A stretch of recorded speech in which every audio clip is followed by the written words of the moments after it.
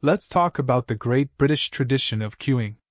Yes, you read that right, queuing, the art of waiting in line, is a fascinating aspect of UK culture that is often overlooked. Despite its mundane nature, queuing plays a significant role in shaping the social fabric of the country, and understanding it can give outsiders a unique insight into British culture. Queuing is an essential part of everyday life in the UK. Brits are known for their love of queues, and queuing is a way of life that is deeply ingrained in the country's psyche. Whether it's waiting in line at the supermarket or standing in line for hours to get into a popular attraction, Brits are experts at queuing. They take it very seriously and expect others to do the same. In fact, the British have developed an unwritten code of conduct when it comes to queuing. Cutting in line is a social taboo, and those who dare to break the queue are likely to be met with a stern telling off or a cold stare from their fellow queuers. The queue is seen as a democratic system where everyone has an equal chance to get what they want, regardless of their status or social class. Queuing etiquette in the UK is so important that it even made its way into the national curriculum.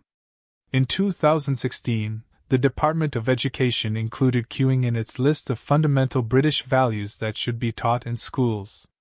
The official guidance states that an understanding of how to queue and take turns is essential for effective participation in a modern democracy. But queuing is not just about following rules and waiting patiently. It also has a social aspect. Queuing can be a way of making new friends or striking up a conversation with a stranger. People in the queue will often chat with each other, share stories, or even offer to hold someone's place if they need to step away for a moment. Queuing also brings out the best in people. In times of crisis or emergency, Brits have shown remarkable resilience and solidarity by queuing up patiently to receive aid or assistance. For example, during the COVID-19 pandemic, people queued for hours to get tested, vaccinated, or to buy essential goods like toilet paper and food. They did so without complaining, knowing that queuing was necessary to prevent the spread of the virus. Queuing has also inspired some quirky traditions in the UK. One such tradition is the annual queue for the Wimbledon tennis tournament. Fans queue for days, even weeks, to get a chance to watch the matches in person. The queue is so popular that it has become a social event in itself, with people bringing tents, chairs, and even barbecues to make the wait more enjoyable. Another famous queue is the one outside the Harry Potter studio tour in London. Fans of the Wizarding World can wait for hours to get a glimpse of the movie props and sets. But the wait is worth it, as they get to immerse themselves in the magical world of Hogwarts and take pictures with their favorite characters. In conclusion, queuing may seem like a mundane aspect of everyday life, but it is a quintessential part of UK culture that deserves recognition. The art of waiting in line has shaped the British identity and has become a symbol of social order, solidarity, and democracy. So, next time you visit the UK, embrace the queuing culture, and you may just discover a new way of connecting with the people around you.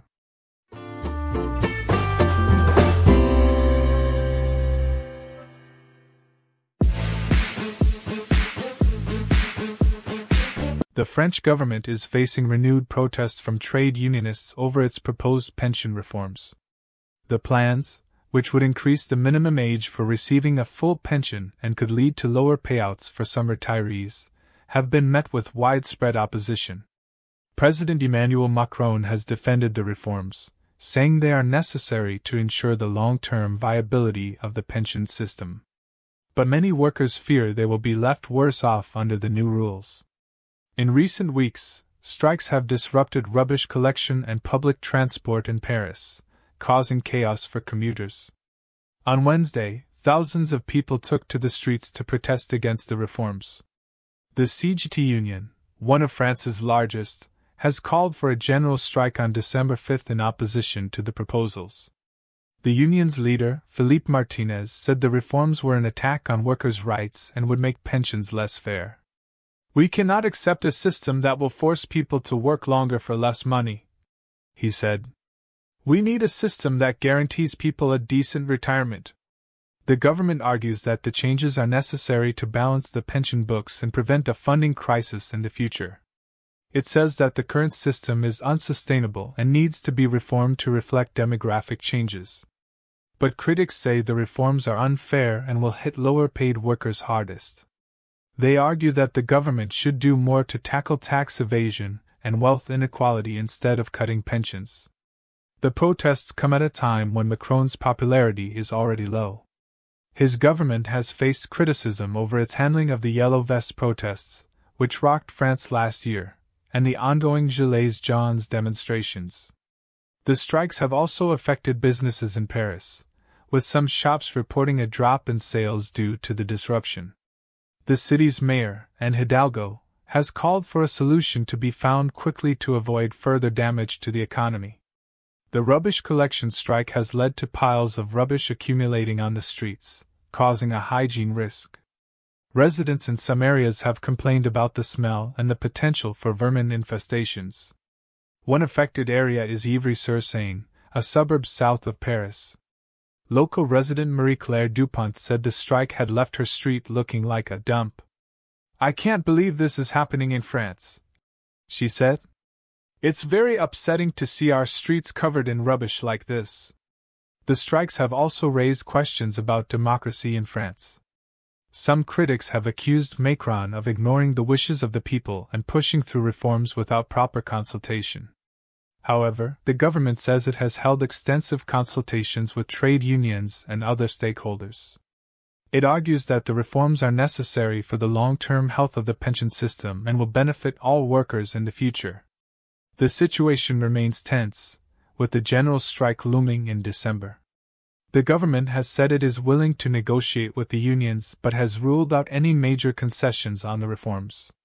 For now, the people of Paris are left to cope with the disruption caused by the strikes. As the rubbish piles up and public transport grinds to a halt, many are wondering how much longer this unrest will continue.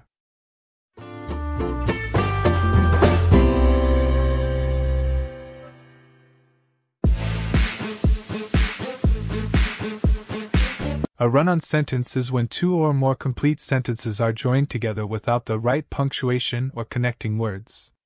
This can make it hard for the reader to understand what you are trying to say. It is important to avoid run-on sentences so that your writing is clear and easy to read. Essentially, a run-on sentence is one where two or more independent clauses, i.e., complete sentences, are joined together without proper punctuation. For example, "I went to the store, I bought some milk." This sentence is a run-on because it combines two complete thoughts without any punctuation to separate them.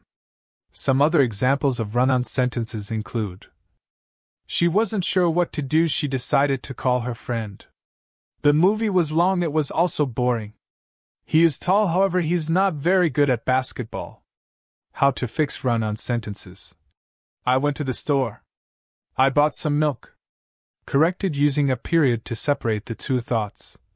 "She wasn't sure what to do, so she decided to call her friend." Corrected using a comma and coordinating conjunction to join the two thoughts. "The movie was long and boring." Corrected by removing the second subject and verb, since they were unnecessary. Other ways to correct run-on sentences include: using a semicolon to join related independent clauses. "He is tall. However, he's not very good at basketball." Separating the clauses into two separate sentences. "The concert was amazing. The band played all my favorite songs." There are many common mistakes that can lead to run-on sentences, including failing to use proper punctuation, as we saw in the example above. Failing to use proper punctuation, such as a period, comma, or semicolon, can result in a run-on sentence. Overusing conjunctions, while coordinating conjunctions like and, or, and, but can be useful for joining clauses together. Using them too frequently can result in run-on sentences. Combining too many ideas. When you try to pack too many ideas into a single sentence, you may end up with a run-on. Try to limit yourself to one or two ideas per sentence, and break longer passages into shorter paragraphs if necessary. Practice exercises. examples of sentences that need to be corrected and how to fix them. One of the best ways to improve your writing skills is through practice. Here are some examples of sentences that need to be corrected, along with an explanation of how to fix them. Run-on sentence. I woke up early this morning. I went for a jog before work. Correction. I woke up early this morning and went for a jog before work. Using a coordinating conjunction to join the two clauses. Comma splice. The sun is shining. It's a beautiful day outside. Correction. The sun is shining. It's a beautiful day outside. Using a semicolon to separate the two independent clauses. Lack of subject-verb agreement. The dogs barks loudly when strangers come by. Correction. The dogs bark loudly when strangers come by. Changing barks to bark to match the plural subject. Fragment. After dinner, we went to the movies. Correction. This sentence doesn't require correction. It's a complete sentence. Dangling modifier. Walking to the store, the flowers looked beautiful. Correction. While walking to the store, I saw that the flowers looked beautiful. Adding a subject to the sentence so the modifier has something to modify. By practicing identifying and correcting common errors like run-on sentences, comma splices, and lack of subject-verb agreement, you can become a stronger, more effective writer.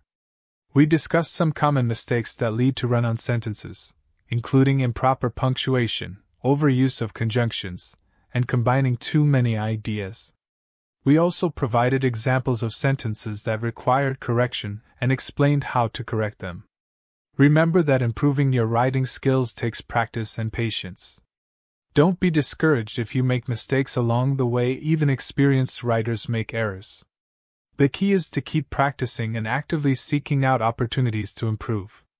Consider working with a tutor, taking a writing course, or joining a writing group to get feedback on your work and learn new techniques. By being mindful of common writing mistakes and dedicating yourself to consistent practice, you can become a more confident and effective writer. Keep at it, and don't forget to celebrate your progress along the way.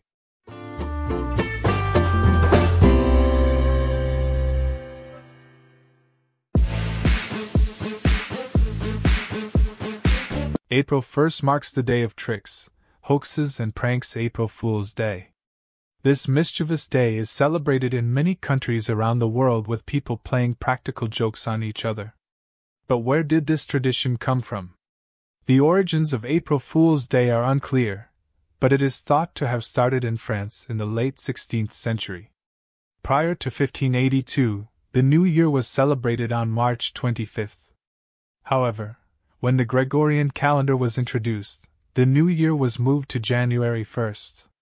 Some people continued to celebrate the New Year on April 1st and were called April Fools by those who followed the new calendar.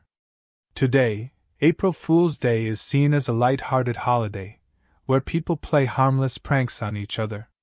In France, for example, children try to stick paper fish onto their friends' backs without them noticing. In Scotland, April Fool's Day lasts 2 days and is known as Huntigout Day. This translates to hunt the cuckoo, and involves sending people on wild goose chases or tricking them into performing ridiculous tasks. In recent years, brands have also gotten in on the April Fool's Day fun. Companies such as Google, Burger King, and BMW have created fake products or announced ridiculous initiatives to get people talking. While some find these pranks funny, others believe that they can be misleading and harmful. It's important to remember that while April Fool's Day can be a lot of fun, pranks should always be harmless and not hurtful. It's also important to consider the feelings of others and not to take things too far. A joke may seem harmless to one person, but it could be hurtful to another. So, what are some harmless April Fool's Day pranks you can play on your friends and family? Here are a few ideas. Fake spider. Cut out a spider shape from paper and attach it to a piece of string. Then, dangle the spider in front of someone's face for a good scare. Cake or soap. Bake a cake or make a batch of brownies, but replace sugar with salt or swap frosting with shaving cream. Watch as your unsuspecting victim takes a bite. Sticky note prank. Cover someone's workspace with sticky notes in different colors or write random messages on them.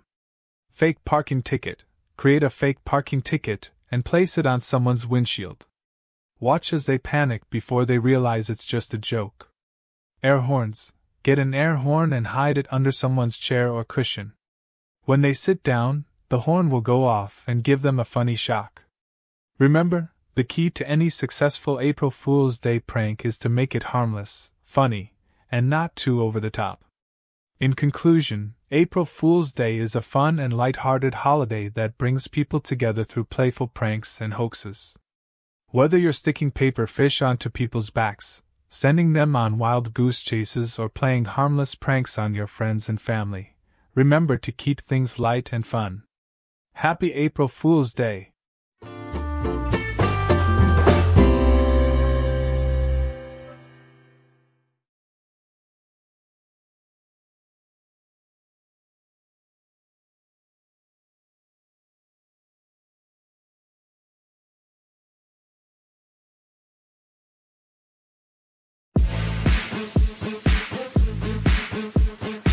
On this day in history, April 4th, back in 1975, Bill Gates and Paul Allen founded Microsoft Corporation.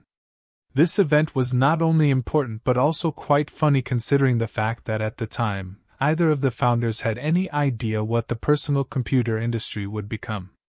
Bill Gates and Paul Allen met while they were both students at Lakeside School in Seattle. They discovered their shared interest in computers, and together they wrote their first computer program to help schedule classes for their school. This program quickly became popular among other schools in the area, and it wasn't long before the two budding entrepreneurs saw a business opportunity. In 1975, Gates and Allen decided to start their own company, which they called Microsoft, later changed to Microsoft. Their initial goal was to create software for the newly emerging personal computer market, which at the time was still in its infancy. The two entrepreneurs had very little capital, and they started out by writing programs for other companies. Their big break came in 1980 when IBM approached them to develop an operating system for their upcoming personal computer. Microsoft delivered MS-DOS, which quickly became the industry standard for PC operating systems. Over the years, Microsoft has grown into one of the largest and most influential companies in the world, with products like Windows, Office, Xbox, and more. Bill Gates eventually became one of the richest people in the world, and his philanthropic efforts through the Bill and Melinda Gates Foundation have had a profound impact on global health and education. Looking back on the founding of Microsoft, it's easy to see how important and groundbreaking it was. But at the time, Gates and Allen had no idea what they were getting into. In fact, in a 1994 interview with Playboy magazine, Gates revealed that he had no idea how big the personal computer industry would become when he founded Microsoft. "I wasn't like Steve Jobs, who was a genius at seeing these things," Gates said. "I didn't have that kind of vision. I just knew that computers were going to be a big deal." Despite their lack of foresight, Gates and Allen managed to create one of the most successful companies in history, and their legacy continues to shape the world we live in today. In conclusion, April 4th marks an important day in history with the founding of Microsoft Corporation. As we celebrate this milestone, it's worth remembering that sometimes the most groundbreaking ideas can come from the most unexpected places.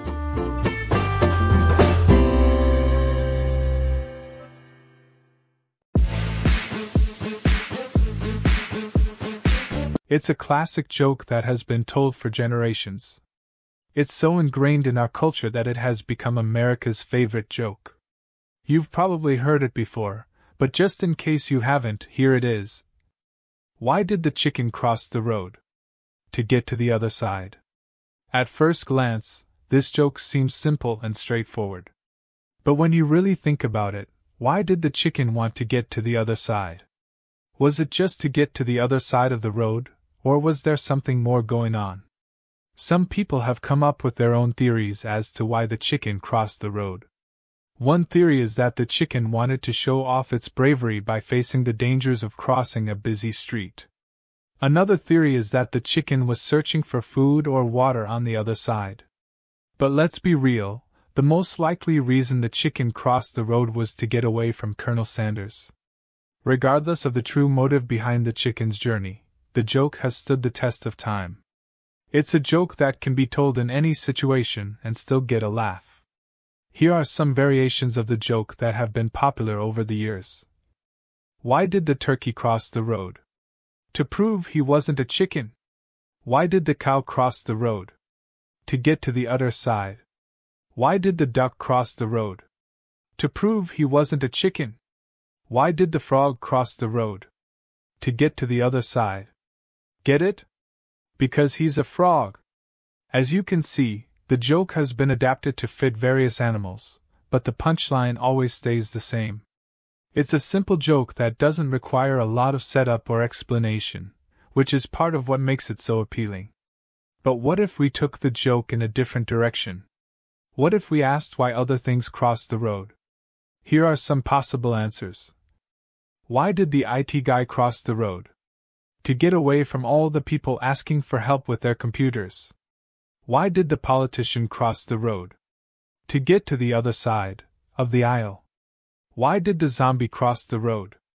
To eat the brains on the other side. Why did the ghost cross the road? To get to the Buddha's side. As you can see, the joke can be adapted to fit any situation. It's a versatile joke that can be used in many different contexts. In fact, the joke has become so popular that it has even been referenced in movies and TV shows. In the movie Forrest Gump, Forrest tells the joke to a group of soldiers while they're on patrol. In the TV show The Office, Jim Halpert tells the joke to Dwight Schrute in an attempt to distract him from doing work. So why has this joke stood the test of time? Perhaps it's because it's a joke that everyone can understand. No matter who you are or where you come from, you can appreciate the simple humor behind the chicken crossing the road. Or maybe it's because the joke is so absurd that it's funny. After all, why would a chicken cross the road? It's not like there's anything particularly interesting on the other side. But that's part of what makes the joke so great. It takes something as mundane as a chicken crossing the road and turns it into something hilarious. America's favorite joke may be simple, but it's also timeless. It's a joke that has been told for generations, and it will continue to be told for generations to come. So the next time someone asks you why the chicken crossed the road, just remember, it was to get to the other side. And that's all you need to know.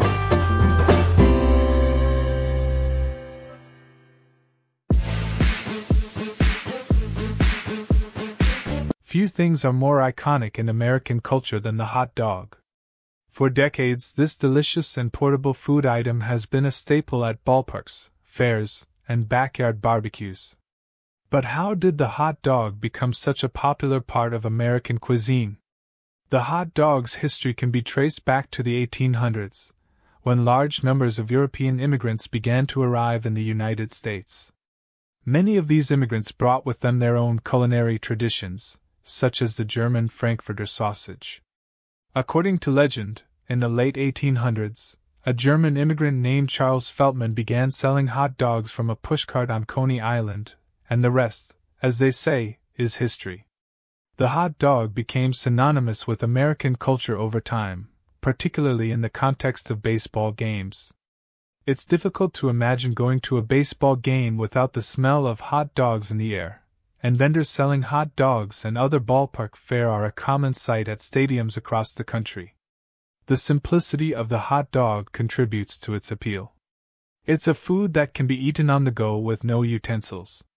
The traditional hot dog is made of a beef or pork sausage that has been grilled or boiled before being placed in a bun.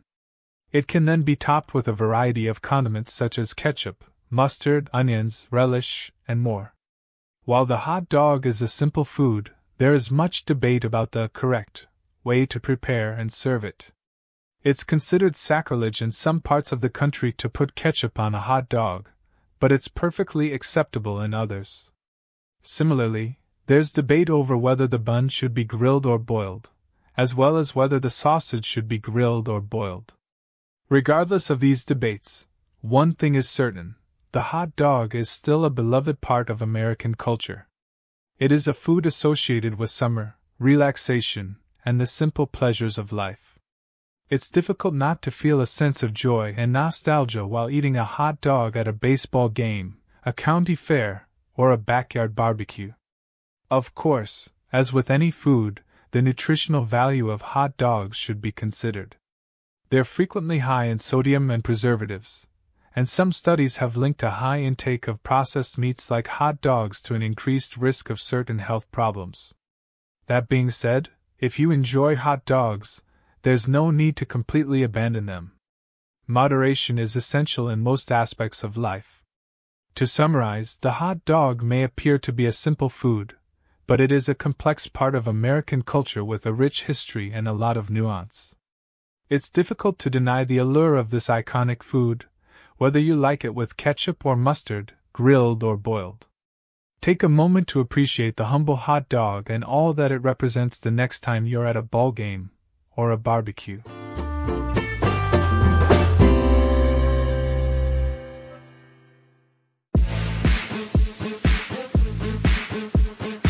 The rise and fall of a cultural phenomenon has always piqued my interest.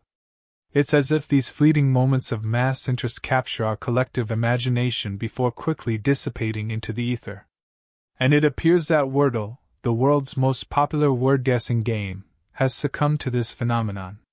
Once upon a time, everyone seemed to be playing Wordle. The addictive nature of the game made it an instant hit with everyone from celebrities to stay-at-home parents. But as with everything else in life, the honeymoon period came to an end. Wordle is now only about a third as popular as it once was, according to recent statistics. This news may come as a surprise to those who were caught up in the Wordlemania frenzy.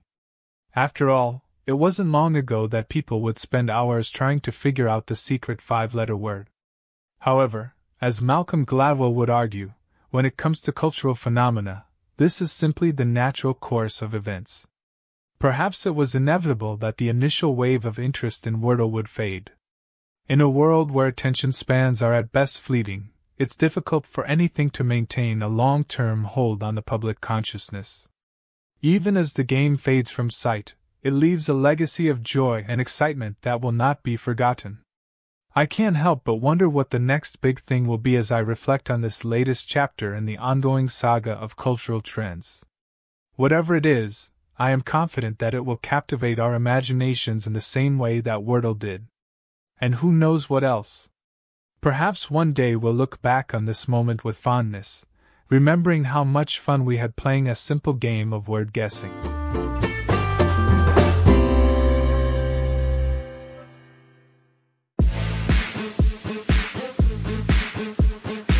The 1980s were a time of significant cultural and technological change, and nowhere was this more visible than in the world of toys. From the Rubik's Cube to the Cabbage Patch Kids, the decade gave us some of the most iconic toys in history. One toy from that era, however, stands out above the rest: the Transformers. The Transformers may appear to be just another line of action figures at first glance, but they are so much more. The Transformers, unlike other toys of the time, were not static characters with predetermined personalities and storylines. Instead, they were robots that could transform into a variety of vehicles, each with its own set of abilities and personalities. This level of complexity was unprecedented at the time, and it quickly propelled the Transformers to the top of the toy market. Children and adults couldn't get enough of these shape-shifting robots, and they quickly became ingrained in popular culture. But what was it about the Transformers that drew people in? Why did they capture so many people's hearts and imaginations? To find answers to these questions, we must first examine the psychology behind the Transformers phenomenon.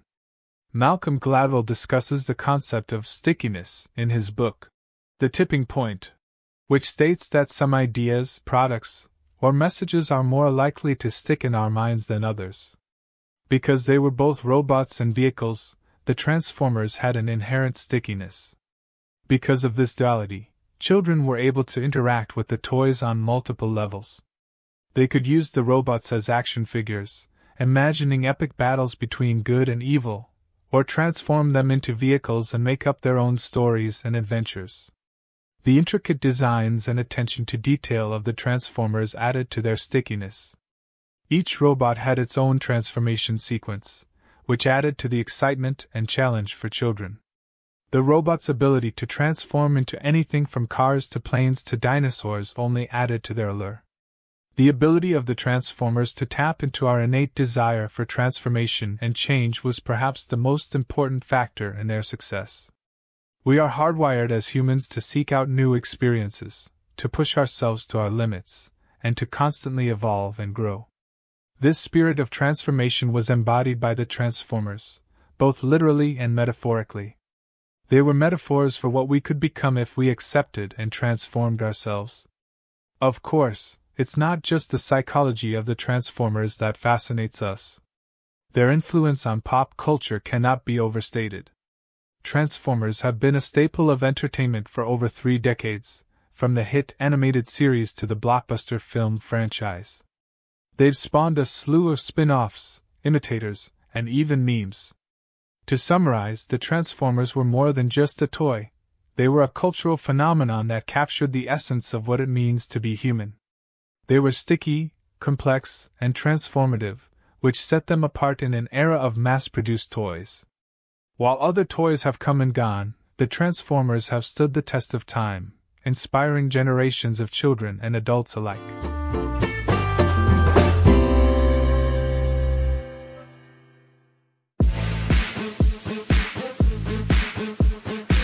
The humble hamburger is one of the most iconic and ubiquitous symbols of American culture. This classic dish can be found on the menu of any fast food restaurant or fine dining establishment. The hamburger originated in the late 19th century, when German immigrants brought their love of ground meat dishes to the United States.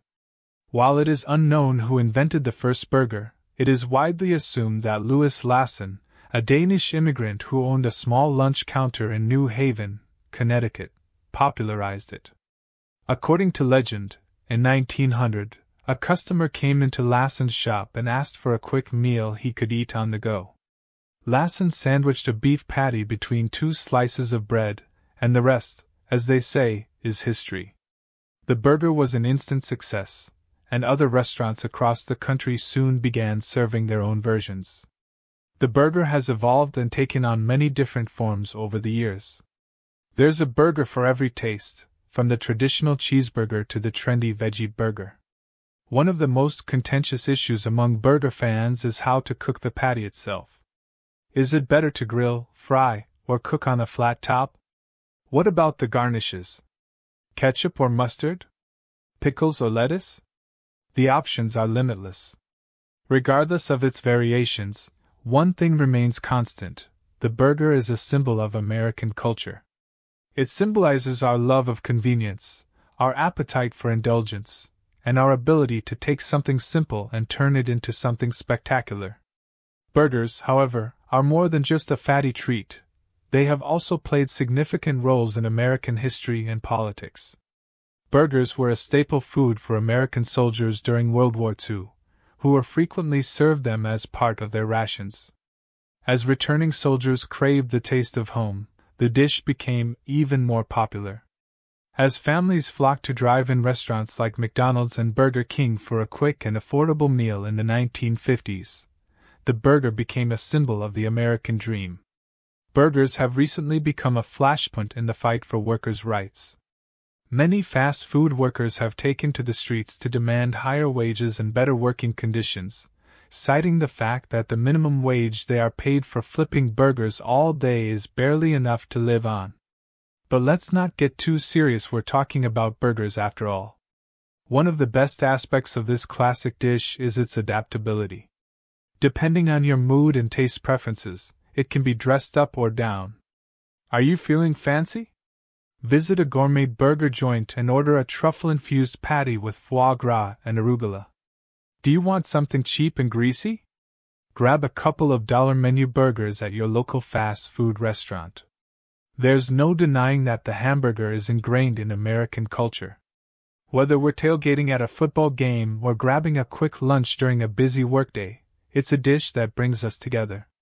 And while it may not be the healthiest option available, every now and then you just need to indulge in a guilty pleasure.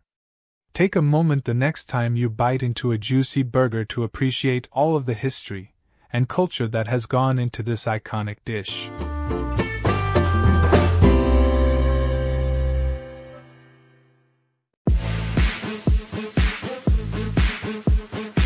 The humble t-shirt is one of the most common pieces of American culture that has permeated not only the United States, but the entire world. This simple garment, which was once only used as an undershirt, has become a staple in almost every American's wardrobe, with a seemingly limitless variety of colors, designs, and slogans. But how did the t-shirt come to be so popular? Let's look at the origins and history of this American classic. The t-shirt can be traced back to the early 20th century, when it was created as an undergarment for sailors in the United States Navy. The Navy needed a lightweight, breathable, and comfortable garment to wear under their uniforms, and the t-shirt was ideal. The shirt's name is derived from its shape, which when laid flat resembles the letter T.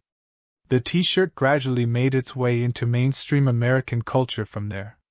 In the 1940s, actors in Hollywood films, most notably Marlon Brando in A Streetcar Named Desire and James Dean in Rebel Without a Cause, began to wear t-shirts as outerwear. The shirts came to be associated with rebellion and youthful nonconformity, and the trend grew from there. T-shirts became a popular medium for self-expression in the 1960s, when people began to use them to display slogans and political messages. Hippies wore tie-dye t-shirts to rebel against the conservative values of the time, and they became a symbol of the counterculture movement. T-shirts became a popular way for bands and musicians to promote their music and merchandise, with the Rolling Stones town logo and the Ramones eagle logo being two examples. T-shirts have since become a cultural icon in their own right, with millions of people worldwide owning at least one. T-shirts have evolved to suit every taste and style, from plain white tees to elaborate graphic designs. While the t-shirt was originally designed as an undergarment, it is now worn proudly as a stand-alone piece of clothing. The versatility of the t-shirt is one of the reasons it has become so popular. It can be worn casually with jeans and sneakers or dressed up with a blazer and dress pants for a more formal look. It's also a popular choice for sports teams and organizations, with personalized t-shirts used as uniforms or to show team spirit. T-shirts have also become a popular souvenir for travelers, with cities and landmarks printed on them to commemorate a trip or vacation. T-shirts with slogans like, "I New York," and "I went to Paris and all I got was this lousy t-shirt," are sold in tourist shops all over the world. Of course, no discussion of t-shirts would be complete unless the ubiquitous graphic t-shirt was mentioned. The graphic t-shirt has become a popular way to make a statement, or show off your personality, with everything from funny quotes and pop culture references to bold graphics and intricate designs. There's a graphic t-shirt for everyone, whether you like vintage band tees or ironic slogan shirts.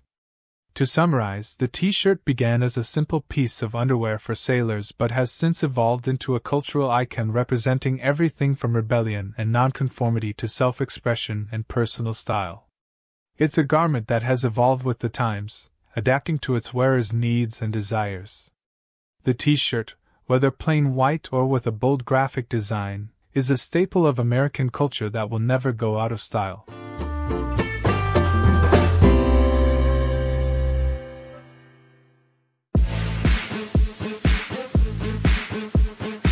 One of the most cherished holidays in American culture is Thanksgiving, and for good cause too.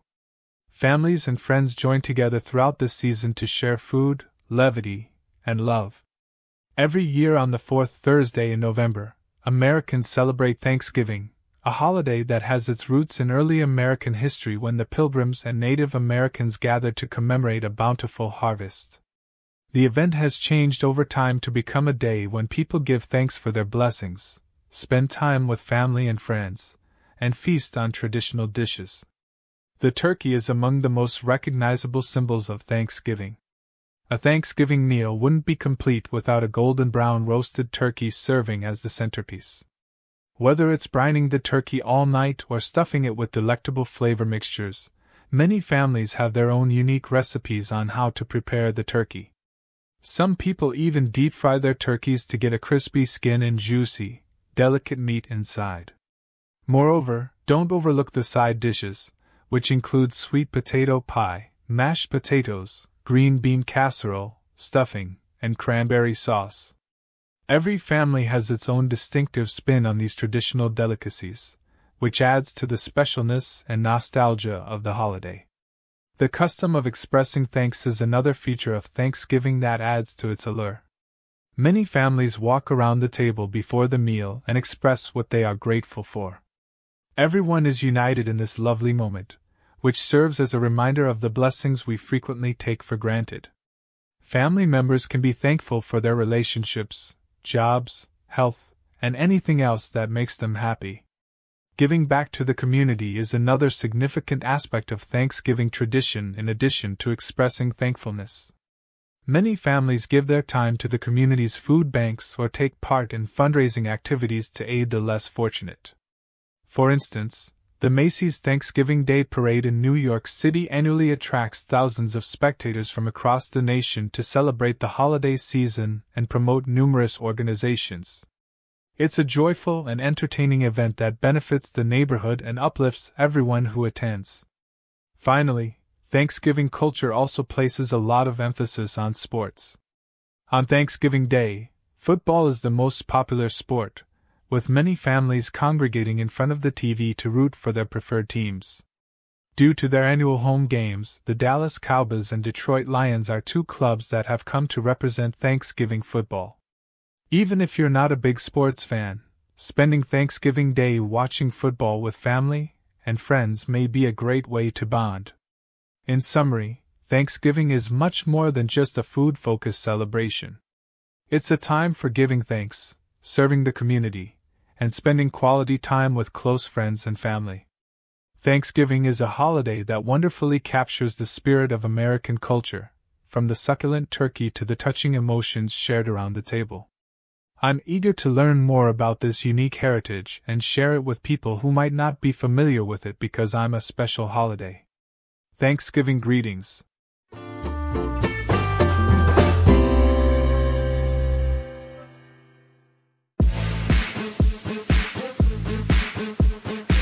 Atta girl, you make me proud. Every new pilot would want to hear these comments from their instructor or mentor. It represents a job well done and solidifies the relationship between the two as they negotiate difficult conditions in the air. There was a recent event that garnered international attention. Over the radio, a man who was not a pilot assisted a novice pilot with an emergency landing. 2 persons were on board the little plane when the event occurred as it flew over Florida's Everglades. Sydney Morningstar, the pilot, was just approximately 20 hours into her career when the plane's engine failed in the middle of the flight. Any pilot would have been in a terrible scenario like this, much less a newbie. Sydney was being led through it all, though. When he heard the emergency call on his radio scanner, former commercial aircraft pilot Robert Murgatroyd offered to aid. He guided Sydney through each stage of the emergency landing, keeping her composed and concentrated the entire time. Robert praised Sydney as he coached her, telling her, "Atta girl, I'm proud of you," and, "You're doing great, Sydney." Undoubtedly, hearing those words of support kept Sydney calm and focused during the tense circumstance. This is the ideal illustration of the mentoring and support-oriented culture in aviation. Younger generations are frequently given the opportunity by seasoned pilots to learn from them and improve as pilots as a result. In this instance, Robert's rapid thinking and direction might have prevented not just Sydney's death but also the deaths of additional people who might have been on board the aircraft. This mentoring culture, however, extends beyond only seasoned pilots assisting rookies. It permeates every aspect of the aviation sector, from ground staff to air traffic controllers to engineers. Everyone is aware of how crucial it is to collaborate in order to maintain operations that are both safe and effective. Let's look at the operations of a ground crew as an example. Without the assistance of the ground crew, who are in charge of loading cargo and making sure the aircraft is fueled and prepared to take off, the pilot is unable to lift the aircraft off the ground. But it goes further than that. In order to direct pilots as they approach the runway, ground crews also interact with them over the radio. The avoidance of plane collisions on the runway or taxiway, which could have disastrous effects, depends on effective communication. Another example is air traffic controllers. They are in charge of directing aircraft through the air, making sure they maintain safe separations from one another and steer clear of any hazards or bad weather. They are the unsung heroes of the aviation sector, working diligently in the background to maintain the safe operation of aircraft. But even with all of these precautions, accidents can still happen. When they do, the mentoring and support system in aviation shifts into high gear. In order to follow emergency procedures and keep passengers safe, pilots, air traffic controllers, and ground staff collaborate. This was made clear in another instance that occurred in 2018, when an engine failure on a Southwest Airlines flight resulted in the death of one passenger. Air traffic controllers and the airplane crew collaborated to achieve a swift and safe emergency landing. Later, passengers on the flight acknowledged that their survival was largely due to the professionalism and composure of the flight crew and air traffic controllers. These events demonstrate how the aviation sector differs from other sectors in having a distinctive culture of mentoring and collaboration. It's a culture that puts everyone's safety first and encourages seasoned professionals to teach the next generation their knowledge and abilities. In conclusion, there is more to the aviation sector than simply flying aircraft from point A to point B. It's a complicated system, and many different people must cooperate to ensure its safe and effective operation. The industry is distinct from others due to the culture of mentoring and assistance that permeates it. This culture is highlighted by the recent incident where a veteran pilot assisted a new pilot with an emergency landing, as well as numerous instances where aviation professionals have cooperated to ensure safety. It's a culture that values education, personal development, and teamwork, and one that we should all aim to imitate in our personal and professional lives. Atta girl, you have my admiration and gratitude. Continually do fantastic work.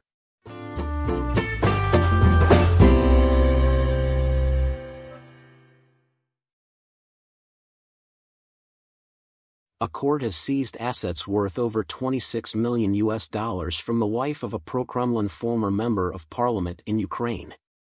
The seizure is part of an ongoing investigation into the couple's alleged involvement in illegal activities. The former MP, Viktor Medvedchuk, has been under scrutiny by Ukrainian authorities for his close ties to Russia's government and his alleged involvement in financing separatist groups in eastern Ukraine.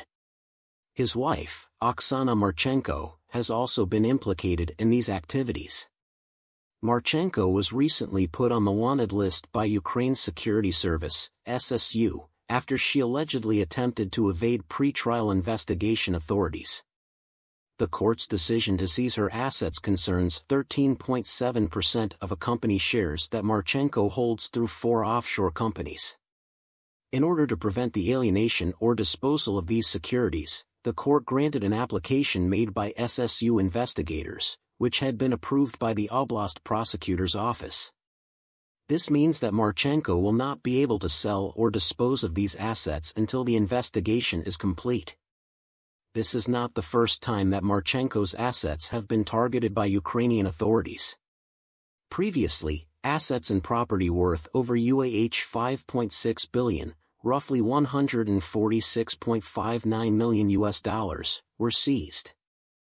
These included corporate rights worth $2.6 billion, roughly $68 million, real estate, land plots, vehicles, and registered shares in 3 Oblast power distribution companies worth over $3 billion, roughly $78.5 million, which Marchenko held through offshore companies. The ultimate beneficiary of these assets is believed to be Marchenko herself. However, the investigation is still ongoing, and it remains to be seen whether any charges will be brought against her. The case highlights the ongoing tensions between Ukraine and Russia, and the extent to which some Ukrainian politicians and businessmen are believed to have close ties to Russia's government. Medvedchuk, the former MP and husband of Marchenko, is a close ally of Russian President Vladimir Putin, and has been accused of using his political connections to further Russia's interests in Ukraine. The investigation into Medvedchuk and Marchenko is part of a broader crackdown on corruption and illegal activities in Ukraine, which has been ongoing since the 2014 revolution that ousted former President Viktor Yanukovych. While some critics have accused the Ukrainian government of using the crackdown as a way to silence political opponents, many Ukrainians see it as a necessary step towards rooting out corruption and improving the country's legal system. In any case, the seizure of Marchenko's assets shows that Ukrainian authorities are serious about holding those who engage in illegal activities accountable, regardless of their political connections or wealth. As the investigation continues, it remains to be seen what other revelations will come to light, and how the Ukrainian government will respond to them.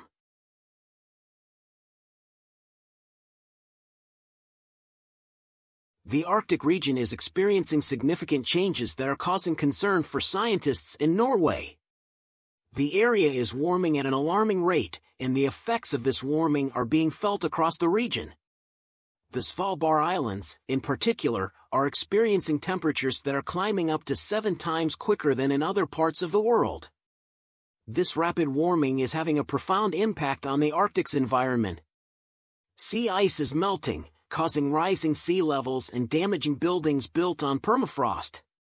Animals like polar bears are also changing their behavior, adapting to new hunting areas, and struggling to find food as their natural habitat changes. Despite these challenges, scientists in Norway are working hard to understand the impact of these changes and how they will affect the planet's future. They face a race against time to gather data before the Arctic environment changes beyond recognition. The Norwegian Research Station is home to a team of scientists studying the Arctic region. They use advanced technology to measure temperature, air quality, and sea ice levels. Their work is critical to understanding how the Arctic is changing and what can be done to mitigate its impact on the planet. One of the most significant challenges facing scientists in the Arctic is the rapid pace of change.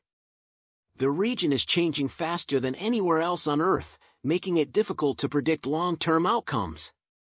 For example, the melting of sea ice is leading to rising sea levels, which could have far-reaching consequences for coastal communities worldwide.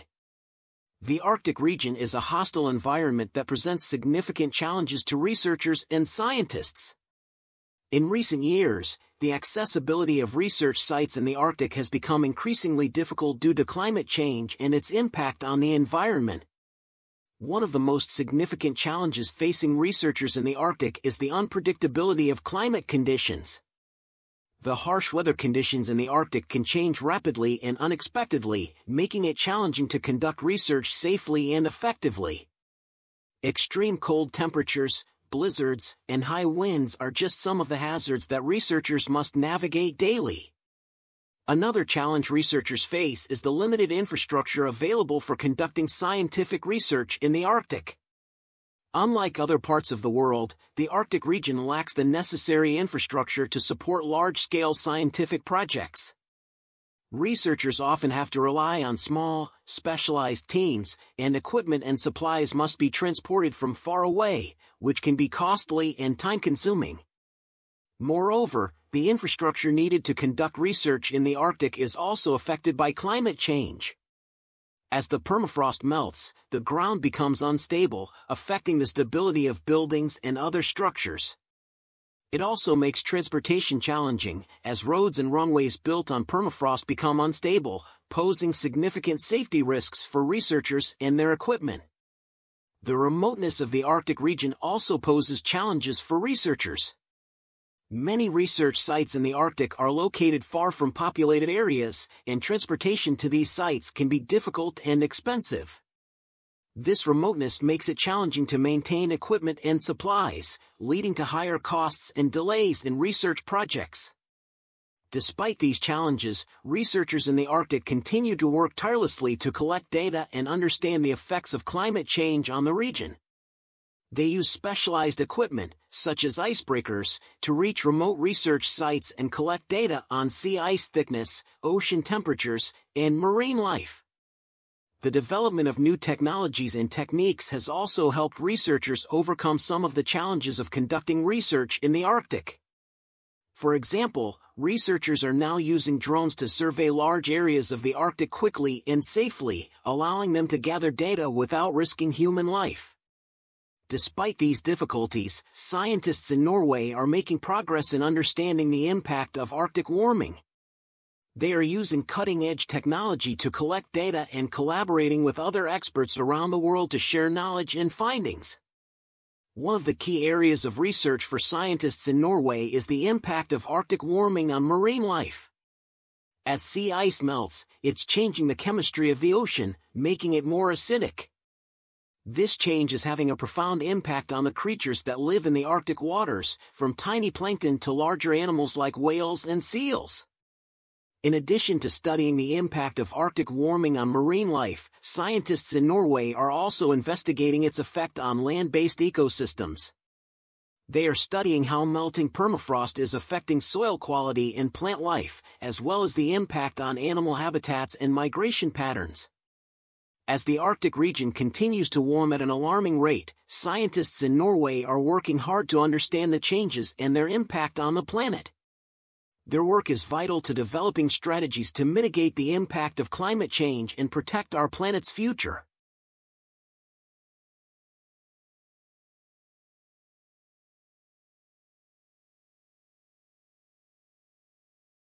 South Korea has been dealing with an increasing problem of social isolation and loneliness in recent years. According to a 2018 Ministry of Health and Welfare poll, nearly half of all Koreans aged 65 and older live alone, with an increasing proportion of young individuals experiencing feelings of loneliness as well. To address this issue, the South Korean government established the Lonely Senior Allowance. This program provides a monthly allowance of 100,000 won, about $90, to qualifying adults who are 65 or older and live alone. Those who participate in community activities such as volunteering or taking lessons can also receive an additional 30,000 won, about $27, per month. However, the program has lately expanded to accommodate younger people. In 2020, the government implemented the Lonely Youth Allowance, which gives financial assistance to those aged 19 to 34 who live alone and have low earnings. Depending on the applicant's financial status, the stipend can be worth up to 300,000 won, about $270, per month. The purpose of these allowances is to encourage socially isolated individuals to leave their houses and interact with others in their communities. The government intends to reduce some of the financial burden that may prohibit people from participating in social activities by giving financial assistance. Critics contend that the approach just addresses the symptoms of social isolation and does not address the underlying reasons. Some argue that the high cost of living in places such as Seoul makes it difficult for young people to purchase accommodation, leading to increasing rates of living alone. Others claim that the country's work ethic, which values long hours and productivity, contributes to feelings of isolation and loneliness. Despite these concerns, the program has gained considerable governmental and corporate sector support. Many businesses have made steps to support the program, such as providing discounts to those who get allowances. Local community centers have also been developed to facilitate social interaction and activities. It is crucial to remember that South Korea is not the only country dealing with loneliness and social isolation. Countries all throughout the world are dealing with comparable issues, particularly in the aftermath of the COVID-19 pandemic. The government of the United Kingdom, for example, has developed a loneliness strategy focused at reducing social isolation among elderly persons. Similarly, Japan has developed a program known as Furei Kippu, which allows people to earn credits by caring for or accompanying older people in their communities. Overall, while the South Korean government's policy may not address all of the underlying causes of social isolation and loneliness, it is a start in the right direction. The initiative provides a lifeline to persons who may otherwise feel isolated from their communities by providing financial support and encouraging community engagement. Programs like these will become increasingly crucial in encouraging social cohesiveness and well-being as we continue to manage the problems of an increasingly connected yet separated society.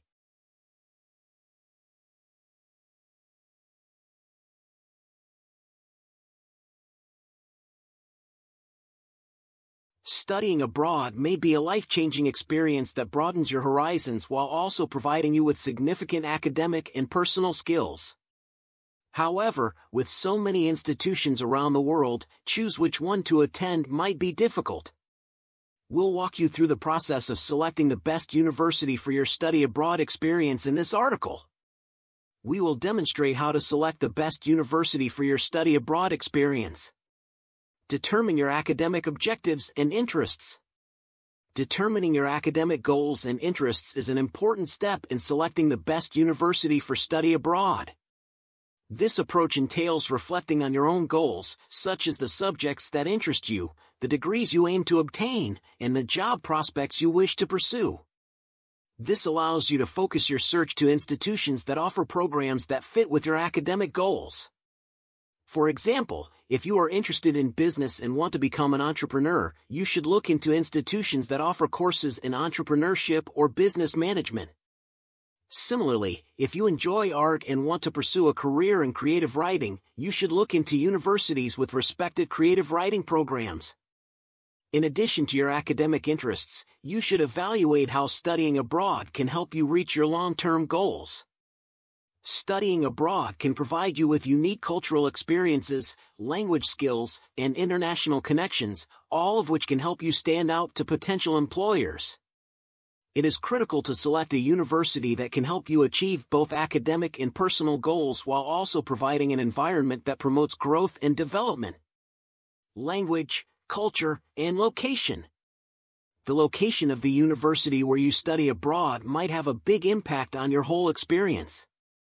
When choosing a university, consider the location and whether the country, region, or city is favorable to your particular tastes, hobbies, and lifestyle. If you prefer winter sports and outdoor activities such as skiing, for example, universities in mountainous areas such as Colorado, Switzerland, Canada, or Japan may be great for you.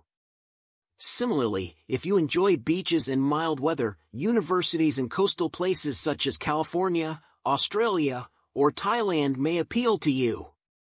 Another important factor to consider while selecting a university for study abroad is culture. Each country or region has its own distinct culture, traditions, customs, and values. To guarantee that the culture of the location where the university is located matches with your particular tastes, it is critical to conduct research and learn about it.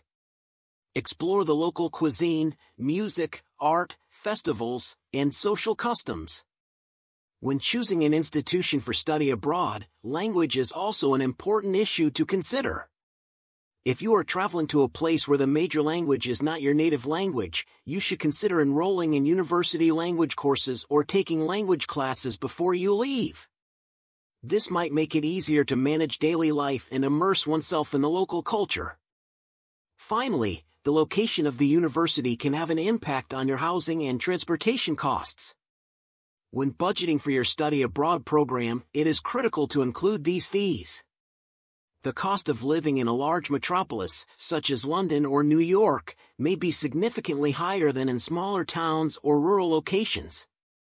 You should also evaluate whether public transportation is available or whether you need to buy a car or bike to get about. Accreditation and reputation. The reputation and accreditation of the institution are significant variables to consider while selecting a university for study abroad. The reputation of a university can influence how future employers see your degree as well as the quality of education you receive while studying. Consider investigating an institution's ranking in several worldwide university rankings, such as the QS World Institution Rankings or the Times Higher Education Rankings, to evaluate its reputation. These rankings assess colleges using a variety of criteria, including academic reputation, research output, student-to-faculty ratio, and employer reputation. Another important factor to consider while choosing a study abroad destination is accreditation. Accreditation is the process by which independent agencies review a university's academic programs to ensure that they fulfill worldwide quality standards. Accredited universities demonstrate that their academic programs have been assessed and have met stringent academic excellence standards. Attending an authorized university might provide you peace of mind that your education will be of high quality and acknowledged by other educational institutions and employers. Furthermore, accreditation may be required if you intend to continue your education after completing your degree or if you wish to transfer credits gained during your study abroad experience to another institution. When assessing a university's reputation, it's also important to evaluate alumni success stories. Alumni who have achieved success in their various industries can attest to the institution's educational quality. Investigating noteworthy university alumni can help you get a sense of the options open to graduates and the potential benefits of attending that specific college. Considerations for money. Financial concerns are an important component of selecting the correct university for study abroad programs. Studying abroad can be expensive, so consider how you will pay for your education and living expenses. Here are some important variables to consider. To begin, look at the tuition and fees of the universities you want to attend. This information is frequently available on their website or by contacting their admissions office. Remember that the cost will vary depending on the program, degree level, and resident status. Second, think about how much it would cost to live in the country or city where the university is located. This includes rent, food, transportation, and other costs. You can investigate the cost of living by using online tools such as Numbeo, which compares the cost of living in various places across the world. Understanding the cost of living can assist you in estimating your overall budget and ensuring that you can live comfortably while studying abroad. Third, investigate scholarships, grants, and other forms of financial assistance that may be available to you. Many colleges particularly offer scholarships to overseas students, and there are numerous external scholarships and grants available from organizations and foundations that promote study abroad programs. Investigate these opportunities early in the planning phase to ensure you have enough time to apply. It is critical to develop a budget that details all of your anticipated expenses and sources of revenue throughout your study abroad adventure. Be honest with yourself about your money, and account for unexpected charges such as medical problems or flight delays. A solid budget plan can help you stay on track financially and make the most of your study abroad experience without stress. Services for students on campus. For international students, selecting a university with comprehensive campus support services is crucial. Studying abroad may be intimidating and difficult, and having access to tools and assistance can help to ease the transition. When selecting an institution for study abroad, consider the following campus support services. Language classes are one of the most significant services provided by universities. If you are studying in a nation where the primary language is not your native language, you may want additional language assistance to effectively communicate. To assist students in improving their language skills, several colleges provide language courses, tutors, language exchange programs, and discussion partners. Tutoring is also essential for academic achievement. Universities frequently feature tutoring or writing facilities where you can get additional assistance with coursework, assignments, or exam preparation. These materials can be especially beneficial if you're having difficulty with a specific subject or adjusting to a new academic system. Another vital support function that universities should provide is mental health care. Studying abroad can be stressful, so having access to mental health specialists who can give counseling or treatment is essential. Look for universities with counseling facilities or mental health clinics where you can get help and advice. Cultural events and orientation programs can assist you in acclimating to your new surroundings and meeting other international students. Many institutions host cultural events, workshops, and trips that allow you to immerse yourself in the local culture while also connecting with other students on campus. Another crucial thing to consider while selecting a university for study abroad is housing support. Some colleges provide on-campus housing for overseas students, while others may help them find off-campus lodging. Look for universities with housing departments or counselors who can assist you in exploring your possibilities. Finally, make sure the university has an international student office that can help you during your study abroad experience. This office provides help with visas, immigration procedures, academic advising, and other administrative issues. The International Student Office can also be a helpful resource if you have any queries or concerns while studying abroad. Extracurricular activities and student life. It is critical to evaluate the student life and extracurricular activities available on campus while selecting an institution for study abroad. These activities can help you meet new people, discover new interests, and develop skills that will benefit your schooling and future employment possibilities. Here are some important variables to consider. To begin, look for clubs and organizations that share your interests and passions. Whether you enjoy sports, music, politics, or community service, there is almost certainly a club or organization for you. Joining these organizations can provide possibilities for leadership development, networking, and personal development. Second, think about joining the university sports teams or fitness programs. Sports can be a great way to meet new people, keep active, and relax. Many universities have sporting facilities, gyms, fields, and courts where students can engage in a variety of sports and fitness activities. Third, seek for university volunteer opportunities or community service programs. Volunteering allows you to give back to your community while also developing key skills such as cooperation, problem-solving, and leadership. Social and cultural events can be a terrific way to meet new people and learn about the local culture. Look for institutions that have frequent activities like festivals, concerts, movie evenings, or food fairs where you may meet other students and learn about the local culture. Consider the student life and extracurricular activities offered on campus while choosing an institution for study abroad. You may extend your study abroad experience and create memorable experiences by joining groups, participating in sports, volunteering, and attending social events.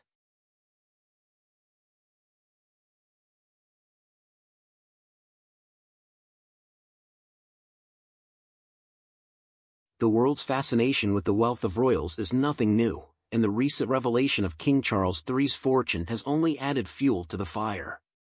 According to The Guardian, a comprehensive audit of the king's assets has placed his net worth at over $2 billion, an estimate that has been met with both awe and skepticism.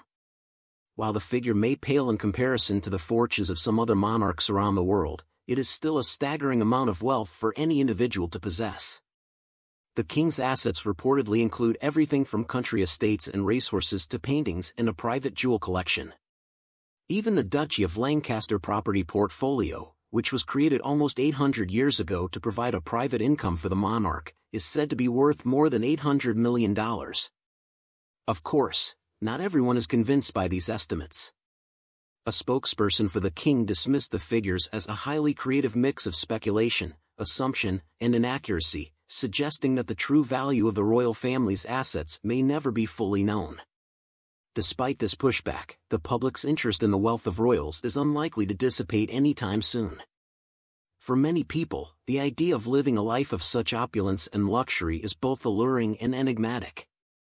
While some may question the ethics of such vast wealth accumulation in a world where so many struggle to make ends meet, others see the glamour and prestige associated with royal lifestyles as something to aspire towards.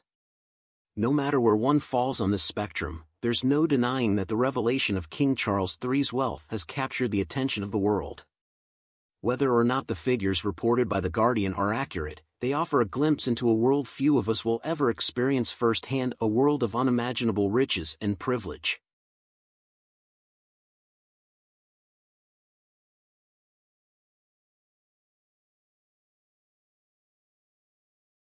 On this day, April 18, in the year 1930, a group of scientists at Bell Labs in New York City made a discovery that would change the world forever. They had been working on a new type of device called a transistor, which was designed to replace the bulky and unreliable vacuum tubes that were then used in electronics. The team, led by William Shockley and including John Bardeen and Walter Brattain, had been experimenting with a material called germanium, which they believed could be used to create a better transistor. After weeks of trial and error, they finally hit upon the right combination of materials and techniques, and on this day they successfully demonstrated the first working transistor. The significance of this discovery cannot be overstated. Vacuum tubes were large, fragile, and required a great deal of power to operate. Transistors, on the other hand, were tiny and could be mass-produced, making them much cheaper and more reliable. They also consumed much less power, which meant that electronic devices could be made smaller and run for longer on batteries. Although the first transistor was a simple device, it paved the way for a revolution in electronics. Within a few years, transistors had replaced vacuum tubes in almost every application, from radios and televisions to computers and telecommunications equipment. Today, billions of transistors are manufactured every year, powering everything from smartphones to supercomputers. But while the invention of the transistor was undoubtedly an important event, there have been many other notable events that have occurred on this day throughout history. For example, on April 18, 1775, Paul Revere rode through the streets of Boston to warn his fellow colonists that British troops were on their way to arrest Samuel Adams and John Hancock. This act of bravery helped to spark the American Revolution. In a more lighthearted event, on April 18, 1930, the BBC reported on a miracle in Switzerland, where a cow had apparently survived for 3 days without water or food. The story was later revealed to be a hoax, but it captured the public's imagination at the time. Another important event that occurred on this day was the signing of the Warsaw Pact in 1955. This treaty, signed by the Soviet Union and its Eastern European allies, was seen as a response to the formation of NATO by Western powers. The Warsaw Pact would remain in effect until the fall of the Soviet Union in 1991. In more recent years, April 18 has been marked by a number of tragic events, including the bombing of the Alfred P. Murrah Federal Building in Oklahoma City in 1995, which killed 168 people, and the sinking of the South Korean ferry Sewol in 2014, which claimed the lives of 304 passengers and crew members. Despite these dark moments, however, April 18 remains a day of significance and importance in world history. From the invention of the transistor to the bravery of Paul Revere, there have been many events that have shaped our world and continue to influence it today.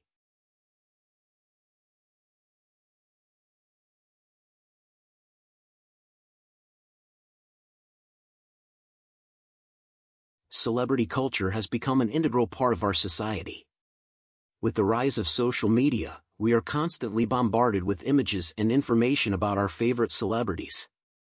For teenagers, in particular, the impact of celebrity culture can be both positive and negative.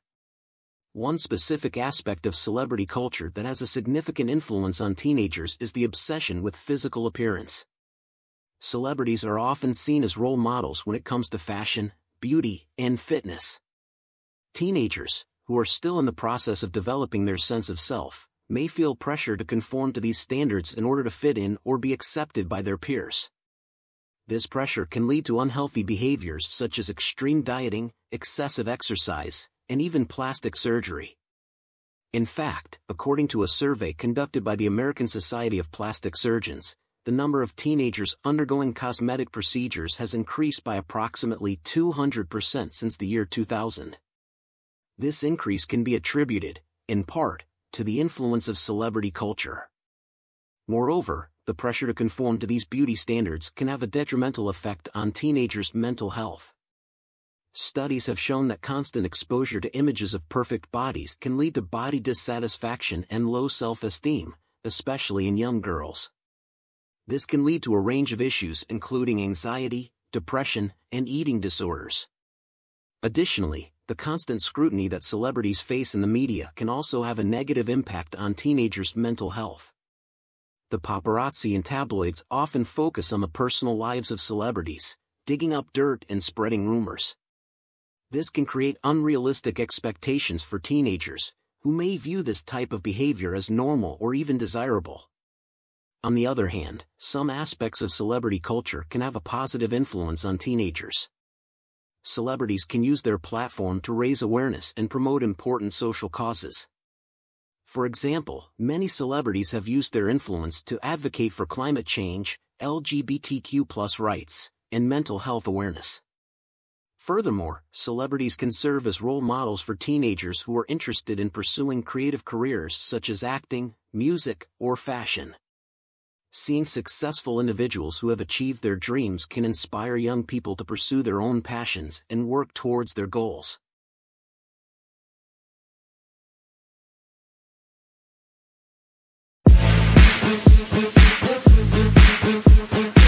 On this date in 1961, April 12, Yuri Gagarin became the first human to journey into space.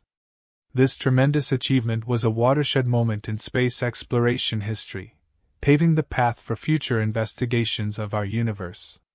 Gagarin was chosen as one of 20 cosmonauts to participate in the Vostok space program as a Soviet Air Force pilot. The Vostok 1 mission lasted slightly over 2 hours and consisted of one orbit around Earth before Gagarin safely returned to Earth. Gagarin became an immediate hero in the Soviet Union and around the world as a result of his flight. His achievement highlighted the Soviet Union's scientific strength and began the space race between the United States and the Soviet Union.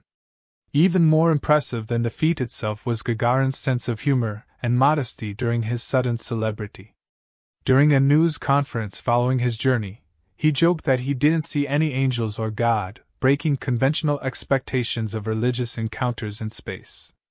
He also thanked the hundreds of engineers and professionals that helped make his journey possible. Fast forward to April 12, 2019, and a far less serious situation occurred. A herd of cows managed to escape their confinement and take over a Walmart parking lot in a tiny town in Texas. It's unknown how the cows managed to escape or why they chose the Walmart parking lot as their destination, but it really caused a commotion.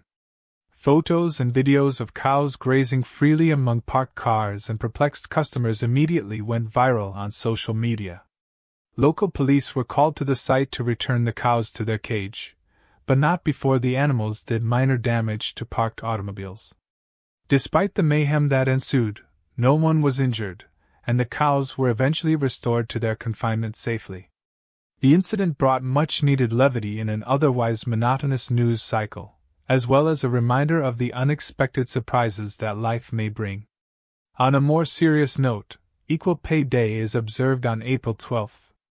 This day commemorates how far into the year women must labor in order to earn what men earned the previous year. The gender wage gap has been a continuous issue throughout history, affecting women from all walks of life and professions. Although there has been progress in closing this gap in recent years, there is still much work to be done. According to the National Women's Law Center, women earn only 82 cents for every dollar earned by men in the United States. The wage disparity is significantly greater for women of race.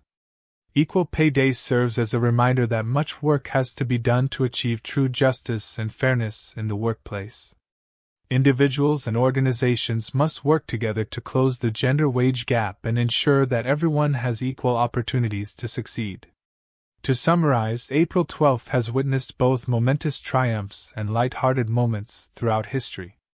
This day serves as a reminder of the unexpected twists and turns that life may offer, from Yuri Gagarin's historic journey into space to a herd of cows taking over a Walmart parking lot.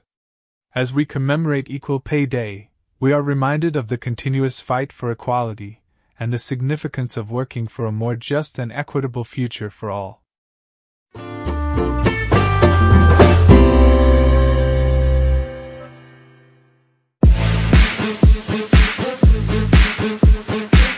Twitter is one of the world's most popular social media networks.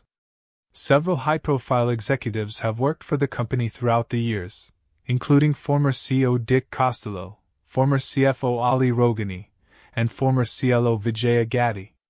These three CEOs recently made waves when they filed a lawsuit against Twitter. According to the lawsuit, Twitter violated its fiduciary obligation to its shareholders by misleading them about the platform's growth potential. The executives argue, in particular, that Twitter provided inaccurate and deceptive statistics regarding its user engagement and growth in order to artificially raise its stock price.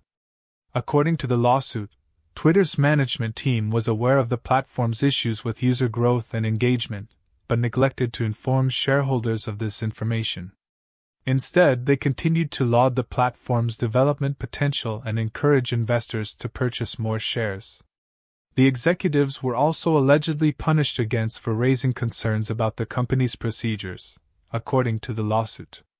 The complaint specifically alleges that Costolo, Roghani, and Gadde were ostracized and eventually fired after raising concerns about Twitter's business practices. There are several reasons why this lawsuit is relevant. For starters, it emphasizes the significance of transparency and honesty in corporate governance. In order to make informed investment decisions, shareholders rely on accurate information from corporations. Management teams put investors at risk when they deliver inaccurate or misleading information. Second, the case offers information on Twitter's leadership team's internal dynamics. The fact that three high-level executives felt forced to sue their former employer implies that major conflicts and tensions existed within the organization. Finally, the case raises concerns about Twitter's future orientation as a firm. With so much uncertainty and turbulence at the executive level, it is unclear what the social media platform's future holds. Will Twitter be able to recover its shareholders' trust and forge a new course? The only way to know is to wait and see. This case gives an opportunity for ESL students to develop reading and comprehension skills while learning about an important business topic. To properly comprehend the essay, you must first understand core business terms and ideas such as fiduciary duty, shareholder, and business practices. Reading actively, rather than passively, is one effective approach for enhancing reading comprehension. This entails questioning the material, formulating predictions, and summarizing essential points. Longer pieces can be made more approachable and digestible by breaking them up into smaller sections. Another effective strategy is to concentrate on unusual words and phrases. When you come across a term or phrase that you don't immediately grasp, try to figure out what it means based on context cues. Look up the word in a dictionary or an online resource if necessary. Finally, it is critical to practice often in order to improve one's reading skills over time. Reading a variety of things, such as news stories, books, and academic papers, can aid in the development of understanding and vocabulary. Taking notes and sharing the subject with others can also help to strengthen learning and retention. Finally, the recent lawsuit filed against Twitter by its former CEO, CFO, and CLO underlines the significance of transparency and honesty in corporate governance. This article provides an opportunity for ESL students to develop reading and comprehension skills while learning about current business events. ESL students can develop the abilities needed to excel in business and beyond by actively engaging with the material, focusing on unfamiliar words and phrases, and practicing on a regular basis.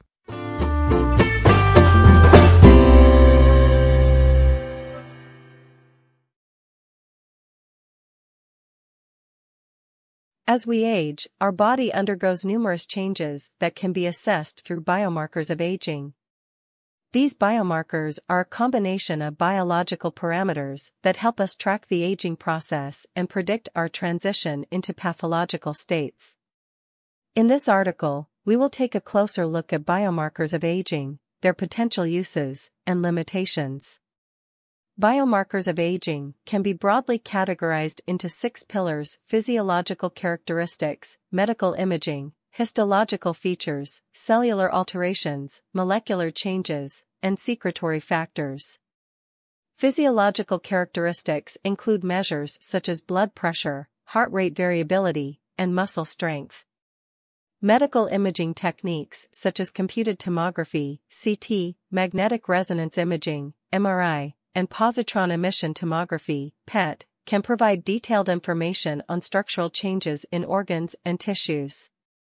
Histological features refer to changes in tissue structure and organization that occur during aging.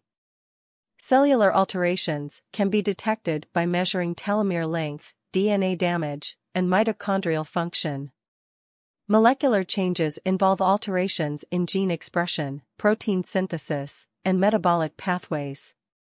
Secretory factors include hormones, cytokines, and growth factors that regulate tissue remodeling, inflammation, and immune function. Despite the broad spectrum of biomarkers of aging available, their potential uses and limitations remain poorly characterized. To fulfill all requisites, aging biomarkers should qualify for being specific, systemic, and clinically relevant. Specificity refers to the ability of a biomarker to distinguish between different aspects of aging. Systemic nature helps to capture global changes that occur with aging. Clinically relevant biomarkers can aid in predicting the onset of age-related diseases and monitor the effectiveness of interventions.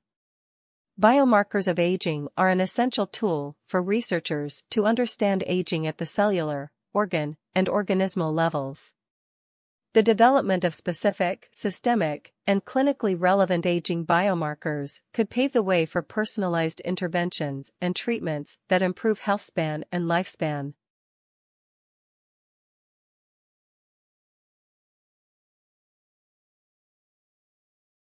It's a Monday morning at the office and Bob and Jenny have just arrived.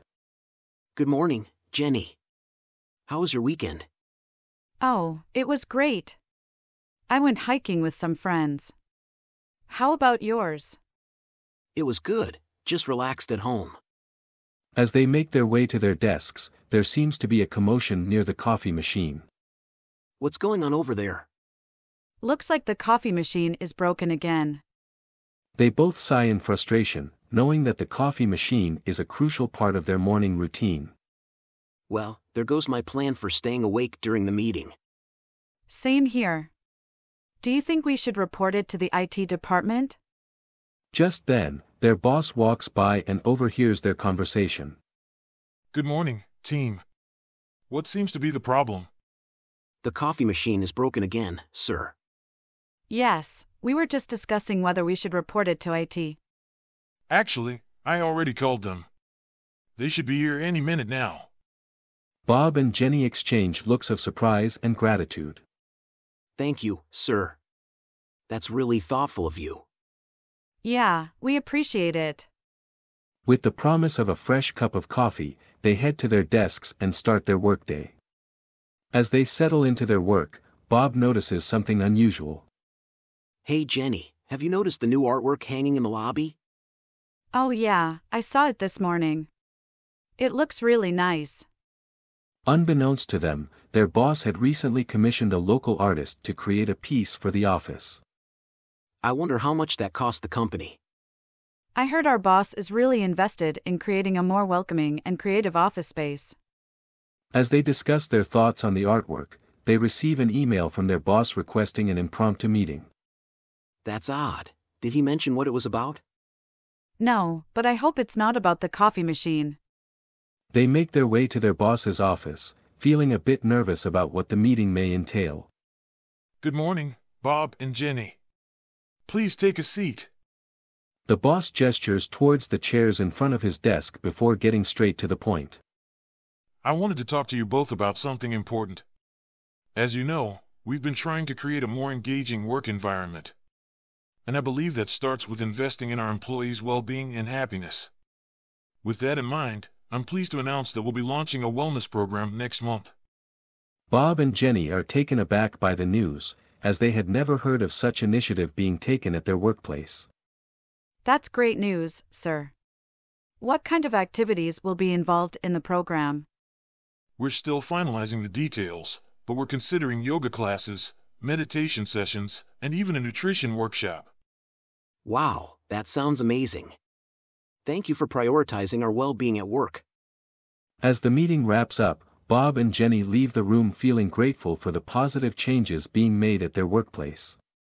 They head back to their desks, feeling re-energized and more motivated than ever to tackle their tasks for the day. As Bob and Jenny make their way back to their desks, Bob's initial excitement about the wellness program starts to fade. A wellness program? What a waste of time and money.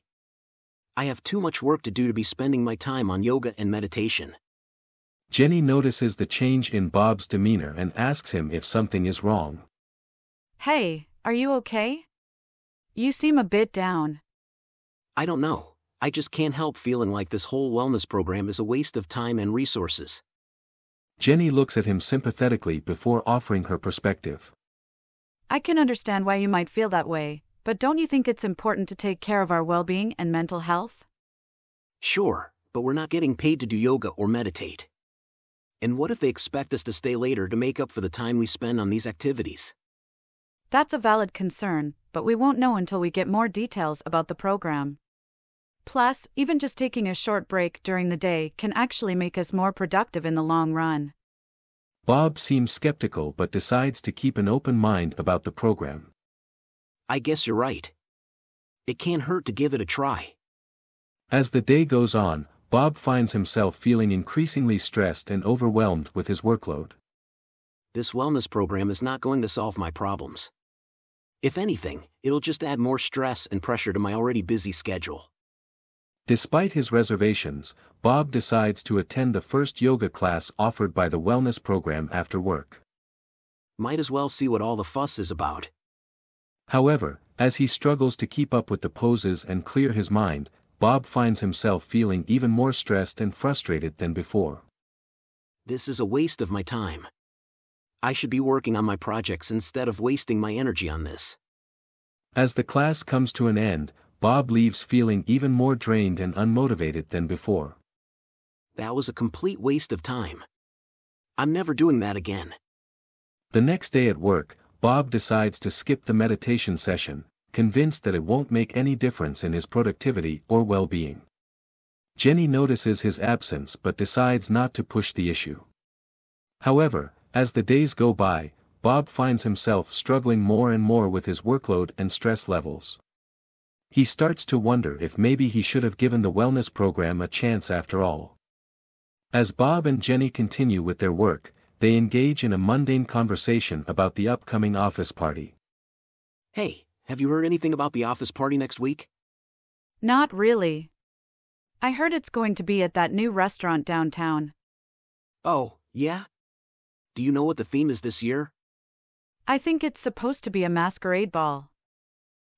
I don't know if I have a mask lying around. Don't worry, they usually provide masks for everyone. But to be honest, I'm not really looking forward to it. I'd rather just go home and relax after work. Yeah, same here. I don't like the idea of being forced to socialize with everyone from work. As they continue with their work, they both feel a sense of relief knowing that the weekend is fast approaching. Hey, do you have any plans for the weekend? Not really. I was thinking of just catching up on some sleep and maybe doing some shopping. Sounds like a good plan. I was thinking of watching the game and maybe going out for dinner with my wife. They both return to their work, grateful for the small talk that helped break up the monotony of the day. However, as the day comes to a close, they can't help but feel a sense of dread for the upcoming workweek. As the clock strikes noon, Bob and Jenny realize that it's time for their lunch break. Hey, Jenny, want to grab some lunch together? Sure, where do you want to go? How about that new sandwich shop down the street? I heard they have some really good options. They make their way to the sandwich shop, discussing their plans for the weekend and their thoughts on the latest office gossip. So, have you heard anything about the new project that our team is working on? No, not really. Our boss has been pretty tight-lipped about it. As they place their orders and wait for their food, they notice a familiar face at a nearby table. They engage in small talk, discussing their work and sharing stories about their personal lives. However, as they start to eat their sandwiches, they notice something unusual. Ugh, there's something off about this sandwich. It tastes kind of funny. You're right. Mine doesn't taste quite right either. Yeah, we should have just gone to our usual spot. Despite their underwhelming lunch, they head back to the office feeling refreshed and ready to tackle the rest of their day. As the afternoon wears on, Bob and Jenny start to feel increasingly unwell. Oh man, now I'm starting to feel sick. Are you okay? Suddenly, they realize that they may have all contracted food poisoning from their sandwiches. Oh no, this is not good. We should probably report it to the restaurant and our boss. They quickly inform their boss about the situation and head home, feeling miserable and nauseous. This was not how I wanted my day to end. At least we have each other for support, right? Over the next few days, they all experience the unpleasant symptoms of food poisoning, causing them to miss work and disrupting their weekend plans. I can't believe this happened. Yeah, me neither. But at least we caught it early and took action. Despite their misfortune, they take comfort in knowing that they had each other for support during this trying time. With the day coming to an end and their unpleasant lunch experience behind them, Bob and Jenny head home feeling drained and exhausted. I can't wait to go home and take a nap. Yeah, me too. It's been a long day. As they part ways, they both look forward to some much-needed rest and relaxation. Have a good evening, Jenny. You too, Bob. See you tomorrow. They head home, hoping for a better day tomorrow and looking forward to a fresh start. If you want to improve your English vocabulary and better understand the conversation between Bob and Jenny, check out learnwithtext.com.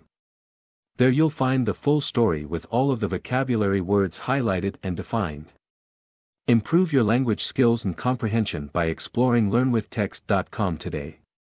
It's a Monday morning at the office and Bob and Jenny have just arrived.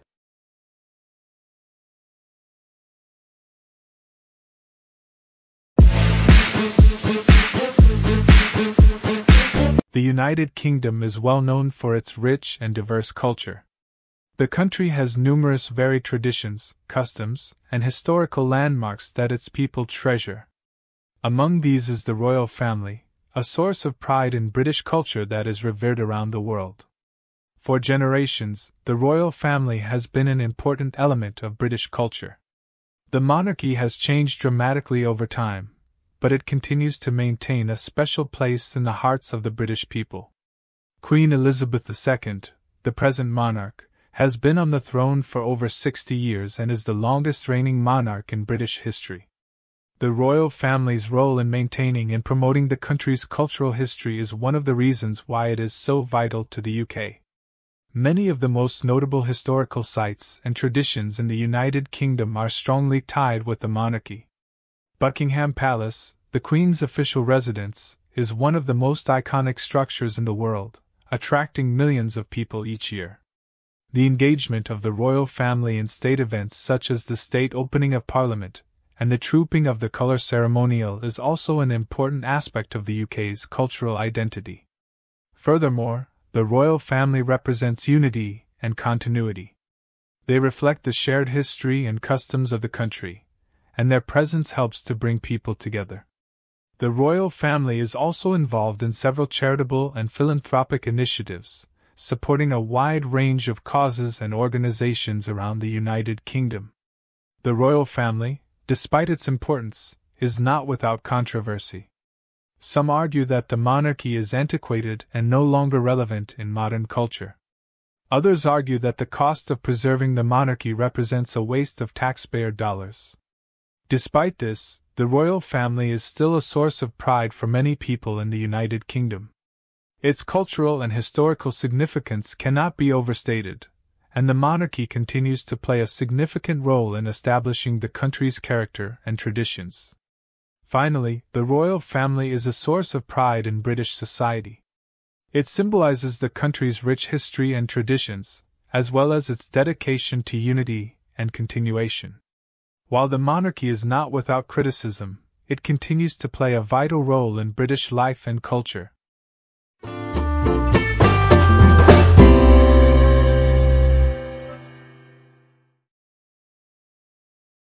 Japan is a country that has always been at the forefront of global development, with a rich history and culture that is admired around the world. However, in recent years, Japan's political situation has been somewhat turbulent, with several factors contributing to this instability. One of the primary reasons for this instability is the country's aging population. Japan's population is rapidly aging, with a declining birth rate and increasing life expectancy. This demographic shift has put immense pressure on the government to provide adequate support for the elderly, including healthcare, social welfare, and pensions. As a result, the government has had to implement policies aimed at addressing this issue, such as raising the retirement age and investing in technologies to improve elder care. Another significant factor impacting Japan's political situation is the country's relationship with its neighbors, particularly China and South Korea. Tensions between these countries have been high due to territorial disputes, historical grievances, and economic competition. This has led to frequent diplomatic spats, with both sides engaging in aggressive rhetoric and actions. In addition, Japan's economy has been struggling in recent years, with slow growth and persistent deflation. The government has attempted to stimulate the economy through various measures, such as monetary easing and fiscal stimulus, but these efforts have had limited success. The COVID-19 pandemic has only exacerbated these challenges, causing widespread disruptions to businesses and supply chains. Another issue that has been plaguing Japan's political landscape is corruption. Several high-profile scandals involving government officials have come to light in recent years, including the arrest and conviction of former Prime Minister Shinzo Abe's close associates. The public's trust in the government has been eroded as a result, with many calling for greater transparency and accountability. Despite these challenges, Japan has remained a stable democracy with a relatively strong rule of law.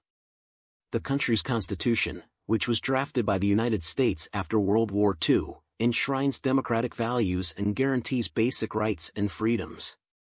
Japan also has a robust civil society, with active citizen groups and NGOs working to drive social and political change.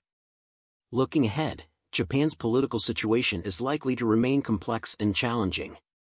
The country will need to address its aging population, economic struggles, and relationships with neighboring countries while upholding its democratic principles and fighting corruption.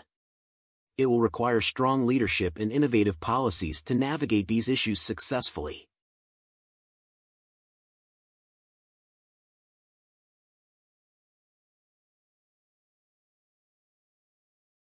Hey man, what are you up to this weekend?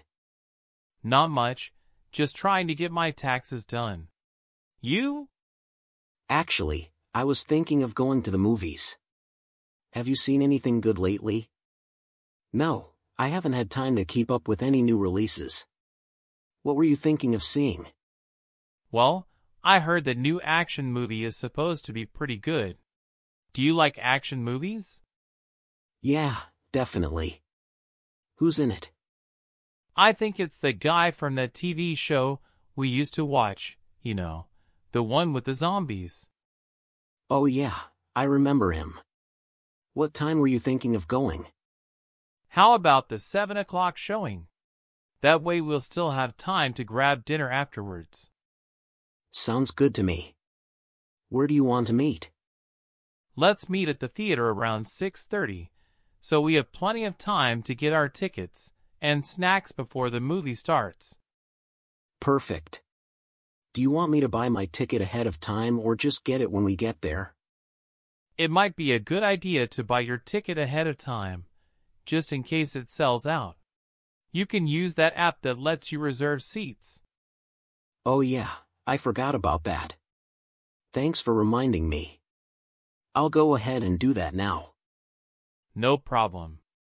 I'm really excited for this movie. I've been looking forward to it for weeks. Me too. It's always more fun to see movies with friends. Definitely. And afterwards, we can go grab some burgers or something. Sounds like a plan. Do you have any place in mind? There's that new burger joint that just opened up on Main Street. I've heard good things about it. Oh yeah, I've been wanting to try that place. Let's go there. Great. It's settled then. We'll meet at the theater at 6:30, and then head over to the burger place after the movie. Can't wait. It's going to be a great night. Thanks for inviting me out, man. No problem. Anytime. Hey, before I forget, did you hear about the new virtual reality experience that opened up in town? No, I haven't. What is it? It's supposed to be this really immersive gaming experience where you wear a VR headset and actually feel like you're in the game. That sounds pretty cool. Have you tried it out yet? No, I haven't had the chance yet, but I was thinking we could go try it out after the movie if you're down. I don't know. It sounds kind of expensive. Actually, I found a deal online where we can get half off our tickets if we buy them together. Oh, well, in that case, I'm definitely down. Let's do it. Awesome. I'll go ahead and book the tickets now then. Sounds good. You always find the best deals, man. Yeah, I try my best. Speaking of deals, have you started your taxes yet? Ugh, not yet. I've been putting it off for as long as possible. Well, you better get on that soon. The deadline is coming up fast. I know. It's just such a pain in the butt. Yeah, but think about how relieved you'll feel once it's done. Plus, you don't want to risk getting hit with any late fees or penalties. I know. I'll get to it eventually. Alright, well make sure you do. I don't want the IRS coming after you or anything.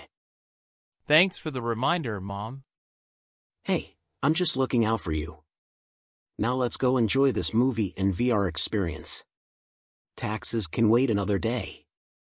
Yeah, you're right. Let's not let taxes ruin our night. Speaking of which, have you heard from our other friends? Are they coming with us to the VR experience? Actually, I just got a call from them. They can't make it tonight. One of them got called into work, and the other one is feeling sick. Ah, man. That sucks. I was really looking forward to hanging out with them too. Yeah, me too. But hey, we can still have fun together.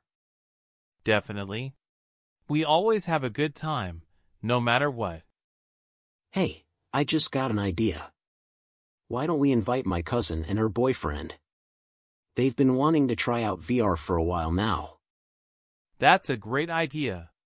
The more the merrier, right? Exactly. I'll give them a call and see if they're available. Sounds good. While you do that, I'll go ahead and get tickets for all of us, so we don't have to worry about it later. Awesome. Thanks, man. After a few minutes, Bob returns with good news. They said they can make it. And they're excited to join us. Sweet. This is going to be even better than I thought. As they head towards the theater, they notice a long line of people waiting outside. Oh man. This line is crazy long. Yeah, looks like everyone had the same idea as us. Just when they were starting to lose hope, someone taps on their shoulder. Hey guys, I overheard you talking about wanting to see the VR experience. I happen to have some extra tickets. Interested? Are you serious? That would be amazing. Yeah, no problem. I can't use them anyway. I bought them for my friends who bailed on me last minute. Wow, thanks so much. You're a lifesaver. As they enter the VR experience, they realize how lucky they are to have met that stranger. It's one of the most thrilling experiences they've ever had. That was insane. I can't believe we got to do that. I know, right? And to think we almost missed out because of the long line. Yeah, it just goes to show that things always have a way of working out in the end. Definitely. Now, let's go grab those burgers and celebrate our stroke of luck. Sounds like a plan. And tomorrow, I promise I'll start on my taxes. Ha, okay. We'll hold you to that. As they headed to the burger joint, friend one couldn't help but feel guilty for procrastinating on his taxes. He knew he had to face them eventually, but the thought of it made him anxious. As they sat down to eat, John noticed that something was bothering his friend. Hey man, you seem a bit off. Is everything okay? I don't know. I just can't shake this feeling of guilt. I should have stayed home and worked on my taxes instead of going out tonight. Hey, don't beat yourself up over it. We all need a break from time to time.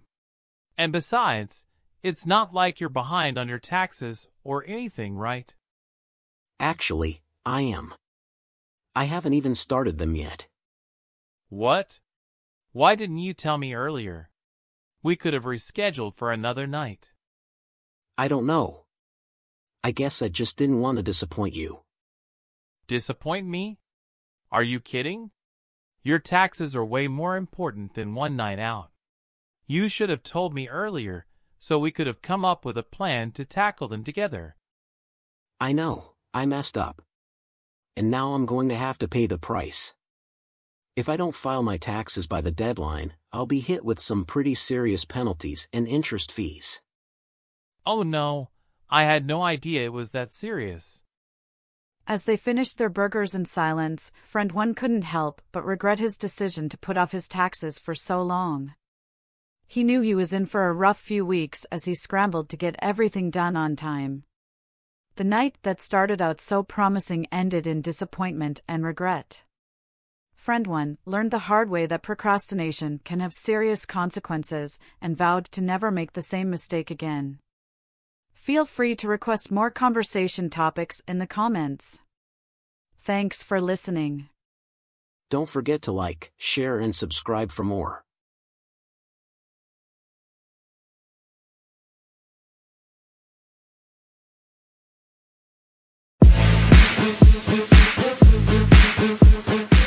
April 16, 1972, was an eventful day for presidential candidate George McGovern. He had just finished delivering a speech in South Dakota and was looking forward to some rest and relaxation at his hotel room. Little did he know that this day would be forever etched in history as the day he got stuck in the shower.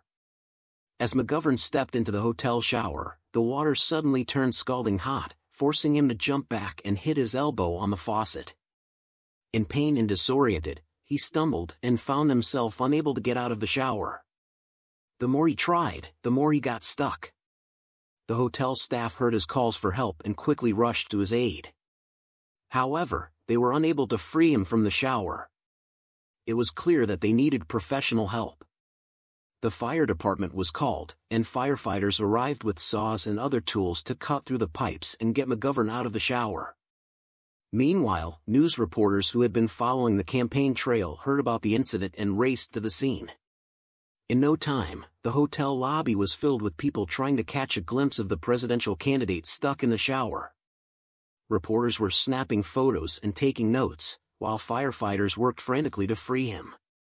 Finally, after what must have seemed like an eternity, McGovern was freed from the shower. He emerged, soaking wet and shivering, to a round of applause and cheers. Despite the embarrassing incident, McGovern managed to keep a good sense of humor about it. He joked with reporters that this was the kind of thing that happened when you were running for president. The incident quickly made headlines around the world, with newspapers and TV stations reporting on the shower debacle of the presidential candidate. It became one of the most memorable moments of the campaign trail, and even today, over 50 years later, people still talk about it. Looking back on that day, McGovern himself said that he was grateful for the incident. He believed that it showed him in a more human light and helped voters relate to him as a person, rather than just a politician. In the end, despite getting stuck in the shower, George McGovern went on to win his party's nomination for president but lost to Richard Nixon in the general election. However, the shower debacle remains one of the most entertaining and unforgettable moments in American political history.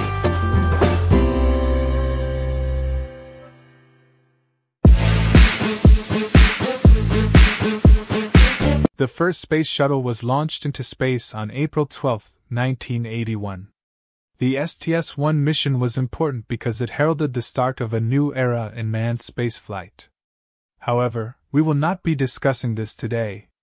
Instead, let us discuss another major and very amusing occurrence that occurred on this day. Albert Einstein, the world's most famous physicist, died on April 12, 1955, at the age of 76. But what's the joke here, you might ask? It turns out that one of the pathologists who performed the autopsy stole his brain shortly after his death.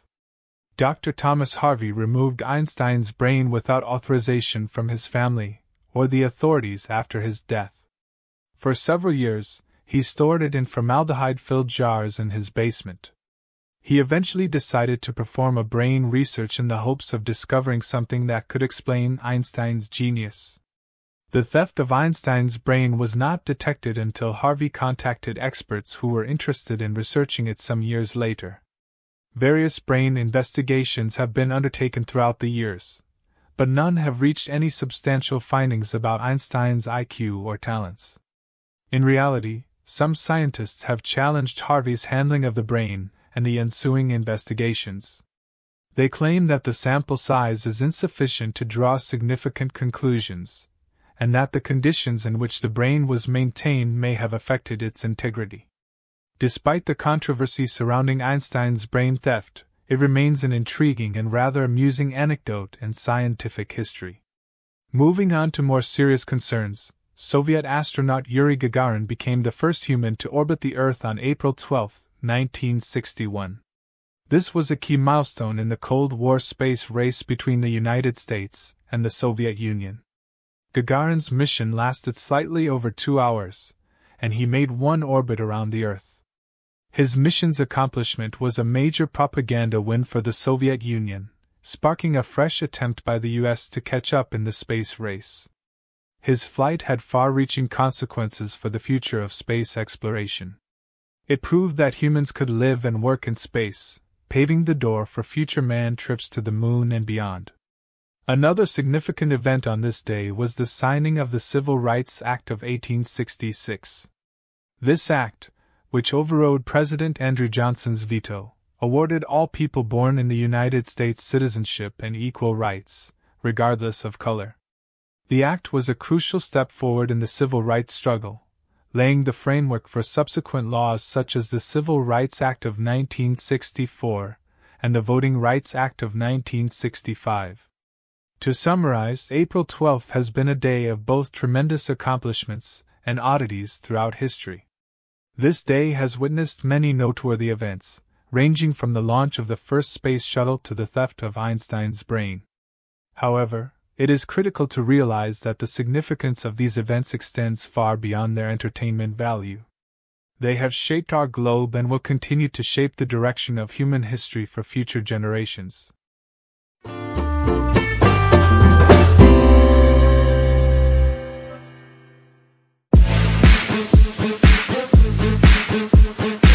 The Federal Bureau of Investigation, FBI, has issued a warning regarding the risks of using free public phone chargers.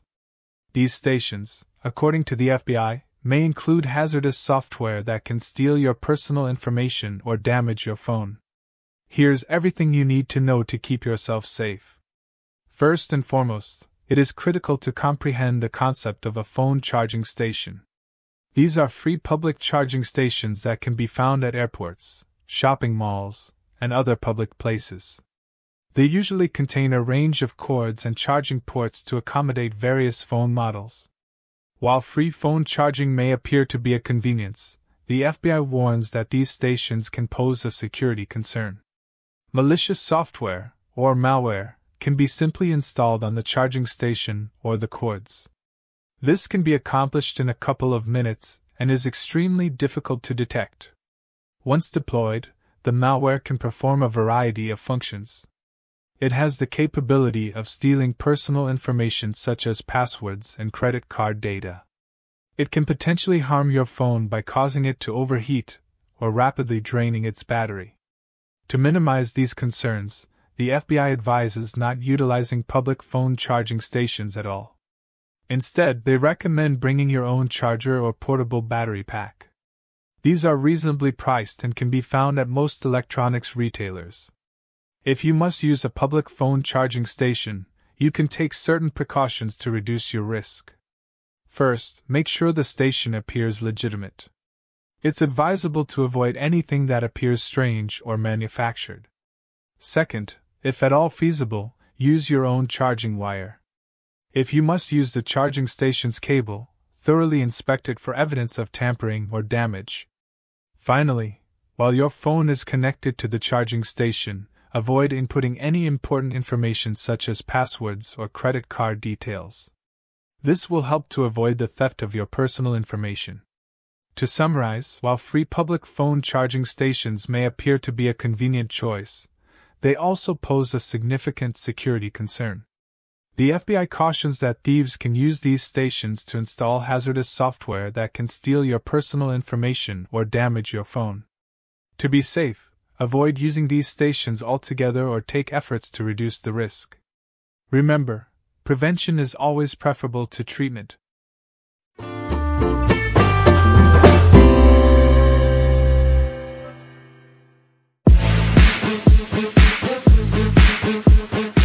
A conversation about the weekend.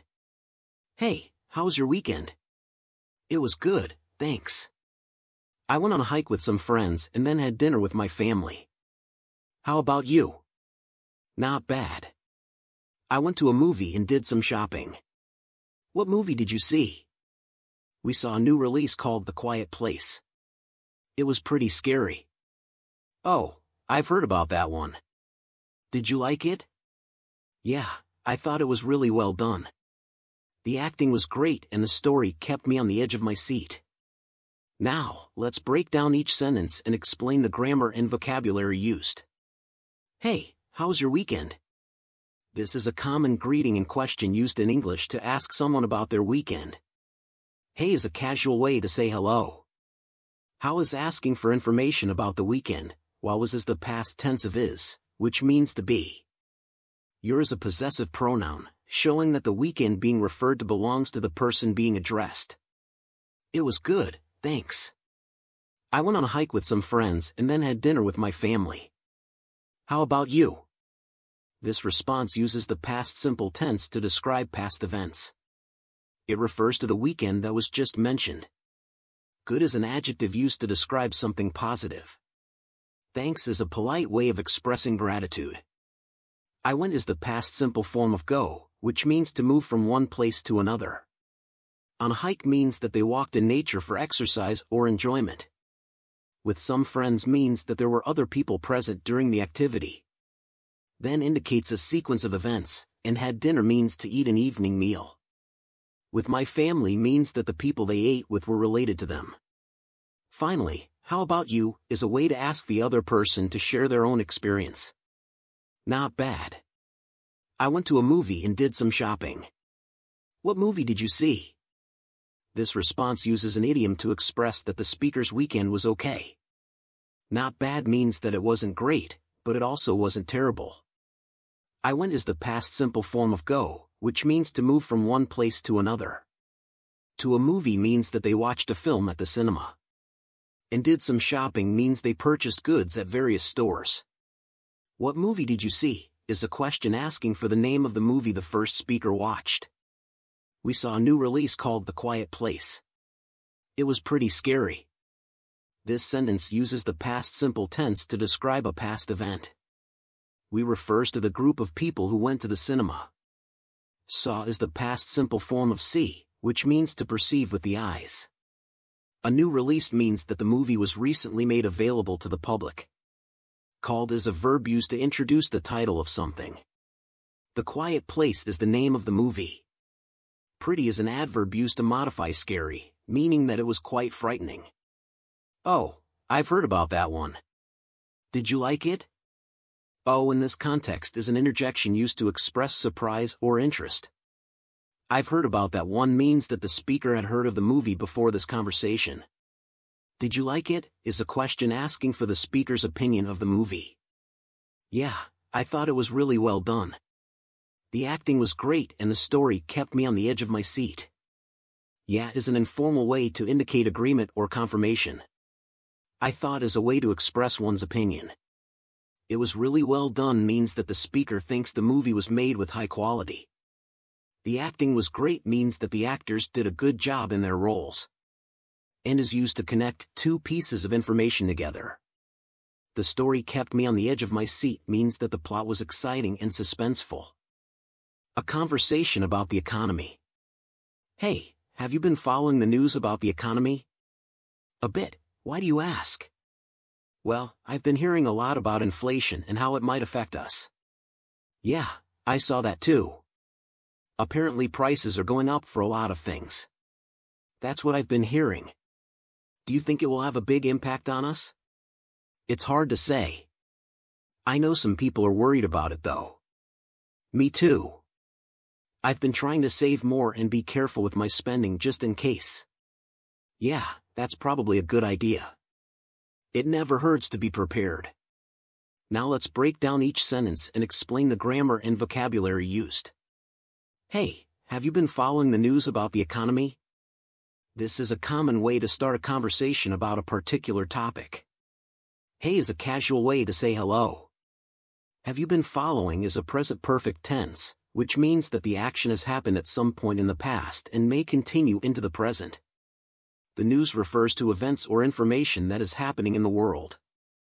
About the economy specifies that the news they're discussing pertains to the financial system of a country or region.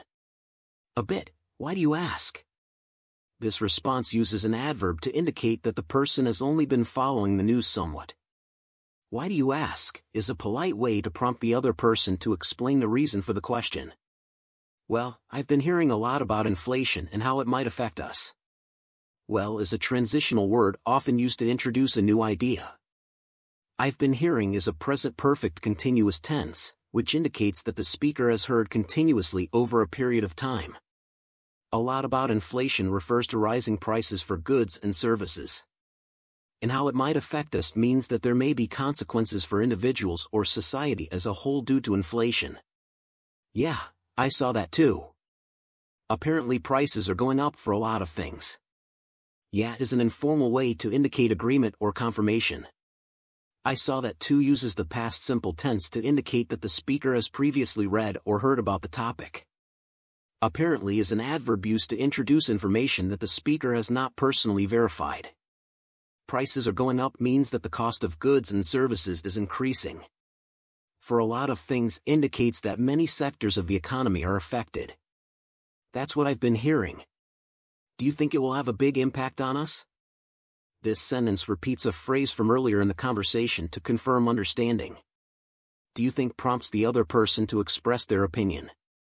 It will have a big impact on us means that the speaker is asking whether they should be concerned about the effects of inflation. It's hard to say. I know some people are worried about it though. It's hard to say is a common phrase indicating uncertainty. I know implies that the speaker has heard opinions from others. Some people are worried means that there are concerns amongst some members of society about the impact of inflation. Me too. I've been trying to save more and be careful with my spending just in case. Me too indicates that the speaker shares the same concern as the other person. I've been trying to save more uses the present perfect continuous tense to indicate that this behavior has been ongoing. Be careful with my spending means that the speaker is being cautious with their money due to the possibility of rising prices. Yeah, that's probably a good idea. It never hurts to be prepared. Yeah is used again as agreement or confirmation. That's probably a good idea indicates that the speaker agrees with the other person's plan of action. It never hurts to be prepared means that it's always beneficial to be ready for unexpected events. A conversation about shoes. Hey, nice shoes. Are they new? Thanks. Yeah, I just got them last week. They look really comfortable. What brand are they? They're Adidas. I always buy that brand because they're so comfortable. I see. Where did you get them? I got them at the mall. There was a sale going on and I couldn't resist. That's a great deal. How much were they? They were $60, but with the sale, I got them for $40. Wow, that's a good price. I might have to go check out that sale myself. Yeah, you should. They had some other great deals too. Now let's break down each sentence and explain the grammar and vocabulary used. Hey, nice shoes. Are they new? This is a common way to compliment someone on their appearance. Hey is a casual way to say hello. Nice shoes is a compliment about what the person is wearing. Are they new is a question asking if they were recently purchased. Thanks. Yeah, I just got them last week. Thanks is a polite way to respond to a compliment. Yeah is an informal way to indicate agreement or confirmation. I just got them last week uses the past simple tense to indicate that the purchase was recent. They look really comfortable. What brand are they? They look is a way to express the speaker's opinion on the shoe's appearance. Really comfortable is a compliment about the shoe's feel. What brand are they is a question asking for information about the manufacturer. They're Adidas.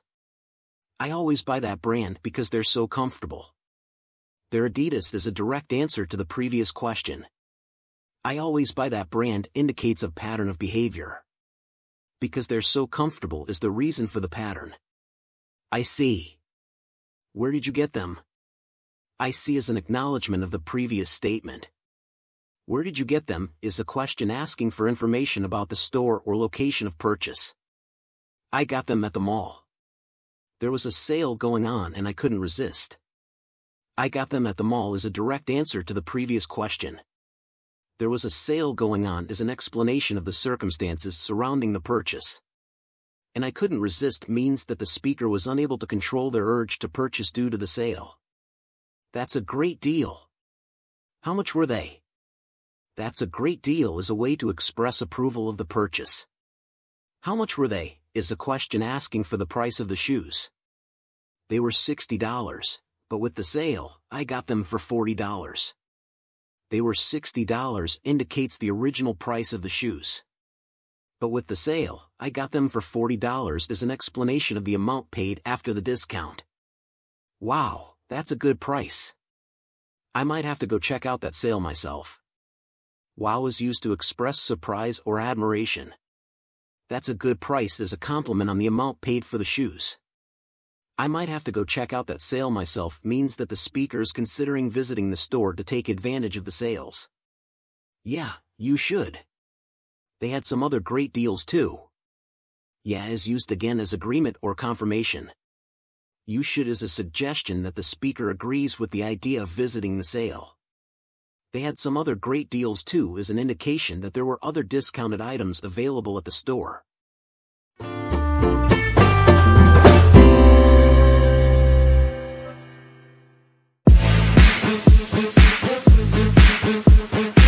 Socks are a basic piece of apparel that most individuals wear every day to protect and comfort their feet. They are available in a variety of lengths, thicknesses, and materials. This post will go over two kinds of socks: long socks and short socks. Socks with long legs. Because they reach the knees, long socks are sometimes known as knee-high socks. Because they cover more of the leg, they are often thicker than short socks. They are available in a range of styles such as sports, dress, and casual. Long socks are popular among athletes who require extra support and warmth for their muscles when exercising. Athletic long socks are intended to compress and support the legs during exercise. They aid in the reduction of muscular fatigue and the prevention of ailments such as shin splints. Compression socks are ideal for runners, basketball players, and other athletes who place a lot of strain on their legs. Dress long socks are composed of finer fabrics, such as silk or wool, and are intended to be worn with formal clothing. They are often solid colors with slight patterns or textures. Dress long socks are a popular choice for business settings since they lend a sense of refinement to any ensemble. Casual long socks are ideal for wearing with jeans or shorts on a daily basis. They come in a variety of bright colors and fun patterns. Cartoon characters, stripes, and geometric forms are particularly popular among young people. Socks that are too short. Short socks, often known as ankle socks or no-show socks, are worn below the ankle bone. They are thinner than long socks and composed of breathable fabrics such as cotton, nylon, or polyester. Short socks are popular among athletes who like to exercise barefoot. In terms of support and compression, athletic short socks are similar to their long counterparts. They are suited for sports requiring swift movement and frequent direction changes, such as tennis. Casual short socks are ideal for wearing with sneakers or casual shoes on a daily basis. They are available in a variety of colors and designs, and they are a fun way to add some personality to your outfit. The advantages of wearing long socks. Wearing long socks has a number of advantages. For starters, they can keep your legs toasty in chilly weather. Second, they provide additional support to the muscles, lowering the risk of injuries such as shin splints. Third, they can be a fashion statement, adding a one-of-a-kind touch to your outfit. Finally, they can keep your skin from rubbing against the inside of your shoes, causing blisters. The advantages of wearing short socks. Short socks provide their own set of advantages. For starters, they allow your feet to breathe, lowering the risk of foot odor and fungal diseases. Second, they are less noticeable than lengthy socks and are best paired with shorts or cropped pants. Third, they provide a barefoot feel while still protecting the sole of your foot. Finally, they are comfy to wear in hot weather and help keep your feet from overheating. Conclusion. To summarize, long socks and short socks serve different functions and provide diverse advantages. Long socks are suitable for athletes who want additional muscular support and warmth, whilst short socks are ideal for regular usage and provide a barefoot feel. Whatever style of sock you choose, make sure it fits well, is made of breathable materials, and provides the necessary level of support and protection for your activities.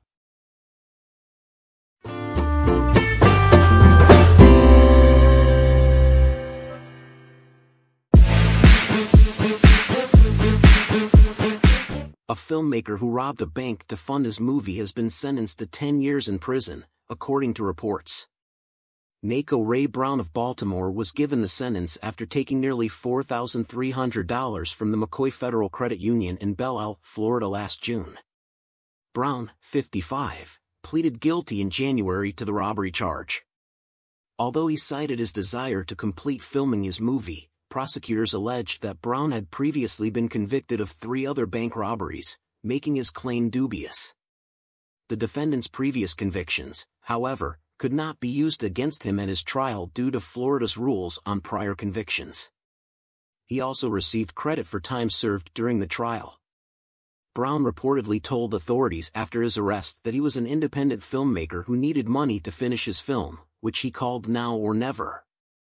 However, it is unclear whether such a project actually existed or if it was just a ploy to get away with the robbery. According to The Insider, a news outlet covering crime and justice, Brown handed one of the bank tellers a note stating that he had a weapon and demanding cash. He then fled the scene, but police later arrested him based on eyewitness accounts and surveillance footage. During sentencing, U.S. District Judge Carlos E. Mendoza pointed out that the defendant had failed to learn from his past mistakes, saying that he keeps going back to what he knows, and that's robbing banks.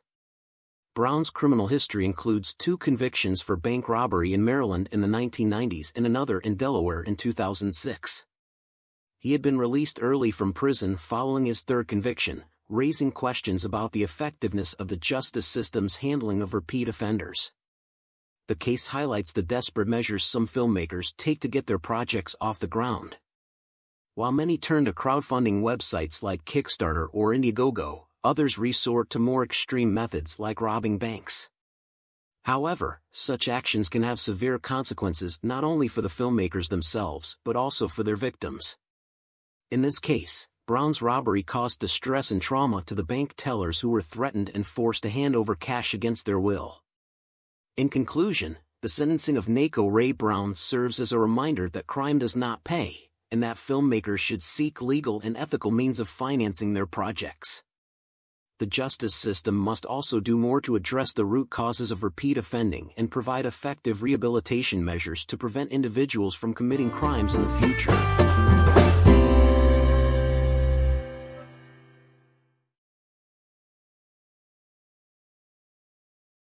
A team of scientists has made a groundbreaking discovery in an underwater cave in Mexico, ancient microbes that have been dormant for over 50,000 years. The finding could provide important insights into the evolution of life on our planet and how it may have adapted to extreme environments. The researchers, led by Dr. Laura Villanueva from the University of Yucatan, were exploring the depths of the Sac-Actin underwater cave system when they stumbled upon the microbes.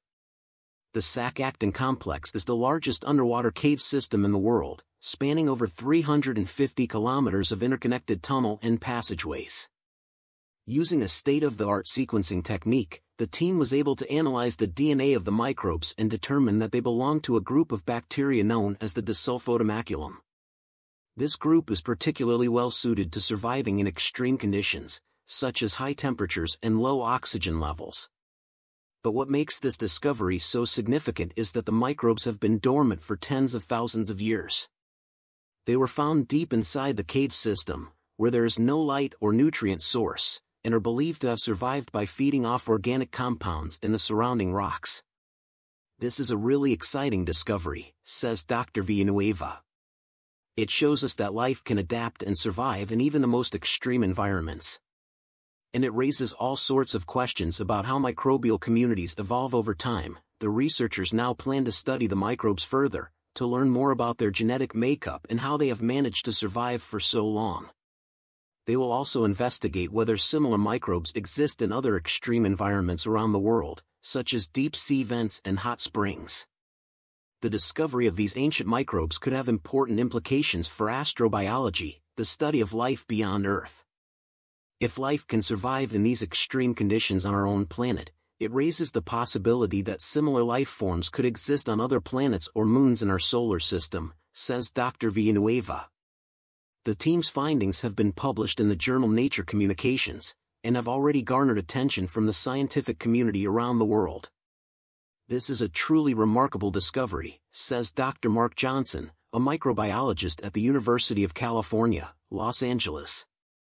It opens up a whole new area of research into the evolution and survival of microbial communities in extreme environments. As for what the future holds for the Sac-Actin cave system, Dr. Villanueva believes there could be many more exciting discoveries to come. This is just the beginning, she says. There are so many hidden secrets and mysteries waiting to be uncovered in this vast and unexplored underwater world.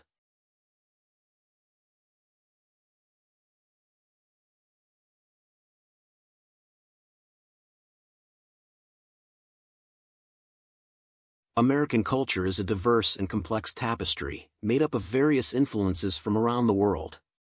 From fast food to Hollywood movies, American culture has become ubiquitous across the globe. However, there are still many aspects of American culture that remain untalked about.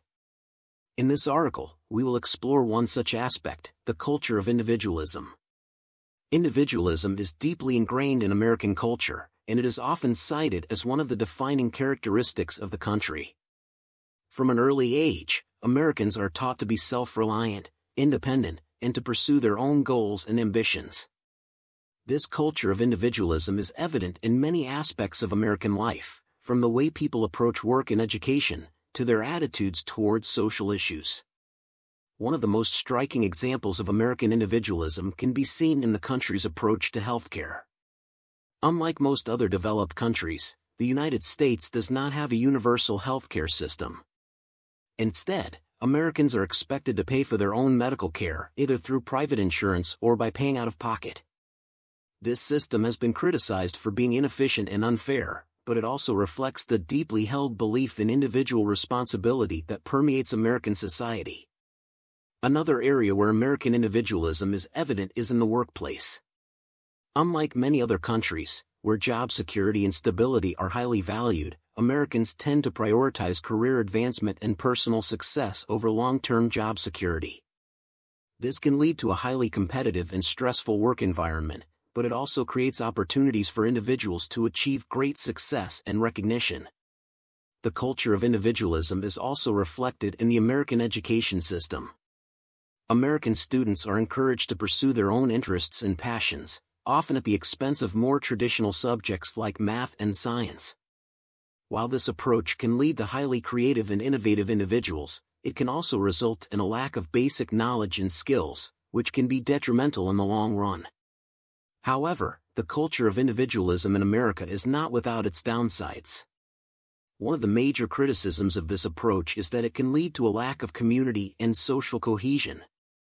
Americans are often seen as highly individualistic, and many people outside the country view them as selfish and uncaring. This perception is not entirely unfounded, as Americans tend to be less involved in their communities and less likely to participate in civic activities than people in other countries. Another consequence of American individualism is the high levels of inequality and social stratification that exist in the country. While individual success is valued highly, there is little support for those who fall behind or struggle to make ends meet.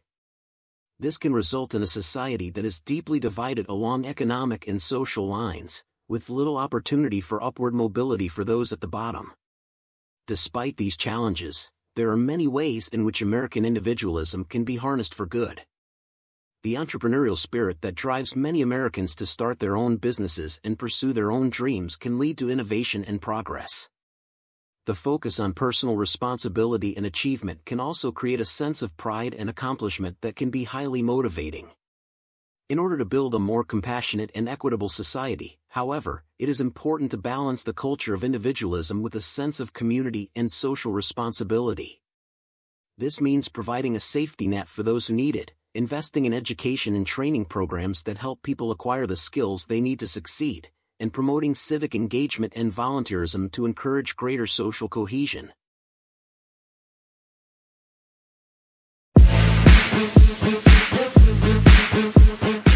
One of the most frequently misused grammar points in English is the use of the words affect and effect. These two words are often confused because they sound similar and have related meanings. However, their usage is quite different. In this article, we will explore the differences between affect and effect, provide examples of correct usage, and offer tips on how to avoid common mistakes.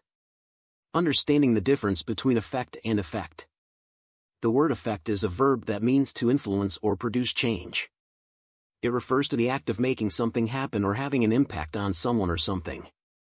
For example, the rainy weather affected my mood. The new medication affected her appetite. The strike affected the company's profits. On the other hand, effect is a noun that refers to the result or outcome of an action.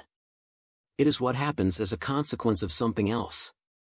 For example, the effect of the earthquake was devastating. The new policy had a positive effect on employee morale. The medication had a side effect of drowsiness. To get a better understanding of how to use affect and effect correctly, let's take a look at some examples. Her illness affected her ability to work. Verb. The medicine had a positive effect on her condition. Noun. His decision will affect the company's future. Verb. The effect of the pandemic on the economy has been severe. Noun. Here are some tips to help you avoid common mistakes when using affect and effect. First, remember that affect is a verb and effect is a noun. Think about whether you are trying to describe an action or a result. If it is an action, use affect. If it is a result, use effect. Try using synonyms to help you remember the difference. For example, affect can be replaced with influence or change, while effect can be replaced with outcome or result. Be careful not to confuse affect with affecting. Affecting means to bring about or cause, whereas effect means to influence. Always proofread your writing carefully to ensure that you have used the correct word. Here are some common mistakes to avoid when using affect and effect. Using affect as a verb. This is incorrect. Effect can only be used as a noun. Confusing affect with affecting. Remember that affect means to influence or change, while affecting means to bring about or cause. Using affect when you mean effect. Be sure to consider whether you are trying to describe an action or a result. Using effect when you mean effect. Again, be sure to consider whether you are trying to describe an action or a result. In conclusion, understanding the difference between affect and effect is crucial for clear communication in English. While they may sound similar, their usage is actually quite different.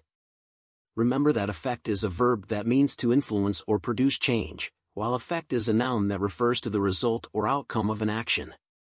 By following the tips mentioned above and avoiding common mistakes, you can confidently use these two words correctly in your writing and speech.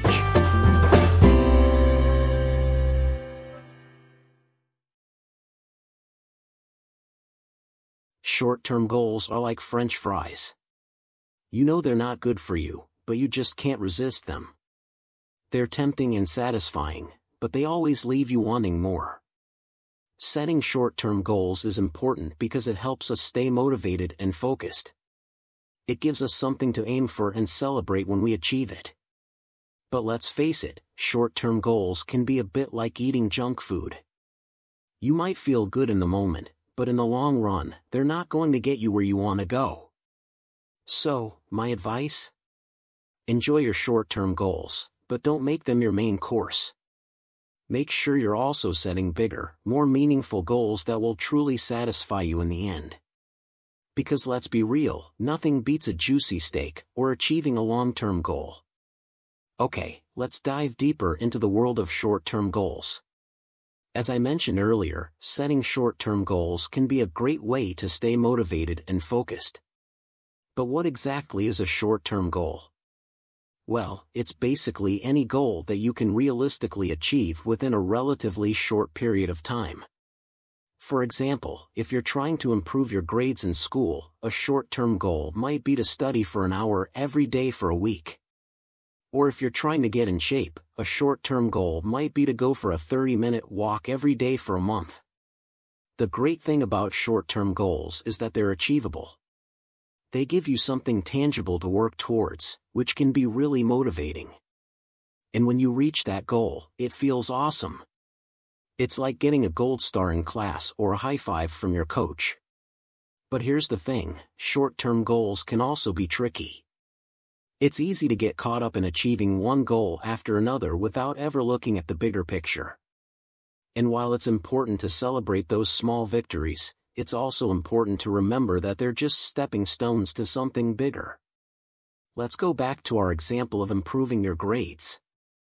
If you're only focused on short-term goals like studying for an hour a day, you might improve your grades a little bit, but you won't make any real progress towards your ultimate goal of getting into a good college or landing your dream job. That's why it's important to balance short-term goals with long-term goals. Long-term goals are the big picture stuff. They're the things you really want to achieve in life, like graduating from college, starting your own business, or traveling the world. Short-term goals help you get there, but they're not the end game. Think of them as checkpoints along the way. You need to hit those checkpoints to get to the finish line, but they're not the ultimate goal. So how do you balance short-term and long-term goals? It's all about finding a happy medium. You want to set short-term goals that will help you make progress towards your long-term goals, but you also don't want to get so caught up in short-term achievements that you lose sight of the bigger picture. One way to do this is to create a roadmap for your life. Sit down and think about where you want to be in 5 years, 10 years, and even 20 years. What do you want to achieve? What kind of person do you want to be? Once you have a clear vision of your long-term goals, you can start setting short-term goals that will help you get there. But remember, it's okay to adjust your goals along the way. Life is unpredictable, and sometimes things don't go as planned. So be flexible, stay positive, and keep moving forward. And most importantly, have fun. Achieving your goals should be a joyful experience, so enjoy the journey. Can you answer these questions? What are short-term goals, and why are they important? How can setting short-term goals help you achieve long-term success? Why is it necessary to balance short-term goals with long-term goals? Do you think that only focusing on short-term goals is a good strategy for success? Why or why not? What are some examples of short-term goals that you can set for yourself?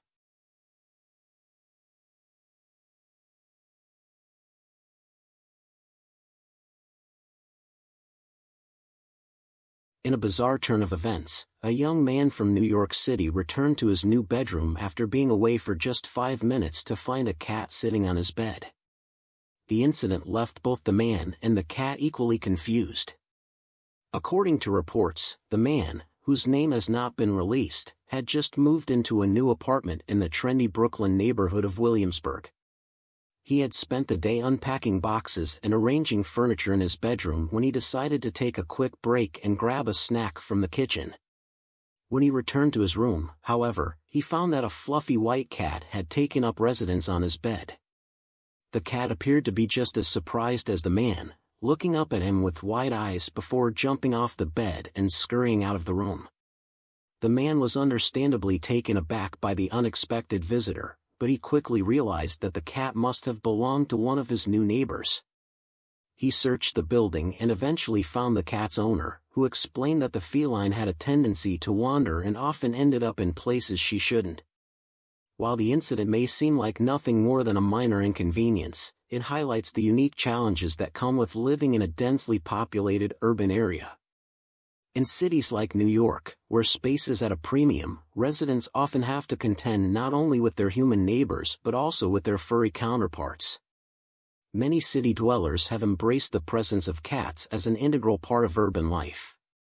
Felines are known for their independence and self-sufficiency, making them ideal pets for busy urbanites who may not have the time or space for a larger animal.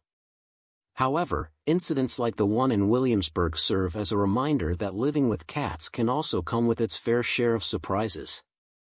Whether it's a curious kitty sneaking into a neighbor's apartment or a mischievous feline knocking over a vase in the middle of the night, cat owners must always be prepared for the unexpected. Despite the initial confusion and surprise caused by the cat's appearance in his bedroom, the man from Williamsburg ultimately took the incident in stride. He even joked that he may have to start locking his doors to keep stray cats out. For the cat's part, she seemed unfazed by the whole ordeal. As any cat owner can attest, felines are notoriously independent creatures who often seem to get themselves into strange situations without a care in the world. While the man's encounter with the confused cat may not have been the most dramatic news event, it serves as a light-hearted reminder of the joys and challenges of urban living. And who knows, maybe the man will end up adopting a cat of his own in the future after his unexpected encounter with a furry friend.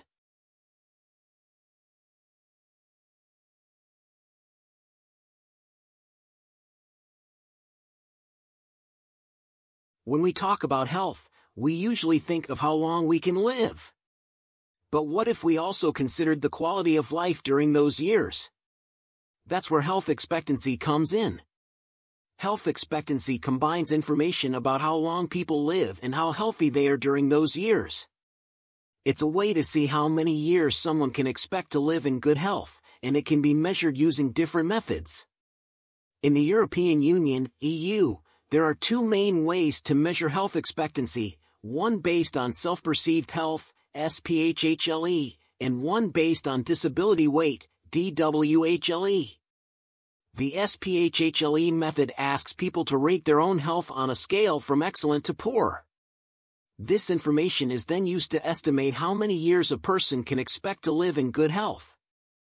The DWHLE method uses data on illness and disability rates to estimate how many years a person can expect to live without serious health problems. So which method is better? That's what researchers wanted to find out.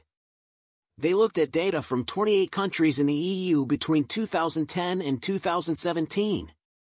They compared the results of both methods and also looked at life expectancy, LE, and the proportion of life spent in good health, %GH. The researchers found that both methods were good at predicting health expectancy, although there were some differences. The correlation and reliability between the two methods were good, especially for men. However, there was more variability for women. The researchers also found that as health expectancy increased, the difference between the two methods also increased. Overall, the researchers found that both methods have their strengths and weaknesses. The SPHLE method is easy to use and understand since it only requires one question. However, it relies on people accurately reporting their own health, which may not always be reliable. The DWHLE method is based on more objective data and can better capture the impact of different health conditions. However, it may be more difficult to understand and requires more complex calculations. So why does this matter? Health expectancy can help policymakers understand how to allocate resources and promote health in their populations. By using different methods, they can get a more complete picture of how healthy people are and where they need to focus their efforts. In conclusion, health expectancy is an important measure of population health that combines information about life expectancy and quality of life. There are different ways to measure it, and each method has its strengths and weaknesses. By comparing different methods, researchers and policymakers can get a better understanding of how healthy populations are and how to improve their health.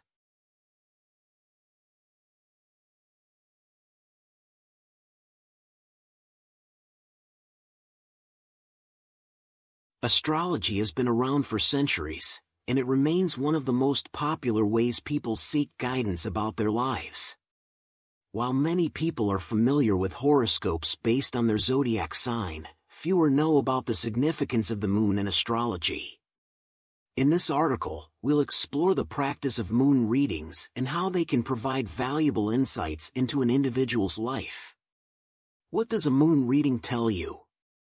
A moon reading is a type of astrology reading that focuses on the position of the moon at the time of your birth. The moon changes signs approximately every 2.5 days, which means that there are 12 different possible moon signs that someone could have in their birth chart. Each moon sign has its own unique characteristics and qualities that can provide valuable insight into a person's emotional makeup and tendencies. A moon reading can tell you about your emotional needs, your innermost desires, and your unconscious patterns of behavior. It can reveal how you process emotions, how you express your feelings, and what kind of security and nurturing you need to feel fulfilled. A moon reading can also help you understand your relationship with your mother or other nurturing figures in your life, as well as your connection to your past and your roots. How to read birth chart for moon sign. To read your birth chart for your moon sign, you'll need to know your exact date, time, and place of birth. You can use an online birth chart calculator to generate your chart, or you can consult with an astrologer who can create a personalized chart for you. Once you have your birth chart, look for the symbol that represents the moon. The moon is represented by a crescent shape, and it will be located in one of the 12 astrological signs. This sign represents your moon sign, and it will give you important information about your emotional nature. To interpret your moon sign, you'll need to understand the qualities of that particular sign. For example, if your moon is in Aries, you may be impulsive and quick to anger, but also passionate and driven. If your moon is in Pisces, you may be highly sensitive and intuitive, but also prone to escapism and fantasy. Why you should read your moon sign. Reading your moon sign can provide valuable insights into your emotional nature and tendencies. It can help you understand why you react to certain situations in certain ways, and it can give you tools for managing your emotions more effectively. Understanding your moon sign can also help you develop more meaningful and fulfilling relationships, both with yourself and with others. In addition, reading your moon sign can help you connect with the lunar cycle and the natural rhythms of the universe. The moon is a powerful symbol of change, growth, and transformation, and understanding your moon sign can help you tap into this energy and use it to manifest your desires and goals. Is moon reading safe? While astrology itself is generally considered a safe practice, it's important to approach moon readings, or any type of astrological reading, with an open mind and a healthy dose of skepticism. Astrology is not a science, and there is no guarantee that a moon reading will provide accurate or useful information. That being said, many people have found moon readings to be a helpful tool for self-discovery and personal growth. As long as you approach the practice with an open heart and a willingness to learn, there is little risk involved. What is the most accurate horoscope? There is no one horoscope that is more accurate than others, as astrology is a highly subjective and interpretive practice. However, some astrologers are known for their accuracy and expertise, so it's worth seeking out reputable practitioners if you're interested in getting a horoscope or reading. Ultimately, the most important thing is to find a horoscope or reading that resonates with you and provides helpful insights into your life. How much does a moon reading cost? The cost of a moon reading can vary depending on the astrologer or service provider you choose. Some astrologers charge by the hour, while others offer flat-rate packages for specific types of readings. If you're interested in getting a moon reading, it's worth doing some research to find an astrologer or service that fits your budget and needs. In conclusion, a moon reading can provide valuable insights into your emotional nature, tendencies, and desires. It can help you understand yourself more deeply and develop more meaningful relationships with others. While astrology is not a science, many people have found moon readings to be a helpful tool for personal growth and self-discovery. If you're curious about astrology and the power of the lunar cycle, consider exploring a moon reading and experiencing the magic of the cosmos for yourself. Pause and answer these questions. What is a moon reading in astrology, and how does it work? Why should you consider getting a moon reading done? How accurate are moon readings, and can they really provide insights into one's emotional nature? Do you believe that astrology has any real scientific basis and is more than just superstition? In your opinion, do you think that people should consult astrologers for guidance in their lives?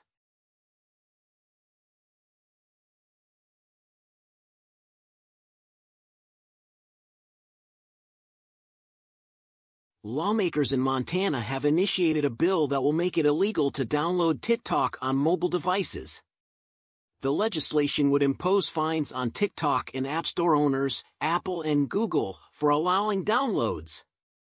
The move is part of a larger push by U.S. politicians to keep Americans from using the popular short-form video app, with over 25 states already having banned the app from government phones. The concern among lawmakers is that TikTok collects user data without their consent and sends it back to China, where its parent company, ByteDance, is located. This has led to fears that the Chinese government could use this data for espionage or other nefarious purposes. The White House has also expressed similar concerns and has threatened to block the app unless ByteDance agrees to sell it.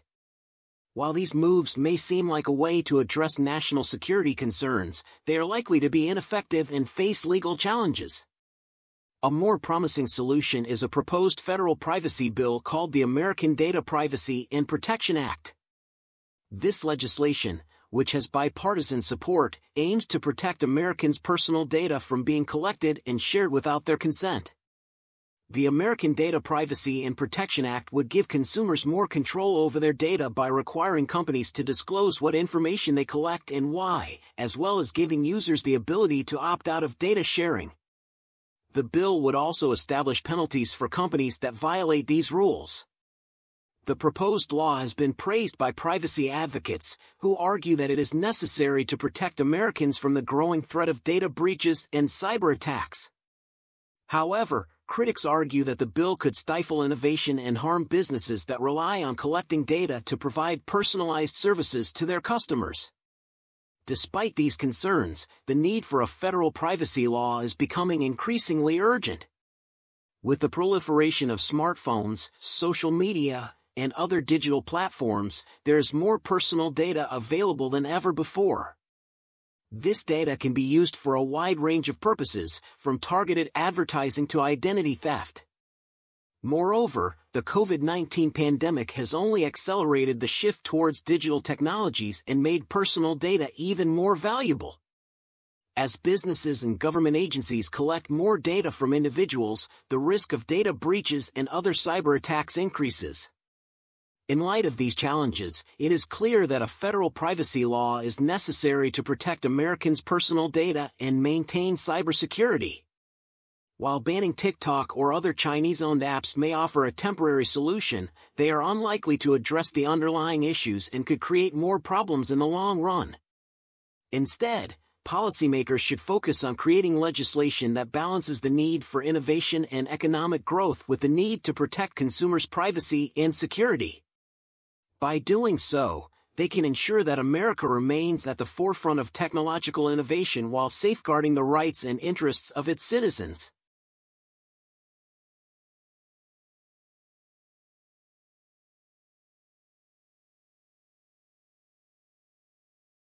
In what could be seen as a major victory for Tesla, a California state court jury has handed the electric vehicle maker a sweeping win over allegations that its autopilot feature had failed in what appeared to be the first trial related to a crash involving the partially automated driving software. The April 21 verdict came after Los Angeles resident Justine Su sued Tesla in 2020, claiming that her Tesla Model S had swerved into a curb while on autopilot and that an airbag was deployed so violently that it fractured her jaw, knocked out teeth, and caused nerve damage to her face.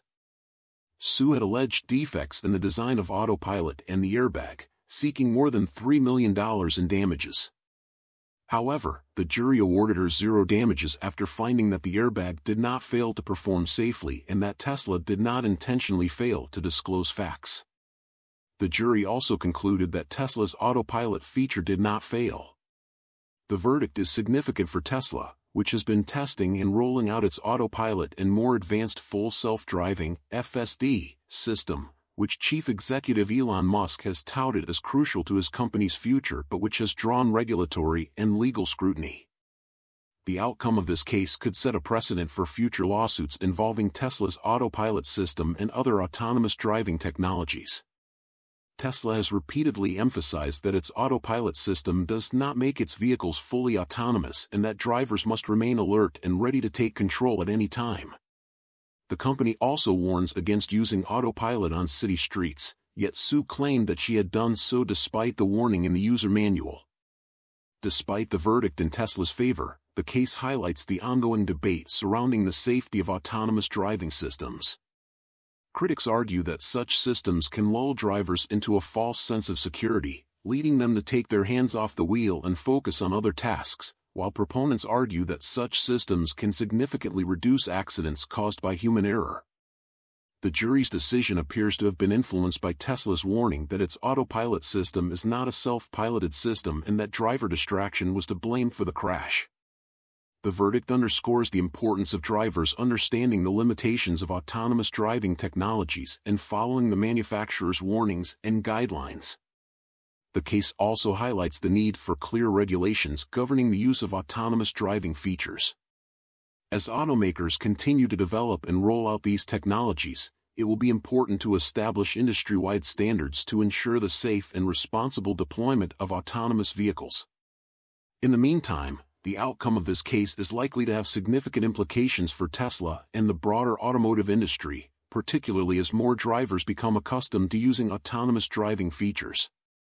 The verdict may also provide some reassurance to automakers and consumers alike, as it reinforces the idea that autonomous driving systems are still subject to human error and that drivers must remain vigilant and engaged at all times.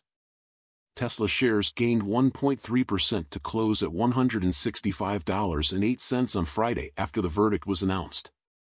However, the emotional toll of the case was evident in Su's reaction outside the courtroom, where she broke down in tears. Her attorney expressed disappointment with the result but did not comment further.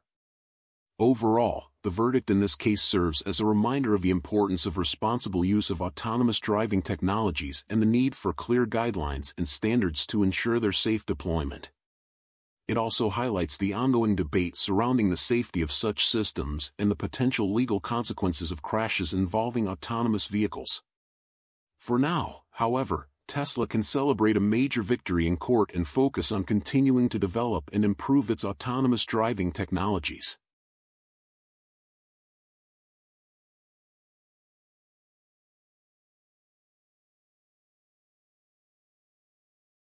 Amazon is one of the most popular and successful companies in the world today. It was founded by Jeff Bezos in 1994 as an online bookstore and has since grown into a giant e-commerce platform that offers everything from books to electronics, groceries, and even streaming services. The company's stock price has been on a roller coaster ride over the last few years, with some investors wondering whether it's still a good investment. Here, we will explore whether Amazon is a buy, hold, or sell, what the stock prediction is, where Amazon stock will be in 5 years, and whether it will reach $1,000 again. Is Amazon a buy, hold, or sell? Amazon is an excellent company with a long track record of success. The company's revenue continues to grow at a steady rate, with its recent KON 2023 report showing an impressive 41 YoY increase in net sales. Additionally, Amazon's profits have also been increasing every year, which is a promising sign for investors, with Amazon's strong financial performance and dominance in the e-commerce market. Many experts believe that Amazon is a buy, especially for long-term investors. However, the company's stock price is relatively high, which may make it less accessible to some investors. What will Amazon's stock be worth in 2025? Predicting stock prices is always challenging, but some experts believe that Amazon's stock price will continue to grow in the coming years. According to Wallet Investor, a financial website that provides stock predictions, Amazon's stock price is expected to reach $7,004.02 by Demer 2025. This prediction is based on several factors, including the company's financial performance, industry trends, and global economic conditions. While this prediction may not be entirely accurate, it does suggest that Amazon's stock price is likely to continue to climb in the future, making it a potentially profitable investment for long-term investors. Where will Amazon stock be in 5 years? Based on current trends and financial performance, it's likely that Amazon's stock price will continue to grow steadily over the next 5 years. However, it's impossible to predict exactly where the stock will be in 5 years since many factors can influence its value. One thing is certain, though. Amazon is a strong company with a dominant position in the e-commerce market, and it's unlikely to go anywhere anytime soon. As such, investing in Amazon may provide a reliable return on investment in the long run. Will Amazon stock reach $1,000 again? Amazon's stock price has been fluctuating considerably over the last few years, with some investors wondering whether it will ever reach $1,000 again. While this is difficult to predict, many analysts believe that it's possible. Amazon has a history of bouncing back from dips in its stock price, and it's likely that the company will continue to do so in the future. Additionally, the company's strong financial performance and continued growth make it an attractive investment for many investors. Will Amazon stock go up in 2023? Amazon's stock price has shown steady growth in recent years, and it's likely that this trend will continue in 2023. The company's financial performance continues to be strong with increasing revenues and profits, which is a promising sign for investors. However, like any investment, there are always risks involved, and Amazon's stock price could experience fluctuations in response to various internal and external factors. As such, while it's likely that Amazon's stock price will go up in 2023, investors should always exercise caution when investing in the stock market. Amazon is a dominant force in the e-commerce industry, and its financial performance and growth suggest that it is a good investment for long-term investors. While predicting stock prices is never easy, it's likely that Amazon's stock price will continue to climb in the coming years. Investors should always do their due diligence and consider their own financial goals and risk tolerance before investing in any stock, including Amazon. However, for those looking for a reliable investment with long-term potential, Amazon may be an excellent choice.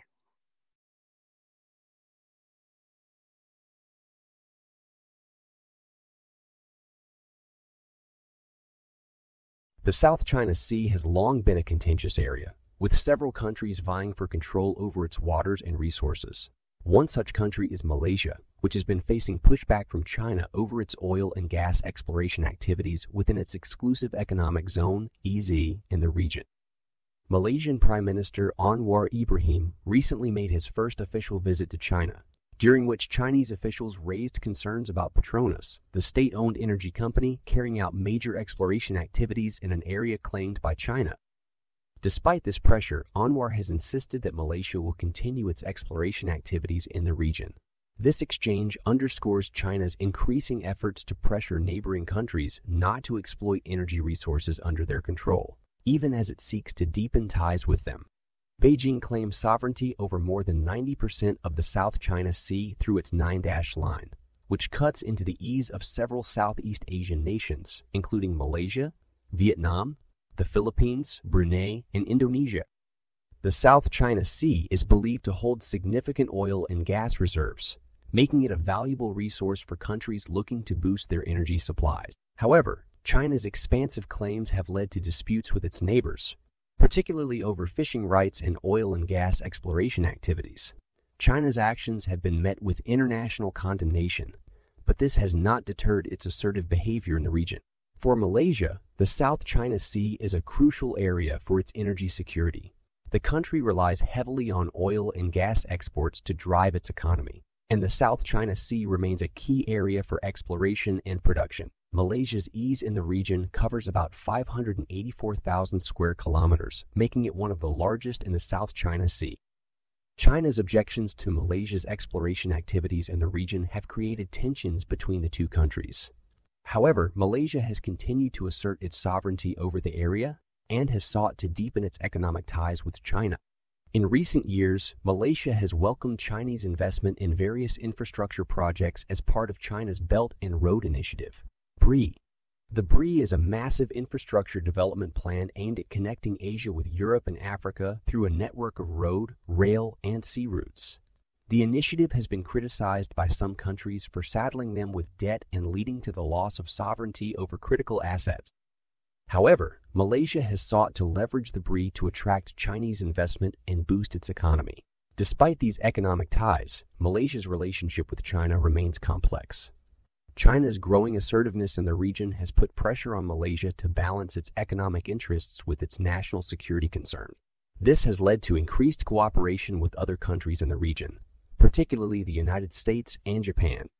In 2019, Malaysia signed a defense cooperation agreement with the United States, signaling its commitment to maintaining a strong security presence in the region. The country has also sought to deepen its defense ties with Japan, which has emerged as a key ally in Southeast Asia amid China's growing influence. Overall, Malaysia's energy needs face significant challenges due to China's pushback in the South China Sea. However, the country remains committed to asserting its sovereignty over the area and continuing its exploration activities. With increasing international support, Malaysia may be able to stand up to China's assertive behavior and secure its energy future.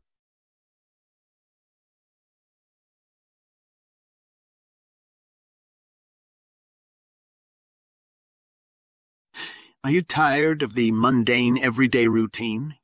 Do you ever feel like running wild in a field without a care in the world? If so, you may be craving some frolicking. Frolicking is a fun and playful behavior that involves energetic and lively movements. It's often associated with joy, excitement, and freedom. So, what does frolicking mean, and why is it such a popular pastime? Frolicking is defined as to play and move about cheerfully, excitedly or energetically, according to the Oxford English Dictionary.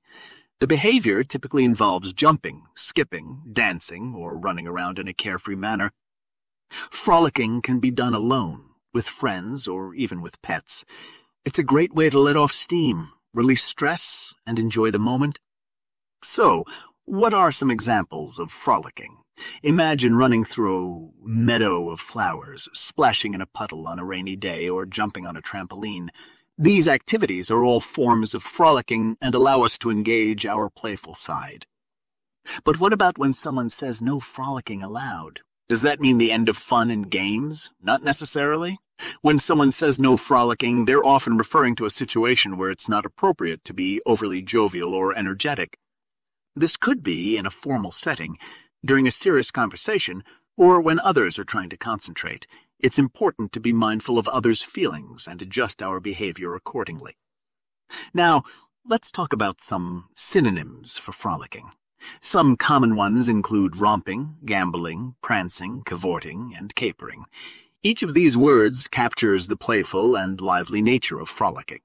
So, the next time you're feeling spontaneous and want to try something new, consider using one of these words to describe your intentions. In addition to being a fun pastime, frolicking can have some health benefits as well. It's a great way to get some exercise, improve mood, and boost creativity. By engaging in playful activities, we allow our minds and bodies to relax and recharge. This can ultimately lead to greater productivity and a more positive outlook on life. So, what are some Ziggy's slang? Ziggy's is actually not a common term, but it could be a reference to Ziggy Stardust, the alter ego of David Bowie.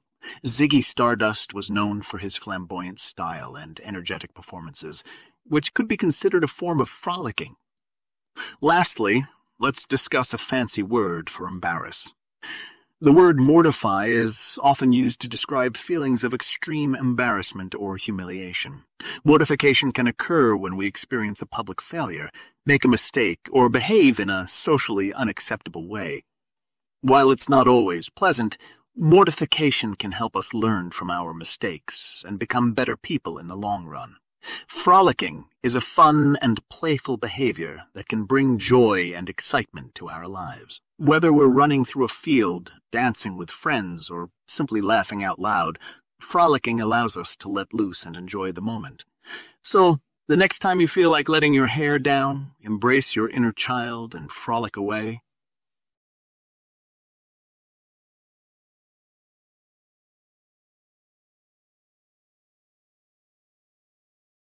When it comes to hairstyles, there are several options that are considered professional. One of the most popular ones is a classic bob, which is shoulder length and can be styled straight, or with gentle waves for a chic and sophisticated look. Another option is a sleek ponytail, which is perfect for those with longer hair. This hairstyle keeps hair out of your face and looks polished, making it a go-to choice for many professionals. If you are looking for a haircut that grows out well, there are a few options to consider. The first is a layered cut, which allows for more flexibility as your hair grows out. This style provides volume and movement, which makes it a great choice for those who want to keep their hair looking fresh between haircuts. Another option is a shaggy cut, which also works well as it grows out. This style features lots of layers and texture, which means that even as your hair grows, it will still look stylish. When it comes to the most business haircut, it really depends on the industry and company culture. However, a short, neat haircut such as a crew cut or a slicked back undercut is often considered a safe bet. These styles are clean cut and low maintenance, while still looking professional. The most popular haircut currently is the lob, which is a long bob. This style sits just above the shoulders and can be worn straight or wavy. It's versatile, easy to style, and has been seen on many celebrities and influencers. Another popular option is the pixie cut, which is a short, cropped style that is edgy and bold. A business haircut typically refers to a short, neat style that is easy to maintain and doesn't require much styling.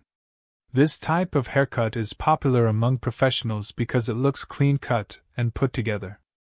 Cutting hair can absolutely be a side hustle. Many people choose to cut hair as a way to make extra money on the side, either by opening up their own salon or by offering their services freelance. Finally, a financial haircut refers to a type of debt restructuring that involves reducing the amount owed to creditors. This term is often used in the finance industry to describe a process where a borrower negotiates with their lenders to reduce their debt burden. There are many different types of hairstyles and haircuts that are considered professional, stylish, and easy to maintain. Whether you're looking for something that grows out well, is low maintenance, or is popular at the moment, there is sure to be an option that suits your needs. And if you're interested in cutting hair as a side hustle, know that it's definitely possible to turn your passion into a profitable venture.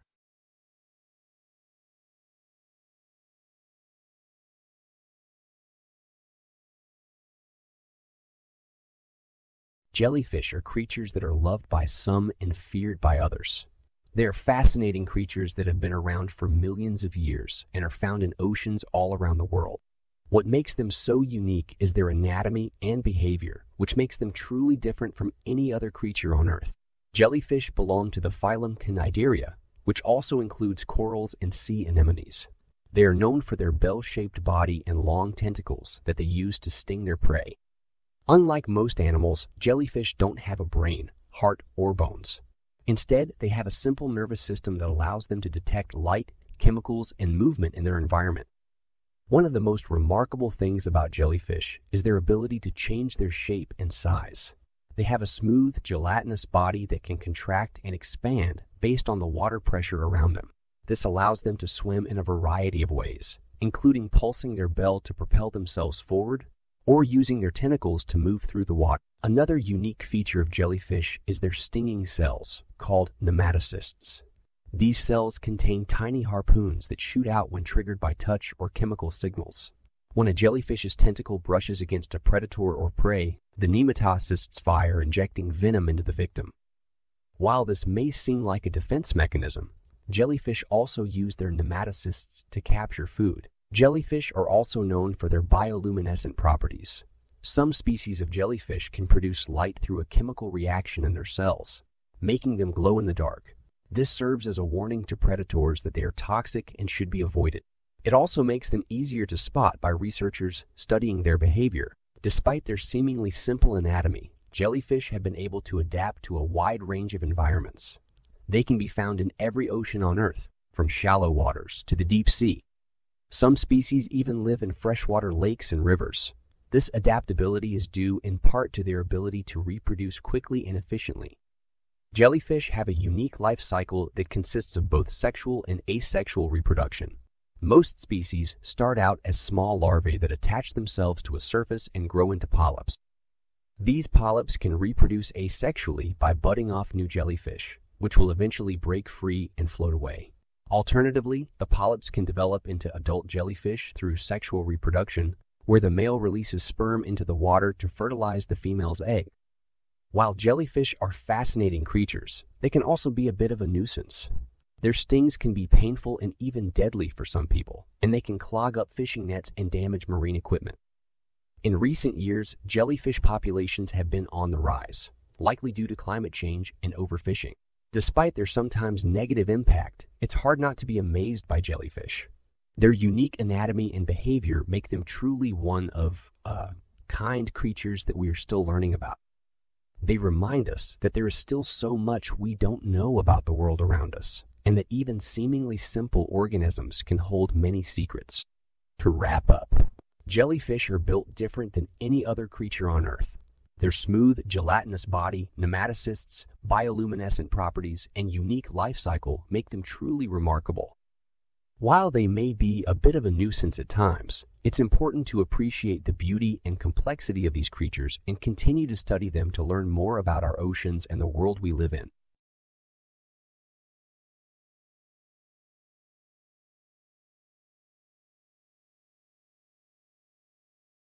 Loneliness is a growing epidemic in care homes across England.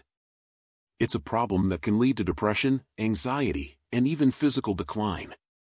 While there are many solutions to this problem, one low-cost solution that has proven successful is the use of African church choirs.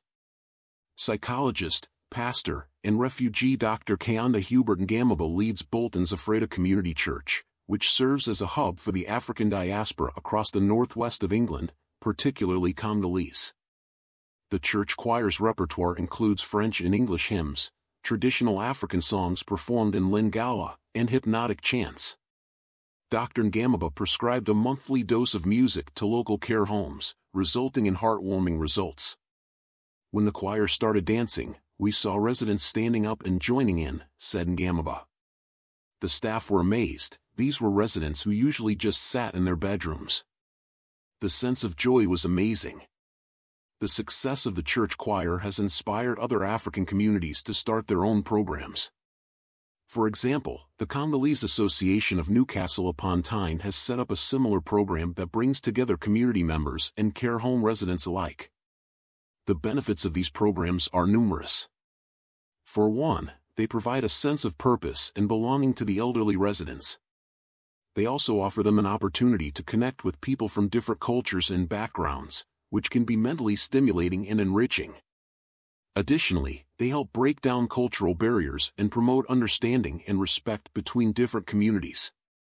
But it's not just the residents who benefit from these programs. The choirs themselves gain a sense of fulfillment and pride from sharing their musical talents with others. It creates a sense of community within the church and the wider community, bringing together people of different ages, backgrounds, and abilities.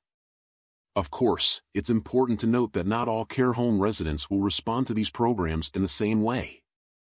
Some may be more withdrawn or have difficulty with communication. But for many, the music provides a welcome distraction from their everyday routines and an opportunity to socialize and connect. If you're interested in setting up a similar program at your local care home, there are a few things to keep in mind. Firstly, it's important to ensure that the choir is diverse and inclusive, representing different cultures and backgrounds. It's also important to have a clear plan in place for each session, including what songs will be performed and how the choir will interact with the residents. Lastly, it's important to seek input from both the residents and the care home staff to ensure that everyone's needs are being met. African church choirs provide a low-cost solution to loneliness in English care homes.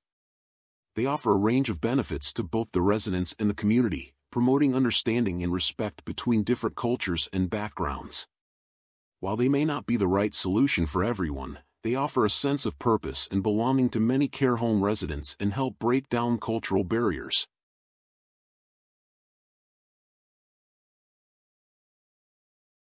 Once upon a time, there was a strange new thing that everyone was talking about. It was called butter coffee. When I first heard about it, I thought it sounded yucky. But then I saw my mom drinking it one day and it looked kind of cool. So I asked her what it was, and she told me that it's coffee with butter in it. I thought that was really weird. Butter is for toast, not coffee. But then she let me take a sip, and it was actually pretty good. It tasted like coffee, but with a creamy, buttery flavor. I didn't understand why anyone would want to put butter in their coffee, but my mom said that some people think it's healthy. She said that the butter gives you energy and helps you feel full. I don't know if that's true or not, but it sounded interesting. The next day, my mom took me to a fancy coffee shop where they had all kinds of different drinks. I saw something on the menu called a bulletproof latte. I didn't know what that meant, but it sounded awesome. When the barista made it, I watched as he put coffee, butter, and coconut oil into a blender.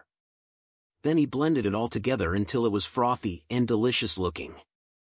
He poured it into a cup and handed it to my mom. I begged her to let me try it, and she finally gave in. I took a big gulp and it was amazing. It tasted like a latte, but with a hint of buttery goodness. I felt like a grown-up drinking such a fancy drink. But then the funny part happened. We went home and I asked my mom if we could make our own bulletproof lattes at home. She said yes, but only if I promised not to tell my dad. Why can't we tell Dad? I asked. Because he thinks it's silly, she said. I didn't understand why anyone would think bulletproof lattes were silly. They're so delicious. But I promised not to tell Dad anyway. The end. So there you have it, the magic of butter coffee and bulletproof lattes. It may sound weird, but it's just another fun adventure in the world of food and drink. And who knows, maybe one day you'll try it, too.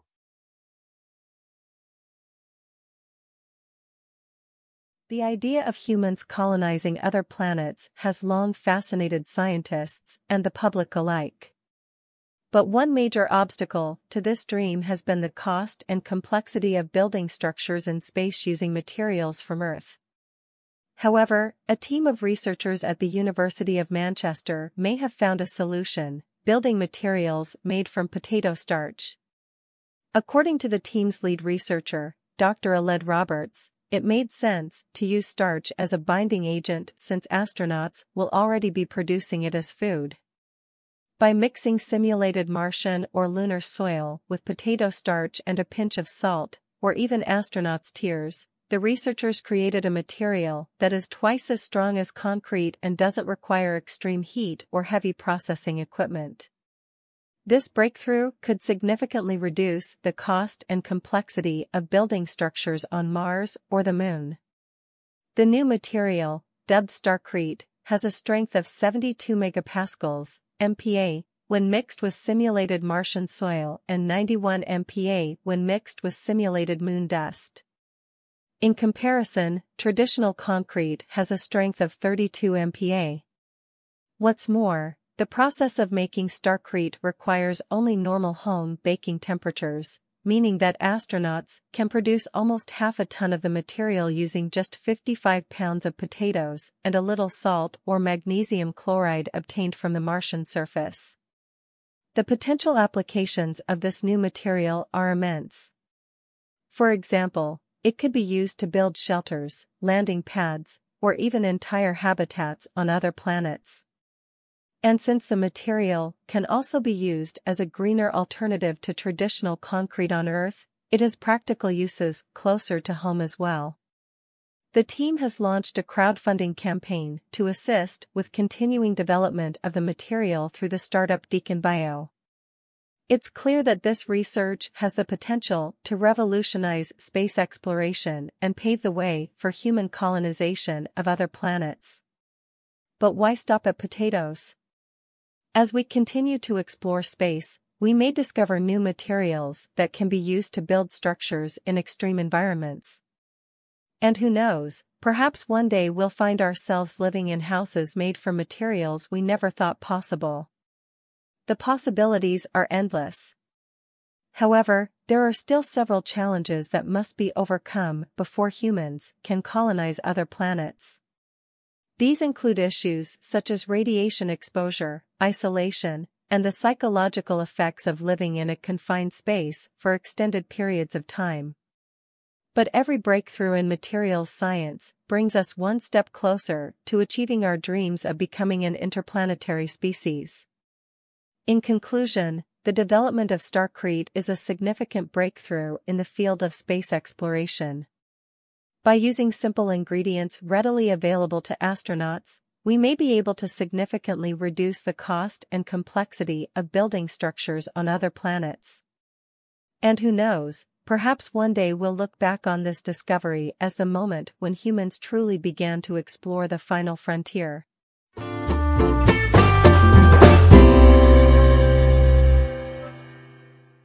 The world's first fully solar-powered plane has completed its historic journey around the world. The Solar Impulse 2 plane landed in Abu Dhabi on July 26 after flying for more than 23 days across 4 continents and over 42,000 kilometers.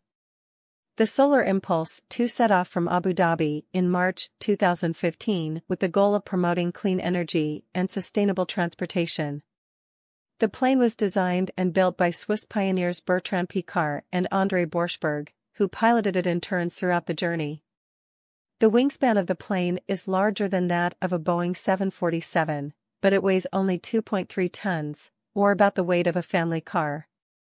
The plane has 17,248 photovoltaic cells that power 4 electric motors, allowing it to fly during the day and store excess energy in batteries to fly at night. However, the journey was not without its difficulties. Due to a lack of ventilation, the plane's batteries overheated during the flight from China to Hawaii, causing damage that required several months of repairs. Despite this setback, the Solar Impulse 2 carried on with its mission and returned to the skies.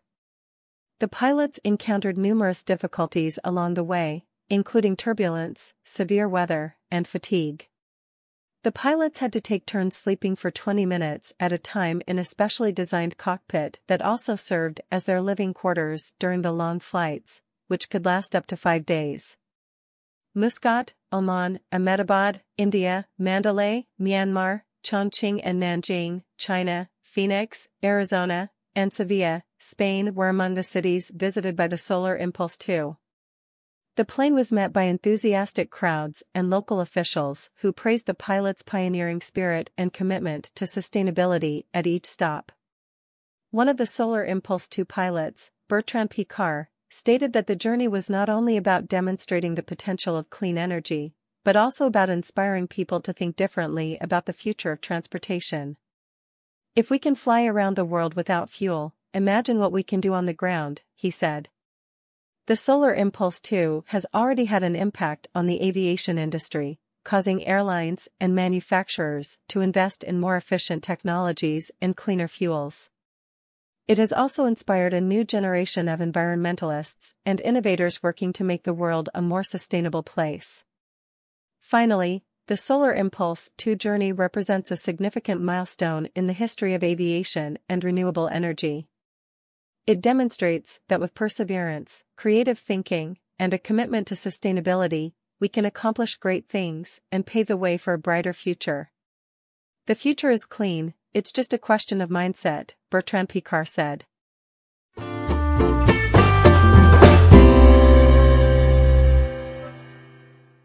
In recent years, the Fox News network has come under fire, particularly for its coverage of the 2020 U.S. presidential election. Abby Grossberg, a network producer, has filed a lawsuit against her own company, alleging that executives pressured her to accept responsibility for airing false election fraud claims in order to protect higher-ups and hosts, including Tucker Carlson. Before joining Tucker Carlson tonight, Grossberg worked with Maria Bartiromo. She claims that due to sexist behavior at the company, Bartiromo's show was understaffed, making it difficult to fact-check claims of election tampering by Dominion voting systems. However, during her September deposition as part of Dominion's defamation lawsuit, Fox's lawyers allegedly coerced and intimidated Grossberg into shifting blame away from male executives and hosts, putting herself and Bartiromo in danger. Grossberg describes Fox News as having a toxic culture in which women are not respected or valued. She claims that executives use derogatory language to describe female employees, including referring to Bartiromo as a crazy bee, menopausal, hysterical, and diva. She also claims anti-Semitic jokes, slurs against women, and open harassment occurred on Tucker Carlson tonight. Grossberg claims that when she complained about harassment by two male producers, she was told she wasn't doing her job. These allegations paint a bleak picture of Fox News' work environment. They claim the network has struggled to address gender discrimination and sexual harassment within its ranks. It also calls into question the veracity of their reporting on major issues such as the U.S. presidential election. Fox News has denied the allegations and placed Grossberg on unpaid leave.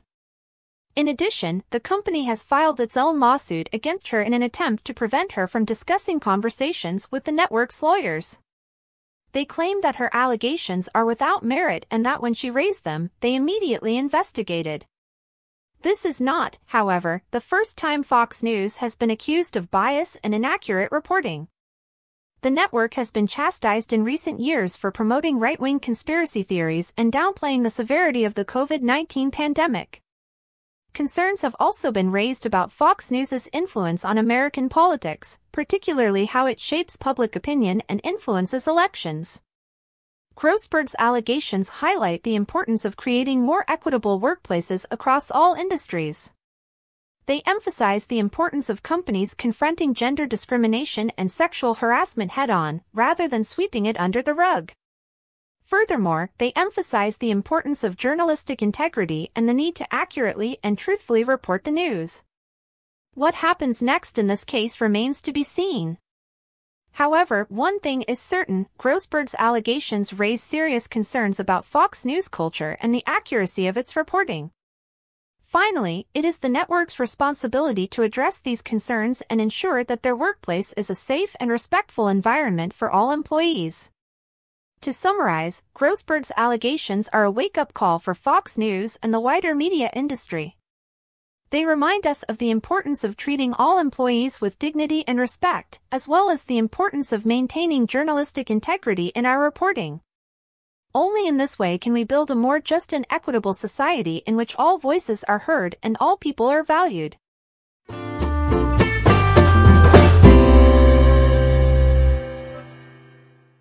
The International Criminal Court, ICC, issued an arrest warrant on Friday for Russian President Vladimir Putin, making him only the third sitting president to face such a warrant. The charges stem from alleged war crimes committed during Russia's invasion of Ukraine, specifically the illegal deportation of Ukrainian children into Russia. The ICC charged Putin with a serious crime against humanity, and issued an arrest warrant for Maria Lvova-Belova, Russia's Commissioner for Children's Rights.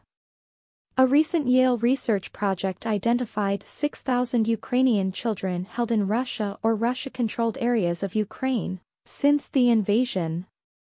While the move is mostly symbolic, it has significant ramifications. If Putin travels to a country that cooperates with the ICC, he will be arrested. The International Criminal Court cannot try defendants in their absence, and Russia is not about to hand over anyone, let alone Putin. Moscow does not even recognize the International Criminal Court. This makes Putin a pariah, says Stephen Rapp, a former ambassador-at-large for war crimes under President Obama. He risks arrest if he travels. This will never go away. Russia will face sanctions unless it complies with the warrants. The ICC's decision is the first time the court has issued a warrant against the leader of one of the UN Security Council's 5 permanent members. So Putin might go to China, Syria, Iran, his few allies, but he just won't travel to the rest of the world and won't travel to ICC member states who he believes would actually arrest him, says Adil Ahmad Haq, a Rutgers law professor who specializes in international law. While a trial appears unlikely, the move is significant because it places Putin in rare, if unwelcome, company with Sudan's Omar al-Bashir and Libya's Muammar Gaddafi, both of whom were subject to ICC arrest warrants during their respective presidencies.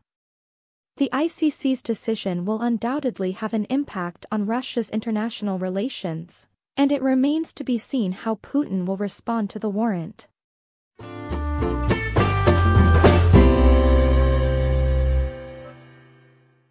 Boxing has been around for centuries and is one of the most entertaining and exciting sports available. It's also a sport with an intriguing history, full of fascinating characters, dramatic moments, and plenty of controversy. So, let's go back in time and look at the colorful history of boxing. Boxing has its origins in ancient Greece, where it was known as pugilism. In 688 BC, the sport was included in the Olympic Games, and it was a brutal affair. The fights were held without gloves, and the winner was decided by knockout or submission. The sport was so violent that the Roman Empire eventually banned it. Boxing did not resurface in England until the 17th century, when it quickly gained popularity. The sport, however, remained extremely brutal, with fighters wearing no gloves and no rules to protect them. In fact, it was so dangerous that it was prohibited once more in 1743. However, the sport could not be contained and continued to evolve. Boxing rules were established in the late 1800s to make the sport safer.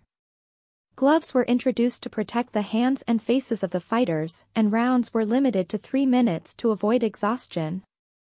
These modifications paved the way for modern boxing. Muhammad Ali, formerly Cassius Clay, is one of history's most recognizable boxers. He was a master of trash talking, and his quick wit and sense of humor made him a fan favorite. Ali won 3 heavyweight titles, but he was also known for his political activism. He famously refused to be drafted into the Vietnam War, and as a result, he lost his boxing titles. He reclaimed his titles and became a global icon for his talent and bravery. Mike Tyson was another legendary boxer. He first appeared on the scene in the 1980s and quickly became known for his devastating punching power. Tyson was the youngest heavyweight champion in history, having won the title at the age of 20. However, his career was marred by controversy, most notably his infamous ear-biting incident during a fight with Evander Holyfield. Despite his difficulties, Tyson is still regarded as one of the most feared and respected boxers of all time. Boxing has seen a resurgence in popularity in recent years, thanks in part to the rise of social media and the internet. Boxers such as Floyd Mayweather Jr. and Manny Pacquiao have become global superstars, with millions of people around the world tuning in to watch their fights. These boxers have brought a new level of skill and athleticism to the sport, and they are still pushing the limits of what is possible in the ring. Of course, boxing has had its share of controversies. Fixed fights and corruption plagued the sport in the early 1900s. This resulted in the formation of the National Boxing Association, later renamed the World Boxing Association, which established rules and regulations to ensure the sport's fairness and integrity. Boxing is now a highly regulated sport with stringent rules in place to protect fighters and ensure fair play. Fighters are subjected to rigorous physical examinations prior to each fight, and referees and judges are held to high standards of integrity. Despite the rules, the sport retains a level of danger and excitement that keeps fans coming back for more. So there you have it, a quick rundown of boxing history. Boxing has always captivated the public's imagination, from its brutal beginnings to its modern evolution. It's no surprise that boxing remains one of the most exciting and entertaining sports around, with its colorful characters, dramatic moments, and thrilling action. There's never been a better time to enjoy the sweet science of boxing, whether you're a die-hard fan or a casual observer.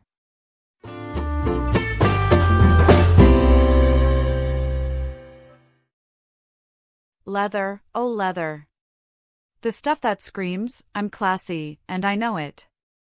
There's just something about leather that makes us all feel a little bit cooler, from jackets to shoes to purses. Maybe it's the way it smells, or maybe it's the fact that it's strong and long-lasting. In any case, leather is one of those materials that never goes out of style. Let's talk about the various types of leather available. First up is full-grain leather. This is the best leather money can buy. It's the hide's top layer, and it hasn't been sanded or buffed in any way. This means that it retains all of the animal's natural markings and flaws, giving it a distinct personality. Consider it the leather equivalent of a tough, handsome cowboy. Then there's top-grain leather. This is the second best quality leather and is frequently used in high-end leather goods. It has been sanded and buffed to remove any flaws, giving it a smoother and more uniform appearance than full-grain leather. It's like full-grain leather's more refined and refined cousin. Then there's split leather, which is made from the hide's lower layers. Although it is not as durable as full-grain or top-grain leather, it is still of good quality and is commonly used in lower-end leather goods. It's the less experienced younger sibling of full-grain and top-grain leather. Bonded leather is the final option. This is the lowest quality leather available and is commonly used in furniture and other low-cost leather goods. It's made by grinding up leftover scraps of leather into a pulp and then gluing them back together. It's like the leather family's black sheep. But enough about the technicalities, let's get to the heart of why we adore leather. To begin with, it's just plain sexy. Something about someone dressed in a leather jacket or boots screams badass. Maybe it's because leather is often associated with motorcycles and rebellion, or maybe it's simply the way it hugs the body. Whatever it is, leather exudes sexiness. Another reason we adore leather is its versatility. You can wear it with almost anything and look great. For a more casual look, wear a leather jacket with jeans and a t-shirt, or a leather skirt with a blouse. Not to mention leather accessories like belts and purses. They add a sophisticated touch to any outfit. The best thing about leather, however, is that it lasts forever. Unlike cheaper materials, which wear out after a few uses, leather only improves with age. It develops a patina over time, giving it a beautiful, lived-in appearance. It's also extremely tough and can withstand almost anything you throw at it, or on it, for that matter. To summarize, leather is simply amazing. It's seductive, versatile, and long-lasting. There's a type of leather out there for everyone, whether you're a rugged cowboy or a suave businessman. So, the next time you're in the market for a new jacket or boots, think about investing in some high-quality leather. Your wardrobe will be grateful.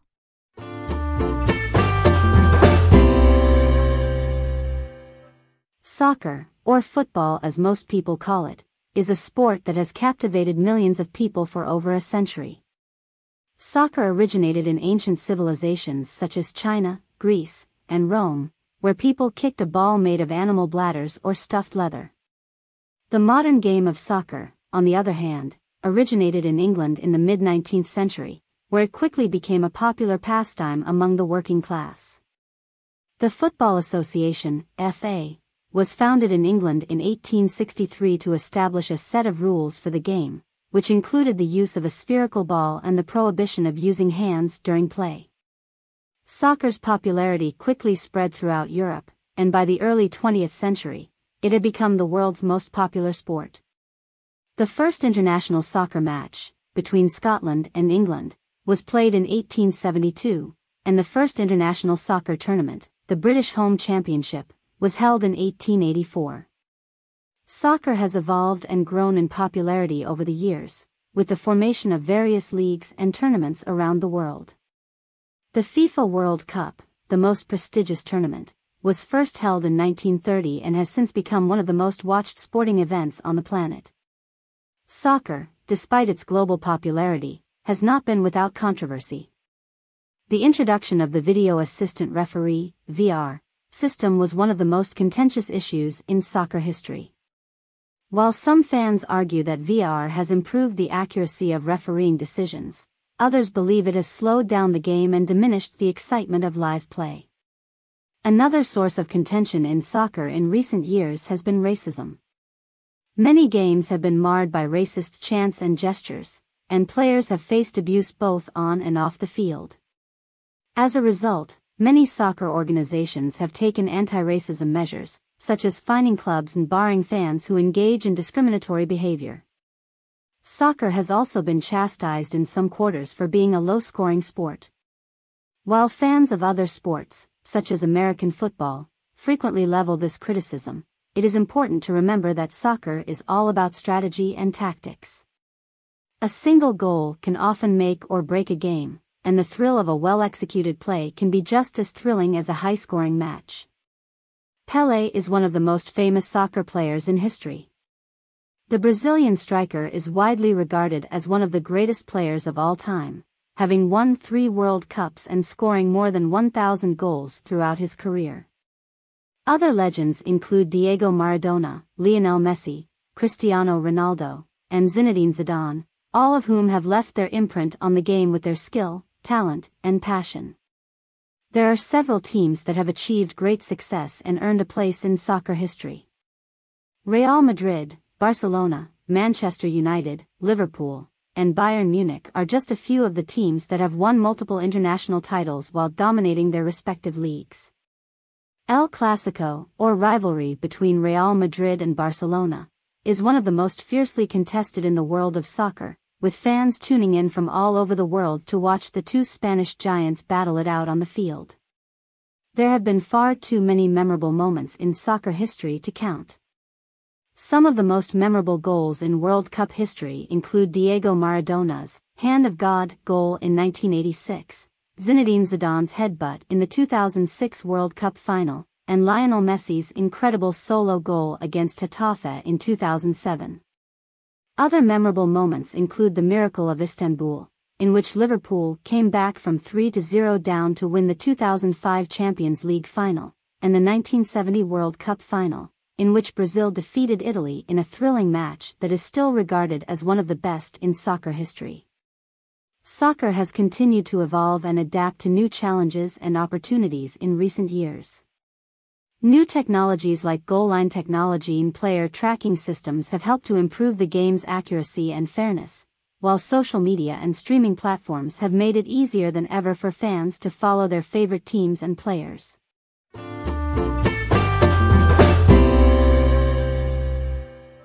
Last week, the news of Silicon Valley Bank's failure shook the U.S. banking system.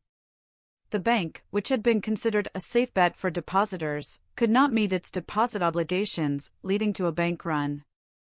The Federal Deposit Insurance Corporation, FDIC, which insures deposits up to $250,000, stepped in to secure the depositors' funds, but the majority of the bank's customers had billions of dollars in deposits. The government eventually had to intervene to restore confidence in the banking system. The collapse of Silicon Valley Bank. The fall of Silicon Valley Bank was due to its investments in various projects that did not generate enough returns to cover its obligations. The bank had over-leveraged itself, taking on too much debt, and investing the money in risky ventures. When these ventures failed, the bank could not meet its deposit obligations. This created a panic among depositors, who feared that they would lose their money. The FDIC typically steps in when a bank fails, but in Silicon Valley Bank's case, the agency could only insure deposits up to $250,000. The vast majority of the bank's customers had more than that amount, leaving them vulnerable. The government had to intervene to restore confidence in the banking system and reassure depositors that their money was safe. The collapse of Signature Bank.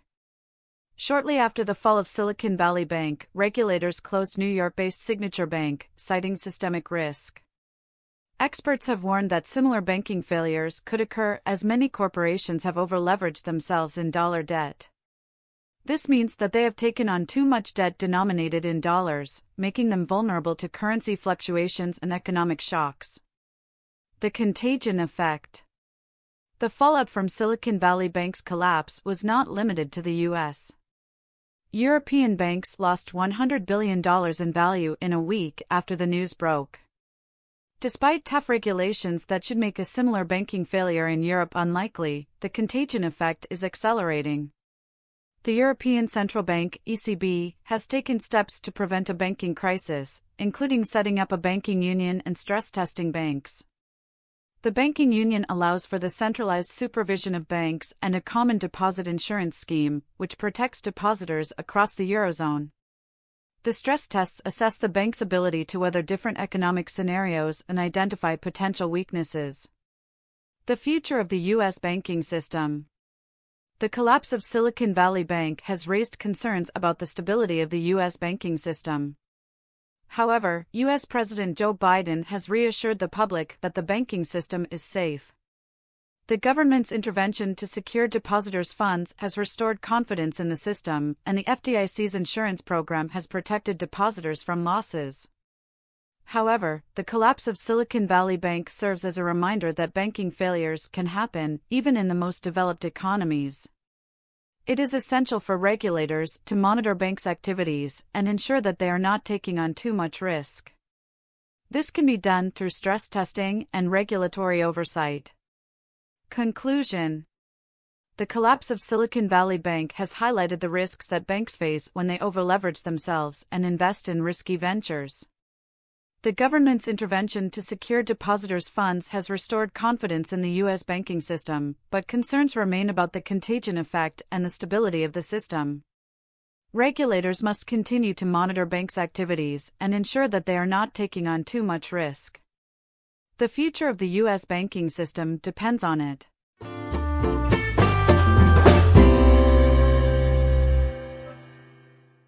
Art has always served as a platform for social and political commentary, and Chinese dissident artist Ai Weiwei is no stranger to using his work to draw attention to important issues.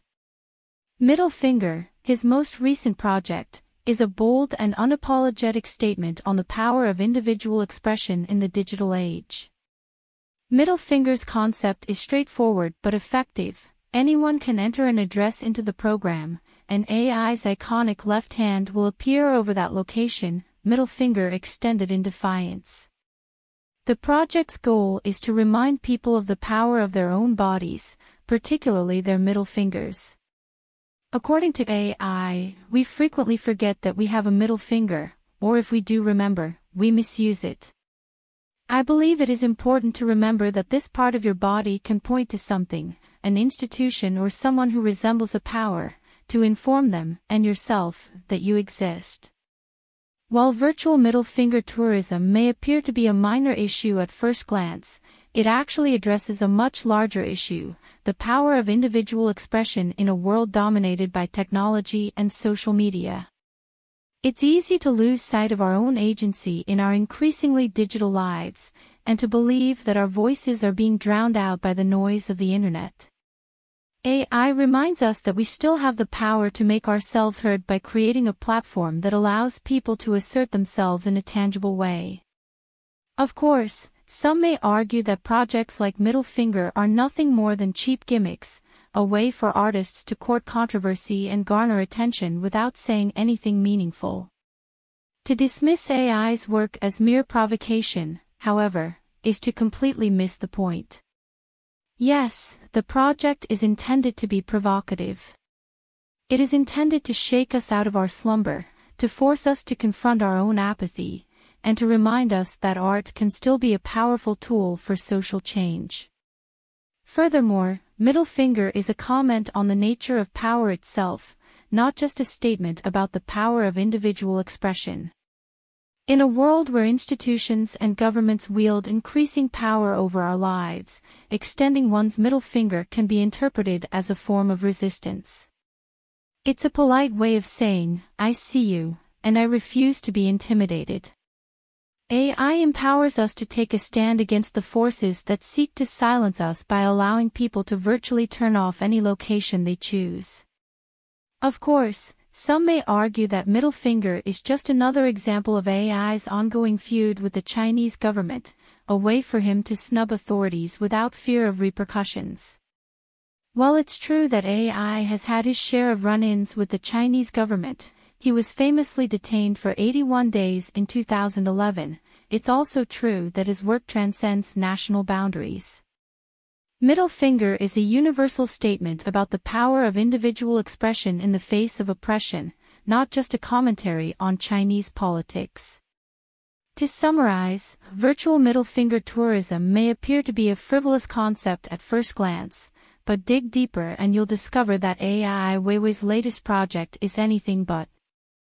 Middle Finger is a powerful reminder that, even in a world dominated by technology and social media, we still have the ability to make our voices heard in a tangible way.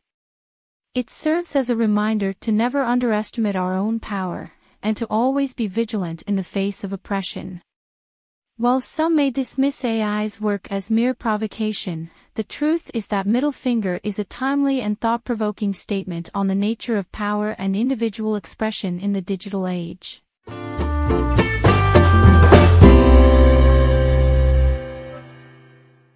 As urbanization continues to rise, more people are opting for small space living in microapartments. These tiny apartments offer affordable housing solutions for singles, couples, and students who are looking to live in the heart of the city. In this article, we'll explore some design ideas and space-saving solutions for making the most out of your microapartment. Microapartment design ideas. Designing a microapartment can be challenging, but with a few tips and tricks, you can create a stylish and functional living space. Here are some design ideas to get you started. Embrace minimalism. When it comes to designing a microapartment, less is more. Embrace minimalism and stick to the essentials. Choose furniture that serves multiple purposes, like a sofa bed or a coffee table with storage compartments. Opt for neutral colors and natural light to make your space feel open and airy. Go vertical. When you're dealing with limited floor space, it's essential to think vertically. Invest in tall bookshelves and storage cabinets that go all the way up to the ceiling. You can also hang shelves and hooks on the walls to keep your belongings off the floor. Divide and conquer. Divide your microapartment into different zones for sleeping, working, and relaxing. Use curtains, screens, or bookcases to create separate areas without closing off the entire space. This way, you can enjoy privacy when you need it and an open floor plan when you don't. Small space living solutions. Living in a microapartment doesn't mean sacrificing comfort and style. With these small space living solutions, you can create a cozy and inviting home. Multifunctional furniture. One of the biggest challenges of living in a microapartment is finding furniture that fits and serves multiple purposes. Look for furniture pieces that can transform into something else, like a desk that turns into a dining table or a bed that folds up into a wall. Not only will you save space, but you'll also save money on buying separate pieces of furniture. Utilize every inch of space. In a microapartment, every inch of space counts. Use the area under your bed for storage containers, install shelves above your kitchen cabinets, and add hooks to the back of doors. Get creative with your storage solutions and make use of every nook and cranny. Keep it light and bright. A bright and airy microapartment can make a big difference in how spacious it feels. Install mirrors to reflect natural light, choose light-colored furniture and decor, and add lighting fixtures to brighten up dark corners. A well-lit space can create the illusion of more room and will make you feel happier and more productive. Affordable microapartments. Microapartments are becoming increasingly popular due to their affordability. Here are some tips on how to find an affordable microapartment. Research your location. Research the neighborhood you want to live in and look for microapartment buildings that fit your budget. Consider the location's accessibility to public transportation, grocery stores, and other amenities. Compare prices. Compare prices of different microapartment buildings to find the one that offers the best value for your money. Don't forget to factor in additional costs like utilities, parking, and maintenance fees. Consider roommates. Consider living with roommates to split the cost of rent and utilities. This is a great option for students and young professionals who are looking to save money while living in a prime location. Conclusion. Microapartments offer a unique and affordable housing solution for those who value location and convenience over space. By following these design ideas and space-saving solutions, you can maximize your microapartment's potential and create a comfortable and stylish living space.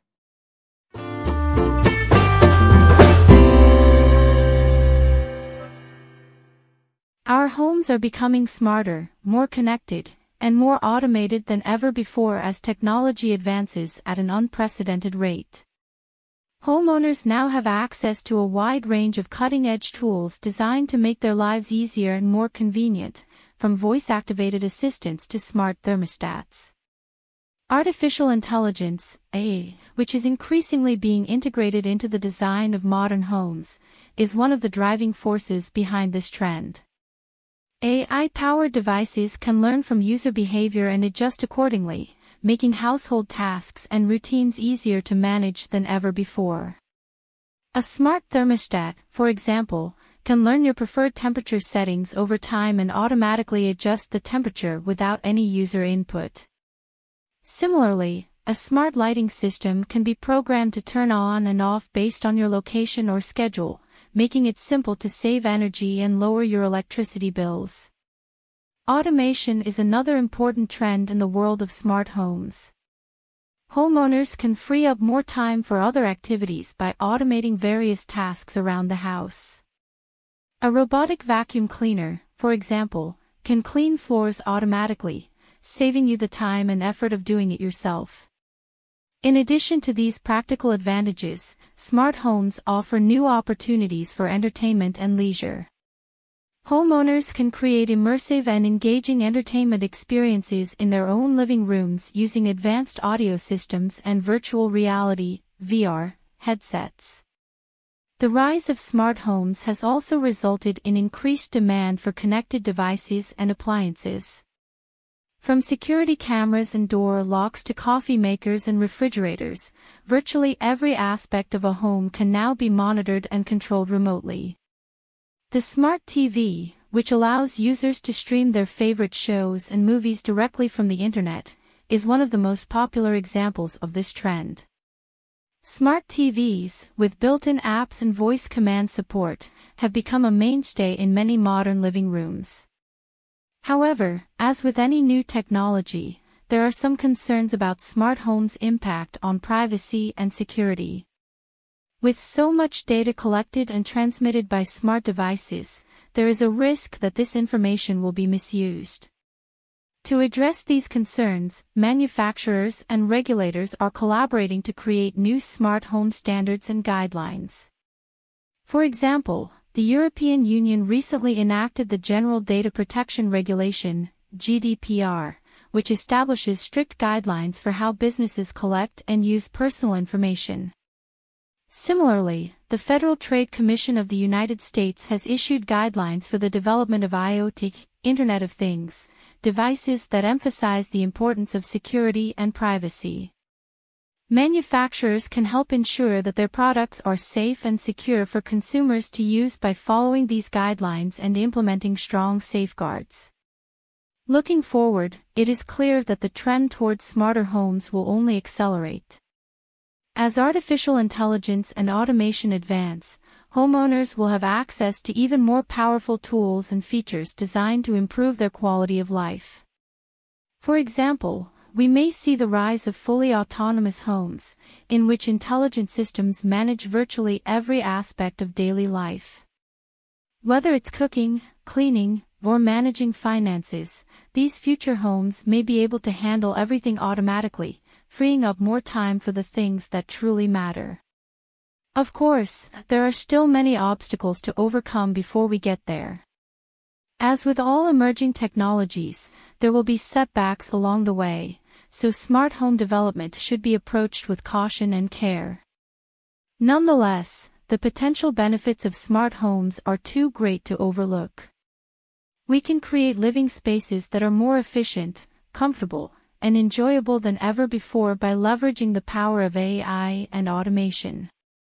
Whether you want to upgrade your current home or build a new one from the ground up, the future of smart homes is bright. By embracing this exciting new trend, we can create a world in which our living spaces interact with us to create the ideal environment for our needs and desires.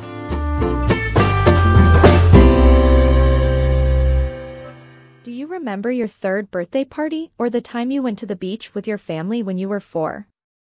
Chances are, those memories have faded away into a distant blur, and that's completely normal. In fact, scientists have a term for this phenomenon, childhood amnesia. Childhood amnesia refers to the inability to recall memories from early childhood, typically from birth to around 3 years old. But have you ever wondered when childhood amnesia starts and why it happens? Well, researchers Patricia J. Bauer and Marina Larkina did too, and their study provides some interesting insights into this curious aspect of memory. The study investigated how childhood amnesia relates to maternal narrative style, which refers to the way mothers talk to their children and tell them stories about their lives. The researchers studied children and their mothers who discussed unique events when the children were 3 years old. The children were then tested for recall of these events at different ages, ranging from 5 to 9 years old. What the researchers found was fascinating. Children aged 5, 6, and 7 remembered 60% or more of the early life events, while children aged 8 and 9 remembered fewer than 40% of them. This suggests that childhood amnesia starts around the age of 8 and becomes more prevalent as children get older. Maternal narrative style also played a role in the study. The researchers found that maternal deflections of the conversational turn to the child predicted the amount of information children later reported about the early life events. This means that the more mothers allowed their children to take the lead in the conversation, the more likely the children were to remember details of the events. But what does this all mean? Well, the findings have implications for our understanding of childhood amnesia and the achievement of an adult-like distribution of memories in the school years. They highlight the importance of forgetting processes in explanations of childhood amnesia. So, why does childhood amnesia happen in the first place? There isn't a clear answer yet, but some theories suggest that it may be due to the rapid growth and changes in the brain during early childhood. As children's brains develop, they may prune away or modify some of the connections between neurons that underlie memory, resulting in forgotten memories. Overall, childhood amnesia is a natural part of growing up, and this study sheds some light on when and how it occurs. So, the next time you can't remember something from your early childhood, don't worry, it's just your brain doing its thing. And if you're a parent, maybe try letting your child take the lead in conversations about their early memories. Who knows? It might help them remember more. In a new study published in the journal Science, researchers have uncovered how sunflowers track the movement of the sun throughout the day. While it has long been known that sunflowers face east in the morning and follow the sun as it moves westward during the day, the underlying mechanism has remained a mystery until now. The research team, led by Dr. Helianthus, found that sunflowers use a biological clock located in their stems to regulate the growth rate of their stems, allowing them to turn their heads toward the sun as it moves across the sky. The clock, which operates in a similar way to the one that governs the sleep-wake cycle in humans, uses the plant hormone auxin to trigger growth in the stem on one side while inhibiting growth on the other side. The researchers also discovered that sunflowers adjust the timing of their stem growth based on the length of the day. In the early morning, when the sun is rising, the stem on the east side of the plant grows faster than the stem on the west side, causing the sunflower to turn its head to face east. As the day progresses, the sunflower slows down the growth rate of the east-facing stem while promoting growth on the west-facing side, which causes the flower head to turn toward the west. Sunflowers are not the only plants that track the sun in this way. Other plants, such as soybeans and corn, also have a similar mechanism for following the sun. However, the study of sunflowers sheds new light on the molecular and cellular processes that underlie this behavior. Understanding how sunflowers track the sun could have implications for agriculture, as it may be possible to breed crops that are better able to optimize their growth by following the sun.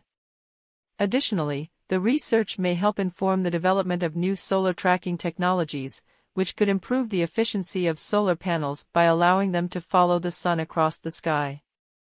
In conclusion, this new study sheds light on how sunflowers are able to track the sun and adjust their growth patterns accordingly. By using their biological clock to regulate stem growth, sunflowers are able to optimize their growth for maximum exposure to sunlight. This research could have implications for agriculture and solar energy, and highlights the fascinating complexity of the natural world. When it comes to making purchases, it can be tempting to always go for the newest, shiniest thing on the market. However, this approach can have negative consequences for both our wallets and the planet. That's why the concept of something old, something new, something used has gained popularity in recent years. By balancing our purchases between these three categories, we can save money, reduce waste, and support a more sustainable lifestyle. Something old.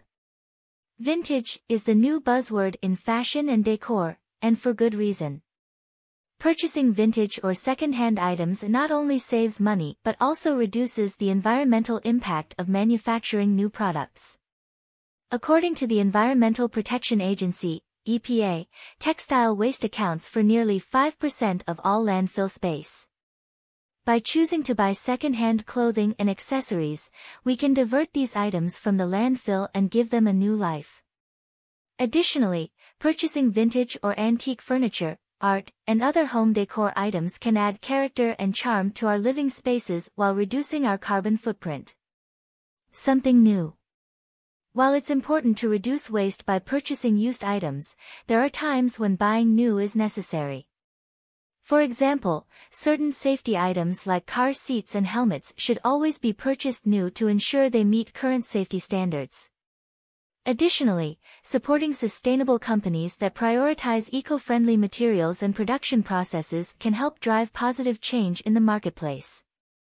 When making new purchases, look for brands that use recycled materials, organic cotton, or other sustainable materials. By voting with our wallets, we can encourage companies to adopt more sustainable practices. Something used. In addition to buying second-hand items, there are other ways to incorporate something used into our daily lives. For example, using reusable containers and bags instead of disposable ones can significantly reduce waste. Similarly, shopping at thrift stores or consignment shops for clothing, books, and household items is a great way to save money and reduce our impact on the environment.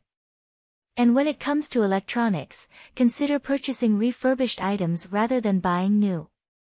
Refurbished products are often just as good as new and come with a lower price tag and reduced environmental impact. Balancing our purchases between something old, something new, and something used can be a fun and creative way to live a more sustainable lifestyle. By supporting vintage and second-hand markets, choosing sustainable brands, and reducing waste through reusable containers and bags, we can save money and reduce our impact on the environment. So the next time you're tempted to splurge on something new, consider how you can balance your purchases and support a more sustainable future. Stocks tumbled on Wall Street on Friday as investors reacted to news of the biggest U.S. bank failure in nearly 15 years, and concerns about rising interest rates. The S&P 500 fell 1.4%, marking its worst week since September. The Dow Jones Industrial Average dropped 345 points, or 1.1%, while the Nasdaq Composite sank 1.8%. Some of the sharpest drops came from the financial industry, with banking stocks hit particularly hard. Regulators took over Silicon Valley Bank in a surprise midday move after shares of its parent company, SVB Financial, plummeted more than 60% this week. The company, which served the startup industry, was trying to raise cash to relieve a crunch. Analysts have said it was in a relatively unique situation, but it has led to concerns a broader banking crisis could erupt. The market's response came amid what strategists in a BofA Global Research report called the crashy vibes of March. Markets have been nervous about high inflation, which could force the Federal Reserve to re-accelerate its hikes to interest rates. The yield on the 10-year Treasury fell sharply from 3.91% to 3.69%, helping to set rates for mortgages and other important loans. Some of the sharpest drops on Wall Street came from banking stocks, with worries about who else may suffer a cash crunch if interest rates stay higher for longer and customers pull out deposits. This could force banks to sell bonds to raise cash, right as higher interest rates knock down prices for those bonds. Besides SVB Financial's struggles, Silvergate Capital said this week it's voluntarily shutting down its bank. It served the crypto industry and had warned it could end up less than well capitalized. Stock losses were heaviest at regional banks. First Republic Bank tumbled 14.8%, but filed a statement with regulators to reiterate its strong capital and liquidity positions. Charles Schwab lost another 11.7% after dropping 12.8% on Thursday, as investors stretched for read-throughs from the SVB crisis, according to analysts at UBS. The analysts called them logical but superficial because of differences in how companies get their deposits. Larger banks, which have been stress-tested by regulators following the 2008 financial crisis, held up better. JP Morgan Chase rose 2.5%. All told, the S&P 500 fell 56.73 points to 3,861.59. The Dow lost 345.22 to 31,909.64, and the Nasdaq dropped 199.47 to 11,138.89. Investors are closely watching the situation to see how it develops in the coming weeks. Some experts believe that the market is simply going through a correction, with stocks having been overvalued for some time. Others worry that the problems in the financial industry could lead to a broader economic downturn. It's important to remember that the stock market is inherently unpredictable and subject to fluctuations based on a wide range of factors. While Friday's tumble was significant, it's important not to overreact or make hasty decisions based on short-term market movements. Instead, investors should take a long-term approach to investing and focus on building a diversified portfolio that can weather market volatility. In conclusion, the recent stock market tumble on Wall Street has been driven by concerns about rising interest rates and the fallout from the biggest U.S. bank failure in nearly 15 years. While the market's response has been significant, it's important to remain calm and focused on long-term investment strategies. As always, investing carries risk, and it's important to consult with a financial advisor before making any major investment decisions. Researchers have mapped the connectome of an entire insect brain, specifically a Drosophila larva, to better understand the brain's function. The team, led by Michael Winding, found that multisensory and interhemispheric integration were pervasive, meaning that the insect brain was able to combine information from multiple sources and use both hemispheres of the brain to process it. The architecture was highly recurrent, with abundant feedback from descending neurons, and multiple novel circuit motifs were identified. Interestingly, some of the structural features resembled state-of-the-art deep learning architectures, including multi-layer shortcuts and nested recurrent loops. The study of the insect brain is fascinating because, despite its small size, it is able to perform complex tasks such as learning, value computation, and action selection. The connectome provides a detailed map of the neural circuits that make these functions possible. The researchers characterized different types of neurons, hubs, and feed-forward and feedback pathways, as well as interactions between the brain and nerve cord. The most recurrent circuits in the brain comprise the input and output neurons of the learning center. This means that these circuits are likely responsible for the insect's ability to learn from its environment and make decisions based on that information. The identified brain architecture provides a basis for future experimental and theoretical studies of neural circuits, which could have implications for developing better machine learning algorithms or treatments for neurological disorders. The study also sheds light on the similarities between insect brains and deep learning architectures.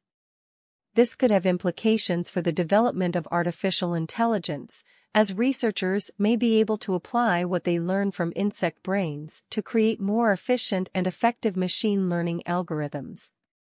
In conclusion, the mapping of the connectome of an entire insect brain is a significant step forward in understanding the function of neural circuits. The researchers identified novel circuit motifs and characterized different types of neurons and pathways. The results of the study could have implications for both machine learning and treatments for neurological disorders. On this day in 1879, one of the most influential scientists of all time, Albert Einstein, was born in Ulm, Germany.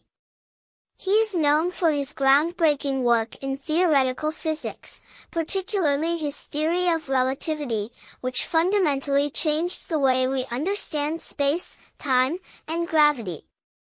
Einstein was a curious child, often questioning the world around him. He was also a gifted student, but struggled with traditional education methods. At age 16, he moved to Switzerland and eventually studied at the Federal Polytechnic School in Zurich. After graduation, he worked as a patent clerk, where he had plenty of time to pursue his own scientific research. It was during this time that Einstein began to develop his revolutionary ideas about the nature of the universe. In 1905, he published 3 papers that would shake the foundations of physics. The first introduced the concept of photons and the idea that light can be both a particle and a wave. The second was on Brownian motion, the random movement of small particles in a fluid. The third was on the special theory of relativity, which showed that the laws of physics are the same for all non-accelerating observers, and that the speed of light is constant regardless of the observer's motion. Einstein's work on relativity became particularly important in the years that followed, as it helped explain phenomena like the bending of starlight by gravity, and the fact that time appears to move more slowly for objects in motion. In 1915, Einstein published his general theory of relativity, which expanded on the earlier work and showed that gravity is the curvature of space-time caused by the presence of mass and energy. Throughout his life, Einstein continued to work on physics and became an important figure in the scientific community. However, he was also known for his sense of humor and his love of music. He played the violin, and often said that if he hadn't become a scientist, he would have become a musician. Einstein passed away in 1955 at the age of 76, but his contributions to science continue to shape our understanding of the world. His theories have been tested and verified countless times, and have led to important discoveries like black holes and gravitational waves. Despite his immense contributions to science, Einstein remained humble and had a sense of humor about himself and his work. He once said, "I have no special talent, I am only passionately curious." It is this passion for learning and understanding that made him one of the greatest minds of all time.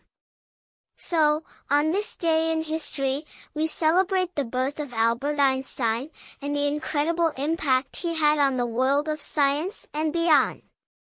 On this day, March 6, in the year 1836, a historic event took place in the small town of Nacogdoches, Texas.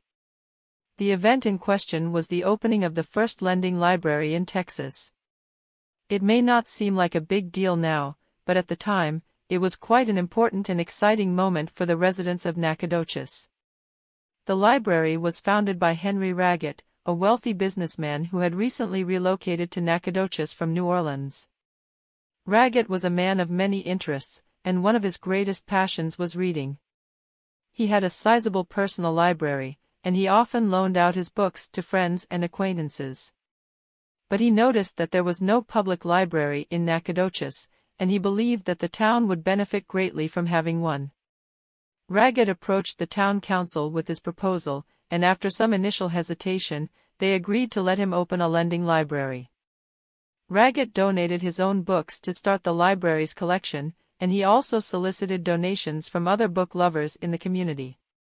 Within a few weeks, the library had over 100 books in its collection, ranging from classics like Shakespeare and Cervantes to more contemporary works like the novels of Sir Walter Scott. The library quickly became a hub of activity in Nacogdoches.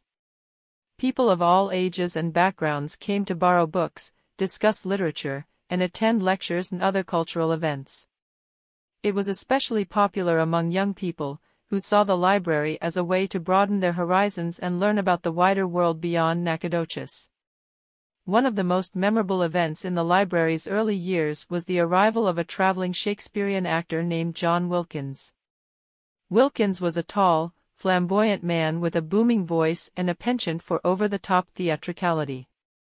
He arrived in Nacogdoches in the summer of 1838, and he immediately made a name for himself by putting on a series of performances of Shakespeare's plays. Wilkins quickly became a fixture at the library, where he would hold court in the reading room, regaling patrons with stories of his adventures on the stage. He also gave lectures on Shakespeare and the art of acting, which were attended by large crowds of eager listeners. But Wilkins was not content to simply talk about Shakespeare, he wanted to perform it. And so, in the fall of 1838, he organized a production of Hamlet that was to be performed in the library's main reading room. The production was a smashing success. The room was packed with people, many of whom had never seen a play before. Wilkins played Hamlet himself, and he was a revelation. His booming voice and theatrical gestures brought the character to life in a way that few had ever seen before. The library was transformed into a makeshift theater, with chairs and benches arranged in rows to accommodate the audience. There were no special effects or elaborate costumes, but the power of Shakespeare's language and Wilkins' performance carried the day. The library continued to thrive in the years that followed, and it remained a vital part of the Nacogdoches community for many decades. Today, it is remembered as a testament to the power of books and culture to bring people together, and as a reminder that even the smallest towns can be home to great ideas and great achievements. Have you ever caught yourself yawning in response to someone else's yawn, even when you're not tired? Yawning is a universal phenomenon, and scientists have been studying it for decades, yet many aspects of it remain a mystery. In recent years, research has revealed some fascinating insights into the science behind yawning and its social implications. Yawning is a reflexive act that involves inhaling deeply and exhaling audibly. It's often associated with tiredness or boredom, but people also yawn in response to stress, anxiety, and other emotions. Despite its widespread occurrence, the exact purpose of yawning is still not entirely clear. One theory suggests that yawning helps to regulate brain temperature. When we're tired or bored, our brain activity slows down, and yawning increases blood flow to the brain, cooling it down and increasing its oxygen supply. This theory is supported by studies showing that people yawn less frequently in cool temperatures and more frequently in warmer temperatures. Another theory proposes that yawning helps to synchronize our sleep-wake cycles. When we yawn, we stretch our jaw muscles, which in turn stimulates the trigeminal nerve in our face. This nerve is connected to the part of the brain that controls our circadian rhythms, which regulate our sleep and wakefulness. By yawning, we may be resetting our internal clock and promoting alertness. Yawning also has social implications. It's been observed that yawning is contagious, meaning that when one person yawns, others around them are more likely to yawn as well. This phenomenon is called contagious yawning, and it's been observed in many species, including humans, chimpanzees, and dogs. Contagious yawning is thought to be a form of empathy. When we see someone else yawning, our brains automatically mimic the action, activating the same neural pathways that are involved in actual yawning. This suggests that contagious yawning is a subconscious way of expressing empathy and bonding with others. Interestingly, contagious yawning is not universal. Some people are more susceptible to it than others, and studies have found that it's more common among people who score high on tests of empathy and social awareness. People with autism, who often struggle with social interaction, are less likely to yawn contagiously. The social implications of yawning extend beyond empathy and bonding. Yawning can also signal boredom, disinterest, or even disrespect. In some cultures, yawning in public is considered rude or offensive, while in others, it's seen as a sign of relaxation and comfort. Understanding these cultural differences can be important for navigating social situations and avoiding misunderstandings. In conclusion, yawning is a fascinating phenomenon that has puzzled scientists and intrigued the public for centuries. While much remains unknown about its exact purpose and mechanisms, recent research has shed light on the role of yawning in regulating brain temperature, synchronizing sleep-wake cycles, and promoting empathy and social bonding. By understanding the science behind yawning and its social implications, we can gain a deeper appreciation for this ubiquitous and intriguing behavior. Lululemon is a fitness brand that has taken the world by storm. Lululemon has made a name for itself in the industry for their high-quality workout clothes and trendy designs. Lululemon's connection to lemons, on the other hand, may be less well known. In this article, we'll look at the connection between Lululemon, lemons, and love. Let us begin with lemons. These bright, citrusy fruits can be used for more than just flavoring water or baking lemon bars. Lemons are high in antioxidants and vitamin C, and their juice has been used for everything from skin care to cleaning. Plus, lemons just seem cheerful. Their cheerful yellow color brightens up any space. Now for the exciting part, how Lululemon and lemons are related. The first link is in their logos. Lululemon's logo is a stylized \A that resembles a lemon. Some people even call the logo / the lemon logo / This connection was not intended, but it is a fun coincidence nonetheless. Another link between Lululemon and lemons is their shared emphasis on healthy living. The mission of Lululemon is to / create components for people to live longer, healthier, more enjoyable lives. Lemons are an obvious choice for this mission because they are a nutritious and refreshing addition to any diet. For a natural energy boost, lemon juice can also be added to water or tea. What about love though? What role do lemons play in the world of love and relationships? To begin with, lemons can be a romantic gift.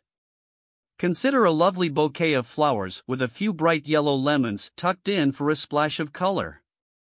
It's unexpected and playful while still demonstrating that you care.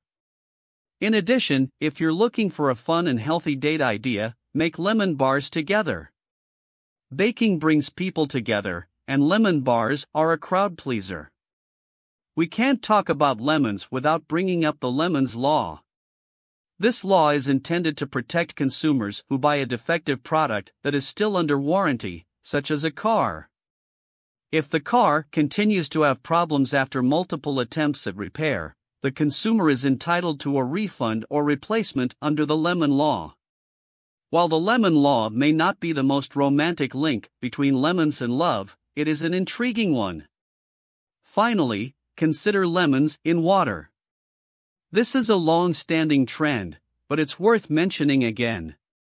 A few slices of lemon in your water not only adds flavor, but it also has health benefits. Lemon water can help with digestion, your immune system, and even weight loss. It's also an excellent way to stay hydrated throughout the day. Finally, while Lululemon, lemons, and love may appear to be an unlikely trio, they actually have a lot in common.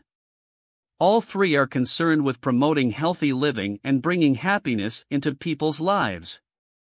So, the next time you sip lemon water after a workout in your Lululemon leggings, remember that you're part of a tart and tangy trio dedicated to living your best life.